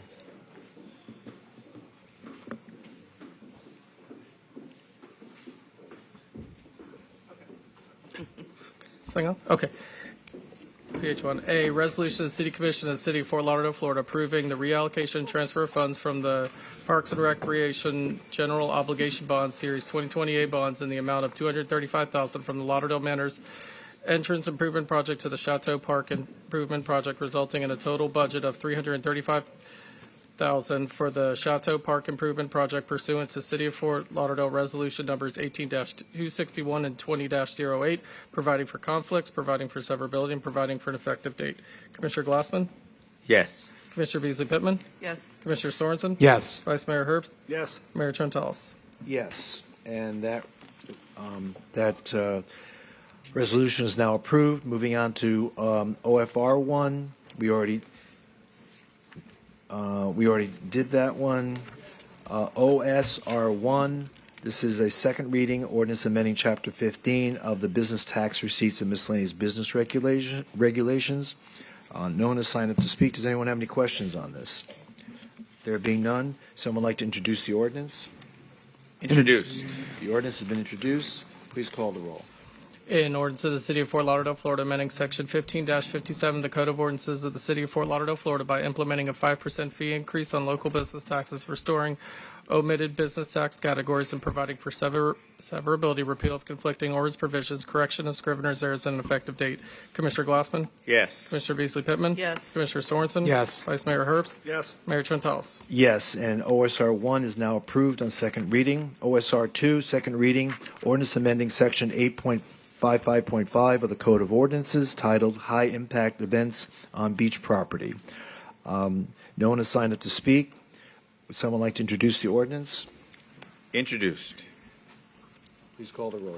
In ordinance of the City of Fort Lauderdale, Florida, amending Chapter 8, Article 3 of the Code of Ordinances of the City of Fort Lauderdale, Florida, titled Public Beaches by amending Section 8-55.5, titled High Impact Events on Beach Property by renaming Section 8-55.5 to High Impact Zones during high impact periods, to authorize the city manager to designate high impact zones within the city and impose additional temporary immediate measures during high impact periods, including a curfew that restricts juvenile access to designated areas, suspension of sidewalk cafe permits, and removal of cafe equipment with notice to the permittee and modification operating hours for city parks and facilities, providing for definitions, providing for severability, providing for conflicts and repeal, and providing for correction of scrivener's errors, and providing for an effective date. Commissioner Glassman? Yes. Commissioner Beasley Pittman? Yes. Commissioner Sorensen? Yes. Vice Mayor Herbst? Yes. Mayor Trentalis? Yes. Let's hope this has some remedial effect on the activity in those high impact areas. OSR 3, second reading, ordinance amending the City of Fort Lauderdale Code of Ordinances regarding special entertainment overlay district. One person is signed up to speak. Francois, are you still here?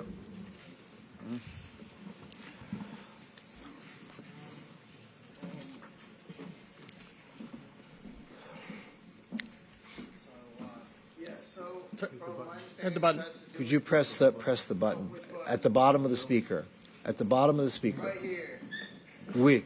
Hello. There you go.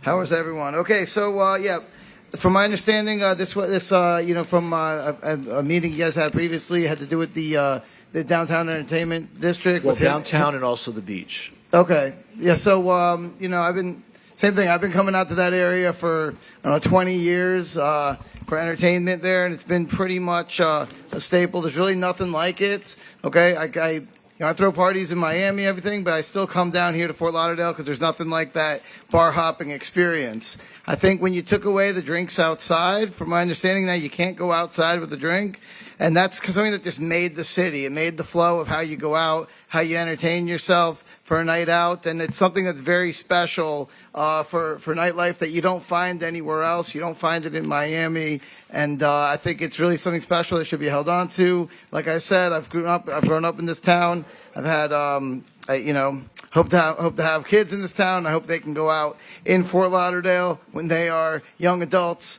and take drinks back and forth and around. One other thing that By the keep way, let me just stop you for a second. They used to have it in Miami Beach, and they stopped it because of all the problems that were and that's why generated. that's why I could go to Miami, I could get listed everywhere, I could do this. I come to Fort Lauderdale because it's more fun for me because of that. Now, one thing is when you take away I want the to party drinks- with you.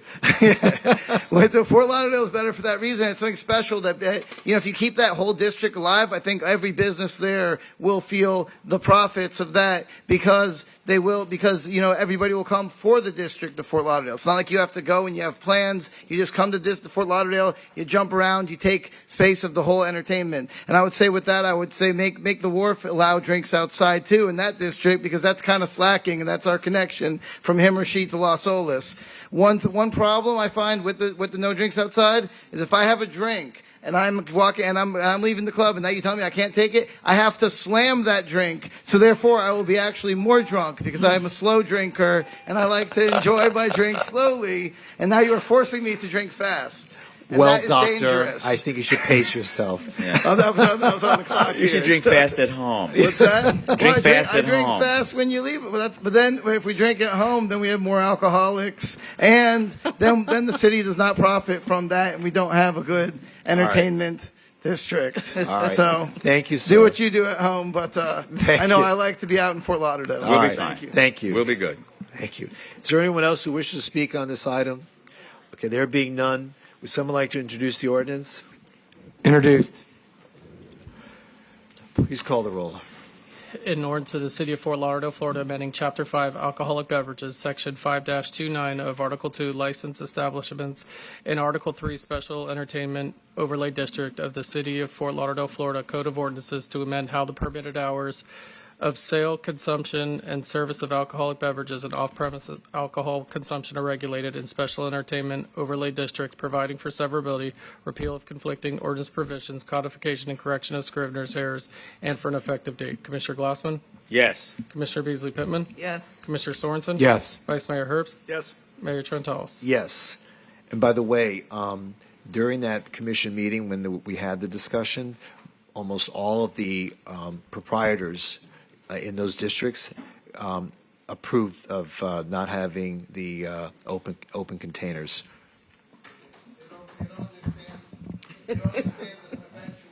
I'm just letting you know. We were not trying to put anyone out of business. They actually. Okay. Can we get grace for the holidays? Yeah. All right. All right. So, Groundhog Day. Is there any further business of the commission? Because that's the last item. There are no walk-ons. There's nothing. Do you have any announcements to make for any closed door? But you do need to finish your conference? I'm sorry? Do you need to finish your conference meeting? The conference is another meeting. This is just the evening meeting. Tonight's meeting? I will go back to the conference meeting. That's what I was getting at. Okay. Do you have any further? Do you have any? Okay. City manager? Nothing further. Okay. Any further business of the commission? The regular meeting is now closed, and I now reopen the conference meeting. At this point, we're at commission comments, and start with Vice Mayor. Do you have a report? Thank you. Typically I don't, but a couple of things. So I'm glad we had the conversation earlier about the tunnel. I think that was an important one. I didn't think that that's something that we really need to continue moving forward. So glad we had a conversation about that. Glad we had the conversation about 1 East Broward and 101. I'm sorry it didn't go the way I would have liked it to have, but at least we had a conversation about it. One of the things that came up, I had this conversation with Daphne. It came up during my conversation with the district last night, is there's a funding request for license plate readers for Rio Vista and I think perhaps one other neighborhood. And this caused a lot of dissension with my neighborhoods, because I've had 4 neighborhoods that are trying to get LPRs put in and have been asking for financial assistance. And I've been telling them over and over and over again that we can't do it. And it was quite a shock to me to find out that we're asking for support from the state for LPRs when I'm telling all of my neighborhoods, whether it's Coral Ridge Country Club Estates or the Landings or Sunrise Intercoastal or Bermuda Riviera, that there's absolutely no assistance for LPRs. So I think we need to come back and revisit this. If we're going to do LPRs, we need to do it for every neighborhood that wants one. If we're going to provide financial assistance, it needs to be a uniform policy. We can't just go ahead and ask the state for financial assistance for one neighborhood. I'm happy to have it for every neighborhood that wants it, but we can't just go and ask the state for one neighborhood to provide financial assistance. It's all or nothing. We can't pick winners and losers. Well, okay, so on the Isles, there were certain neighborhood associations that went ahead and did fund their own license plate reader program. Right. This is the first I've heard that there is available funds for license plate reader grants. So is Daphne? I think Daphne left. Yep. Oh, is she here? Okay. Yep. Daphne, is this a new program? I mean, because we've never tapped into this, have we, before? No, we've never tapped into this before. It was a request from Representative Lamarca and the Rio Vista Association. Right. So and again, my goal is not to deny a neighborhood. Right. My goal is to say if we're going to go to Tallahassee and ask for funding for LPRs, we need to invite every neighborhood to participate, because my neighborhoods are putting their own money up to buy these, and they are asking for financial assistance to expand them or to take over ongoing maintenance or things of that nature. So, and again, I'm constantly pushing back and telling them, sorry, we can't do this, because if I do this for you, I'm telling Tim Hernandez up in Coral Ridge Country Club Estates, no, I can't do it for you, Tim, because if I do it for you, I've got to do it for every other neighborhood in Fort Lauderdale. And then I turn around and I find out, guess what? We're doing it for other neighborhoods in Fort Lauderdale. So it makes me look like a hypocrite when I do that. So we need to have a uniform policy about this as we go forward. So maybe we fund it all out of the general fund, or we ask for, a larger request when we go to Tallahassee. I don't know what that mechanism is, but I just want to make sure that everybody has an opportunity to participate in this. That's all. Okay, thank you. And then we had the conversation about the courthouse as a potential museum, so I'm glad we got to cover that. So there we go, my once-a-year commission report. You're pushing. And we actually already covered everything. I'm going to need a motion to extend the meeting. Do I hear a motion to extend the meeting? All because I talked? Yes. Move to extend the meeting to 10:40. 10:40, okay. Second. It's been seconded. Please call the roll.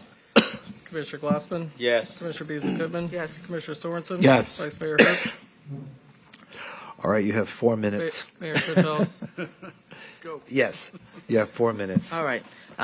Sharing my report, want to share some great things that have been going on. I'm going to say throughout the whole city. On Tuesday and Wednesday of January 20th and 21, we host at the YMCA the 2026 Infinite Scholars Fair that we've been having annually. I'm going to start off with the amount that was given out to the scholars within our area. It was a total of $55 million that was given out, and that was a yes, that's worth a clap. If I heard somebody clapping. Okay, That was a half-hearted clap. That's too. it. That's it. I've talked about this fair on numerous occasions, and I'm hoping that these numbers that you keep hearing about will spike interest for us as a city to get also more involved. It is a 2-day event here in Broward, and again, it's being held at our YMCA on 6 Trunk Boulevard. And this year, Miami heard about what we were doing, and they were able to speak with the Infinite Scholarship Foundation, and they picked up 4 hours on the Wednesday. And they got together and they coordinated, and the commission got together, and they were able to bring in 15 of their schools. In 4 hours, they gave away $20 million. But overall, 2,100 students were serviced through this program, 21 high schools in Broward, 15 in Miami. That's a total of 36 schools that was bused in to attend these events. 31 colleges and universities attended. They were there, and I always love to share that they come ready to give this money away. They have their criteria for our scholars to meet, but the most impressive part of this are our youth. They stand before these college admitting officers, and they leave with a letter of acceptance. So they know on the spot that this is a college that has accepted them, also with the monies that are involved with what it would take. So again, that overall total was $77,246,000. Okay? Million, sorry, 77 million. Thank you, yes. Give a shout out to the YMCA for always standing in place with this. Sharon Hughes, who's in the house tonight, along with staff from the Y, I want to give acknowledgement to them. Gabe, Amelia, Tangela, and Shayna, and then all of those who work there to make this happen. And Mayor, I say this every year, and I want to give a request to City Manager to see how we could incorporate being more involved with this. If we could see how we could do that both financially and as well as picking up an interest to, and make sure that at least our students from the schools that are in the city of Fort Lauderdale know about this and is participating in this. I always share that other schools outside our city usually be the schools that are the top attenders. This year, it was Board Anderson. They came in with the highest amount of students they brought in to attend this event. Okay, moving on. Then on 35 seconds. No, Here we go, 35 seconds. We have Saturday, January 24th. I was thrilled to be present at the ribbon cutting and seeing the vision come to full fruition at Huizinga Park. It was an amazing opportunity to witness that ribbon cutting. On hand was the Miami Dolphin cheerleaders and the mascots, TD from the Dolphins, as well as Billy from the Marlins, Stanley's from the Panthers. Kudos to the DDA and their vision and leadership for increasing the fantastic clean space for this amenity for our community. Also on the 24th, we wrapped up a week-long celebration of the MLK Remembrance Legacy and Celebration. There was a concert in the park at Carter Park. It was a gospel explosion. It featured many local artists as well as a national headliner, Jacala Carr from Atlanta. It was well attended, well received. I want to give a big thank you to our police and fire rescue and all the vendors, including our attendants from our in-house city manager. I always get this wrong. Help me with this. The team that helps us promote I Am Six Trunk. They are, what is their new name? Oh, the Economic Development Division. The Economic Development Team. They were on hand. They manned a booth. They were able to highlight and give information out about I Am Six Trunk. Wanting to highlight and say thank you to Katrina Johnson, Melissa Mata, Shavola Frazier, and as well as Vaughn Howard for coming out to be a part of that, to make sure that while we were having that good time in the park, they were still on top of that initiative to get the information out about I Am Six Trunk. So thank you to everyone for that. Also, you're eating up all the time with these. Then we're going to have to get more time. I'm sorry. We can get more time. All right. Monday, January 26th, we extended. Busy girl here. Busy girl. Yes. I attended the Civic Association meeting with Historic Dorsey Riverbend. Thank you to President Ron Nesbitt for the invite. Also, at that meeting, Dickey Consultant and Chief Staff represented by Ingrid Kingborn, who gave the presentation for the Smart Water Meter Program. The presentation was covered. It covered the program's introduction and its scope. It shared with us how the meter system will work. Also, the installation process. It gives us gave the opportunity for the community to hear how the porter service will work, and also the overall benefits and the ability to monitor the uses of our water in real time. The presentation was very informative. The neighbors asked questions and gave some great suggestions. One question was, how will we address those neighbors who are non-tech savvy? And it was explained that there is a customer service number that will also be available for our neighbors to ask questions, to even get that real-time usage questions answered for them.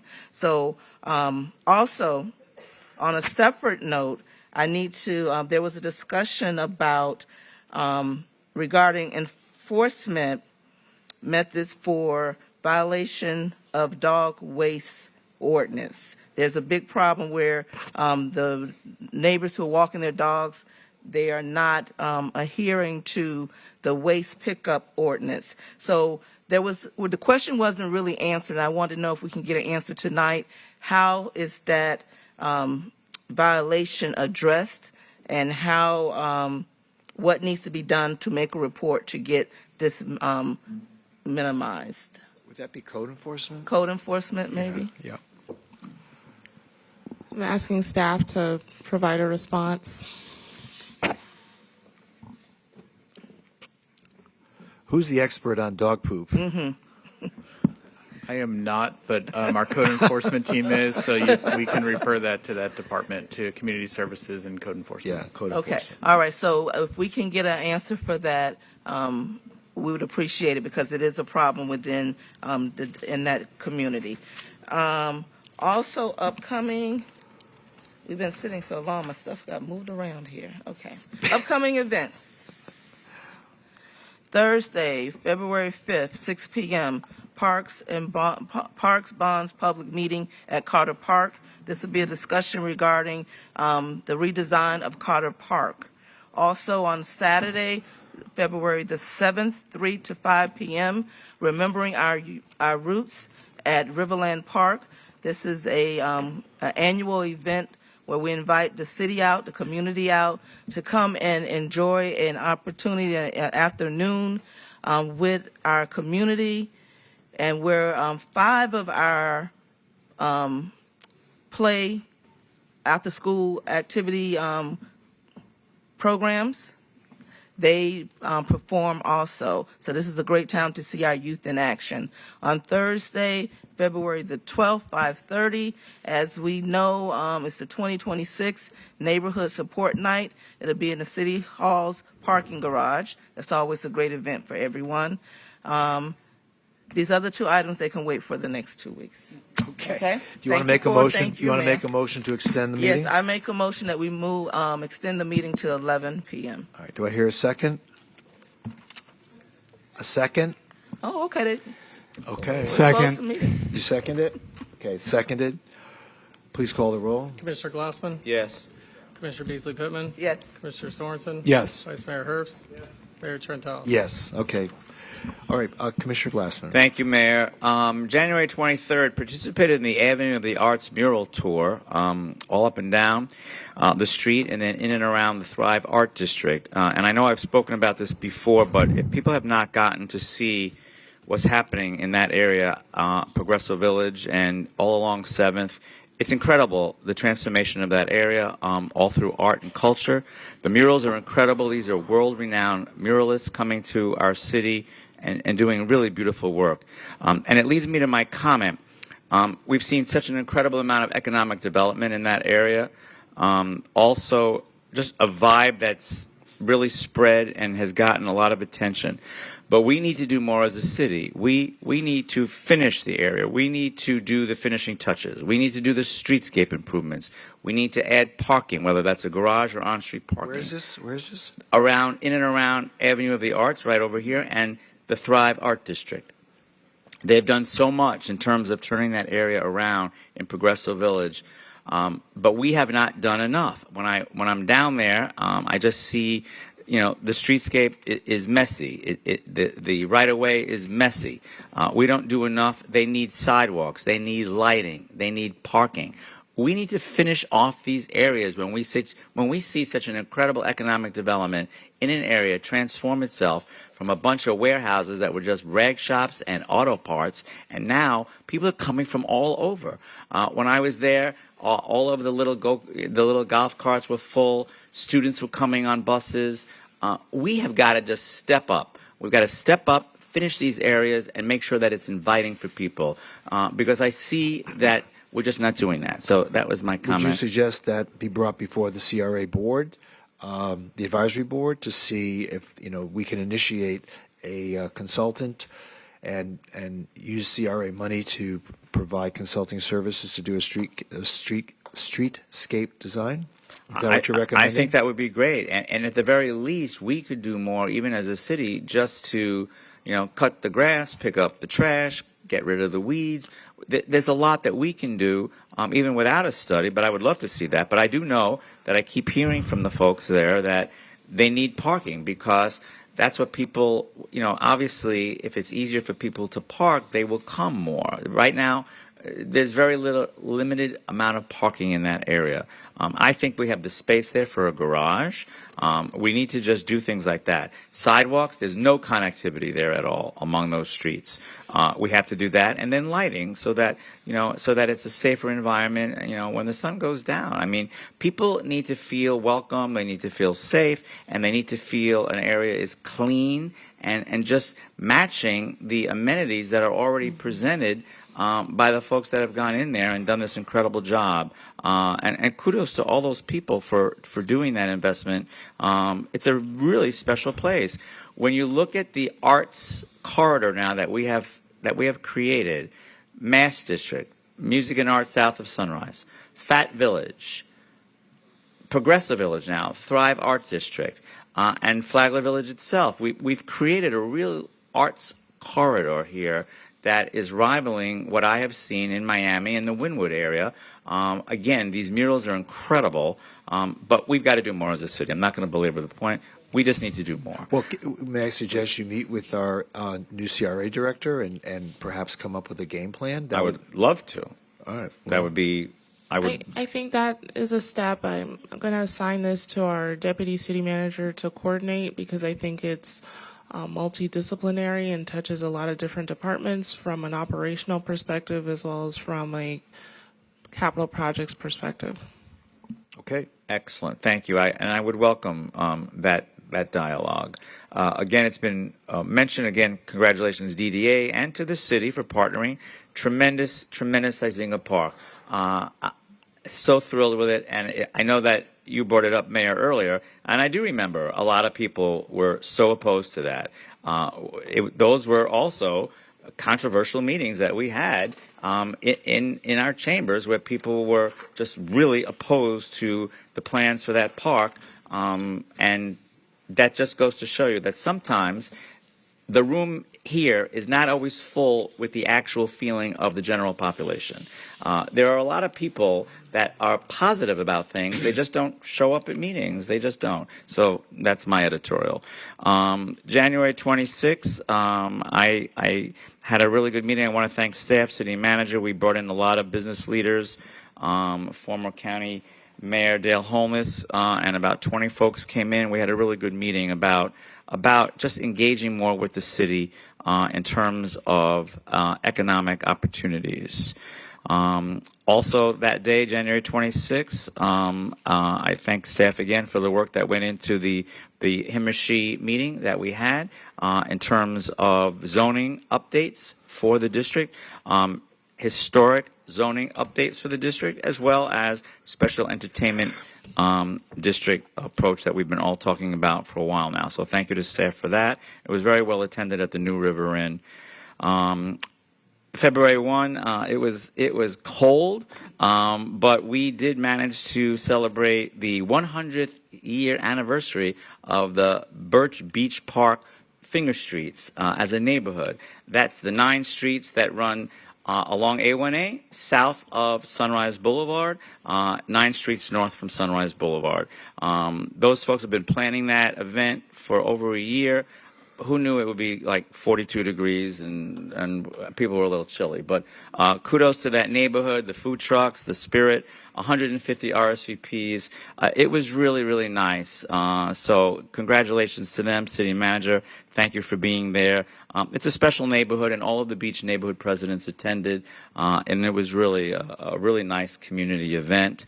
Really, really, really enjoyable. Coming up, I'll be attending South Gordon Road annual HOA meeting tomorrow. Also, there's the Victoria Park meeting tomorrow. I know city manager will be attending that meeting. Erica from my office will be meeting there as well, because I'll be at South Gordon Road. She'll also be at the 15th Street meeting. We have a lot of things in my district tomorrow night in terms of neighborhood meetings. February 5th, I'll be speaking with at the Seven Isles annual HOA meeting off of Las Olas, as well as the Lake Ridge Civic Association meeting.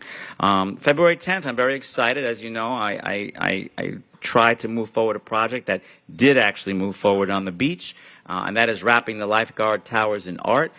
It was my dream to just see a really beautiful display of art along the entire length of the sand, and now we're over 8 of the, maybe up to 10 of the 2022 lifeguard towers, so we'll be dedicating the newest bunch on February 10th. It really looks nice. People really like it, and I think it's just so much better than just those generic lifeguard towers. Seeing them wrapped in art, it's people speaking about it. I see people taking photos of it. It's really nice. As Commissioner Beasley Pittman mentioned, we have Neighbor Support Night on the 12th, and the other stuff we've already talked about. 101, as Vice Mayor mentioned, East Broward. The other stuff we've already talked about. Thank you, Mayor. All right, Commissioner Sorensen. Thank you, Mayor. Was honored to go up to Tallahassee this past week and represent the city of Fort Lauderdale there with Daphne. Thank you, Daphne, for a great effort up there. Vicky, Sabrina, fantastic city manager. Thank you. And we had other staff members there. We met with multiple state representatives, state senators.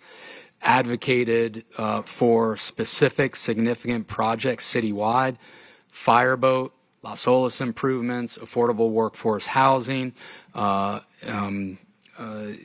infrastructure, roadway improvements, and the meetings were fantastic. Significant support. Daphne will continue to do her magic up there, but I think we're in very good spot to really get some positive state funding for all these citywide initiatives. So that's really exciting. We also, I shared very specifically how Live Local Act really detrimentally impacts our city. And so help share with state legislators what that impact is and what adjustments could be made. So that was very positive, really positive outcome there in our engagement. And thank you for all the team that really helped make that trip productive. And we really worked it sun up to sundown, and I think had some really, really good successes. And it's been mentioned before, but Huizenga Park, we've been working on that for years. And so thank you to the DDA and the city and all neighbors who helped make that possible. Thank you, Mayor. Okay, thank you. Wow, there's time for me. I'll be short. I want to recognize the participants in the Visit Lauderdale Food and Wine Festival that took place on Fort Lauderdale Beach on January 24th. It was an amazing experience, and I don't know how many of the folks got to go there, but I want to thank the restaurant people for the tremendous investment that they made in making it a really great experience, and I think it showed really the nicer side of Fort Lauderdale's dining experience, and it continues to grow year after year. I think it needs to expand beyond the Las Olas Oceanside Park because there were so many people there and so many vendor opportunities that hopefully we can continue with that. And I want to thank the folks at Visit Lauderdale for investing in our community. Let's see. I guess you pretty much mentioned everything else. One other thing, there's a Fort Lauderdale Firefighters Remembrance Ceremony on February 14th. It's at 10 a.m. at 1022 West Las Olas Boulevard, which is the historic fire station. So I invite everyone to come there and share in the remembrance ceremony. Everything else you folks mentioned, and the city's rocking and rolling, and I want to just thank everybody for continuing to do all the great things that continue to happen in our city. City Manager, do you have a report? Thank you, Mayor. Thanks for the feedback, clarification, and direction provided by the Commission earlier today on various items discussed at goal setting and beyond. On January 30th, I issued to the Commission letter to the Commission number 26-028, which is my quarterly update on the accomplishments and achievements of our team over the past quarter. So that would be the first quarter of fiscal year 2026. And I'm happy to report that we are looking ahead. So not just cataloging the accomplishments, but also giving you some highlights of what's to come. As you know, we are fully engaged in collective bargaining with the Fraternal Order of Police and the International Association of Firefighters. We have been working with both unions to try to engage as early as possible. We have not engaged this early in the process for several decades, and we're looking to come to the Commission periodically for input. Prospect Lake Clean Water Center is on track. We've begun to onboard staff and begin the training process, and so that project continues to be on track and on budget. We have begun the AMI installations in areas of the city. We, to date, have installed 750 of these devices. We are trying to ramp up to about 400 a day with completion scheduled for 2027. Those are the water meters? Yes. Okay. Yes. So we're advancing that project. I think we've seen some delays in the past. Fiscal year. About when do you think that might be completed? I know it's a big task. Mid-2027. May of 2027? Mid-2027. Mid-2027? Yes. Mm-hmm. Okay. Thank you. We had our budget kickoff last week, so all the departments convened at Holiday Park. We had leadership from the Office of Management and Budget leading that effort to ensure that we align with the commission priorities as discussed. And we are anticipating that this budget year is going to have some potential challenges, and we're preparing ourselves for that. Commissioner Sorensen mentioned our visit to Tallahassee. Happy to have participated in that. I also invited our fire and police chiefs to participate in Broward Days, which is something we have not done as a city in the past at that level of staffing. I want to congratulate the FXC team for the ACE Awards that happened last week. Several members of the commission were present. Several members of city staff from so many departments were there, and we had our charter officers also represented, city attorney, and our auditor. So thank you so much to the FXC team, and to all those who received an award that night. Congratulations once again. I'm looking forward to meeting more and more of our neighbors. I have been doing a whirlwind tour of the city and going to as many homeowners association and civic association meetings as I can fit on my calendar, and it has been rewarding to learn a lot more about our city and the various districts. Later this week, we will have a management retreat with our senior staff. This gives us an opportunity to get even more immersed in the budget development process and talk about some of our goals for the year, given that the commission has discussed the prioritization workshop and summarized what you would like staff to focus on for this year. So now we will have our budget retreat to solidify some of our operational goals and administrative goals that will support the priorities of the commission. Other than that, I do also want to invite everybody to Neighbor Support Night. Our Neighbor Support Division has been working very hard on that. And so next Thursday, I hope to see every member of our community at Neighbor Support Night. So thank you so much for the opportunity. And that concludes my report. Okay, very good. City Attorney, do you have anything further? I do, Mayor. Okay. You may all have noticed that there were a dozen or more event agreements in this agenda. It was the consent agenda. And I just wanted to point out a member of our office, young lawyer Gabrielle Bush, who has been assigned this portfolio, and you can see that she cranked them out. She's doing a great job, and I just wanted to point that out. Okay. Well, congratulations and thank you. Yes. Okay, there being no further business of the commission, meeting's concluded. Thank you very much, everybody.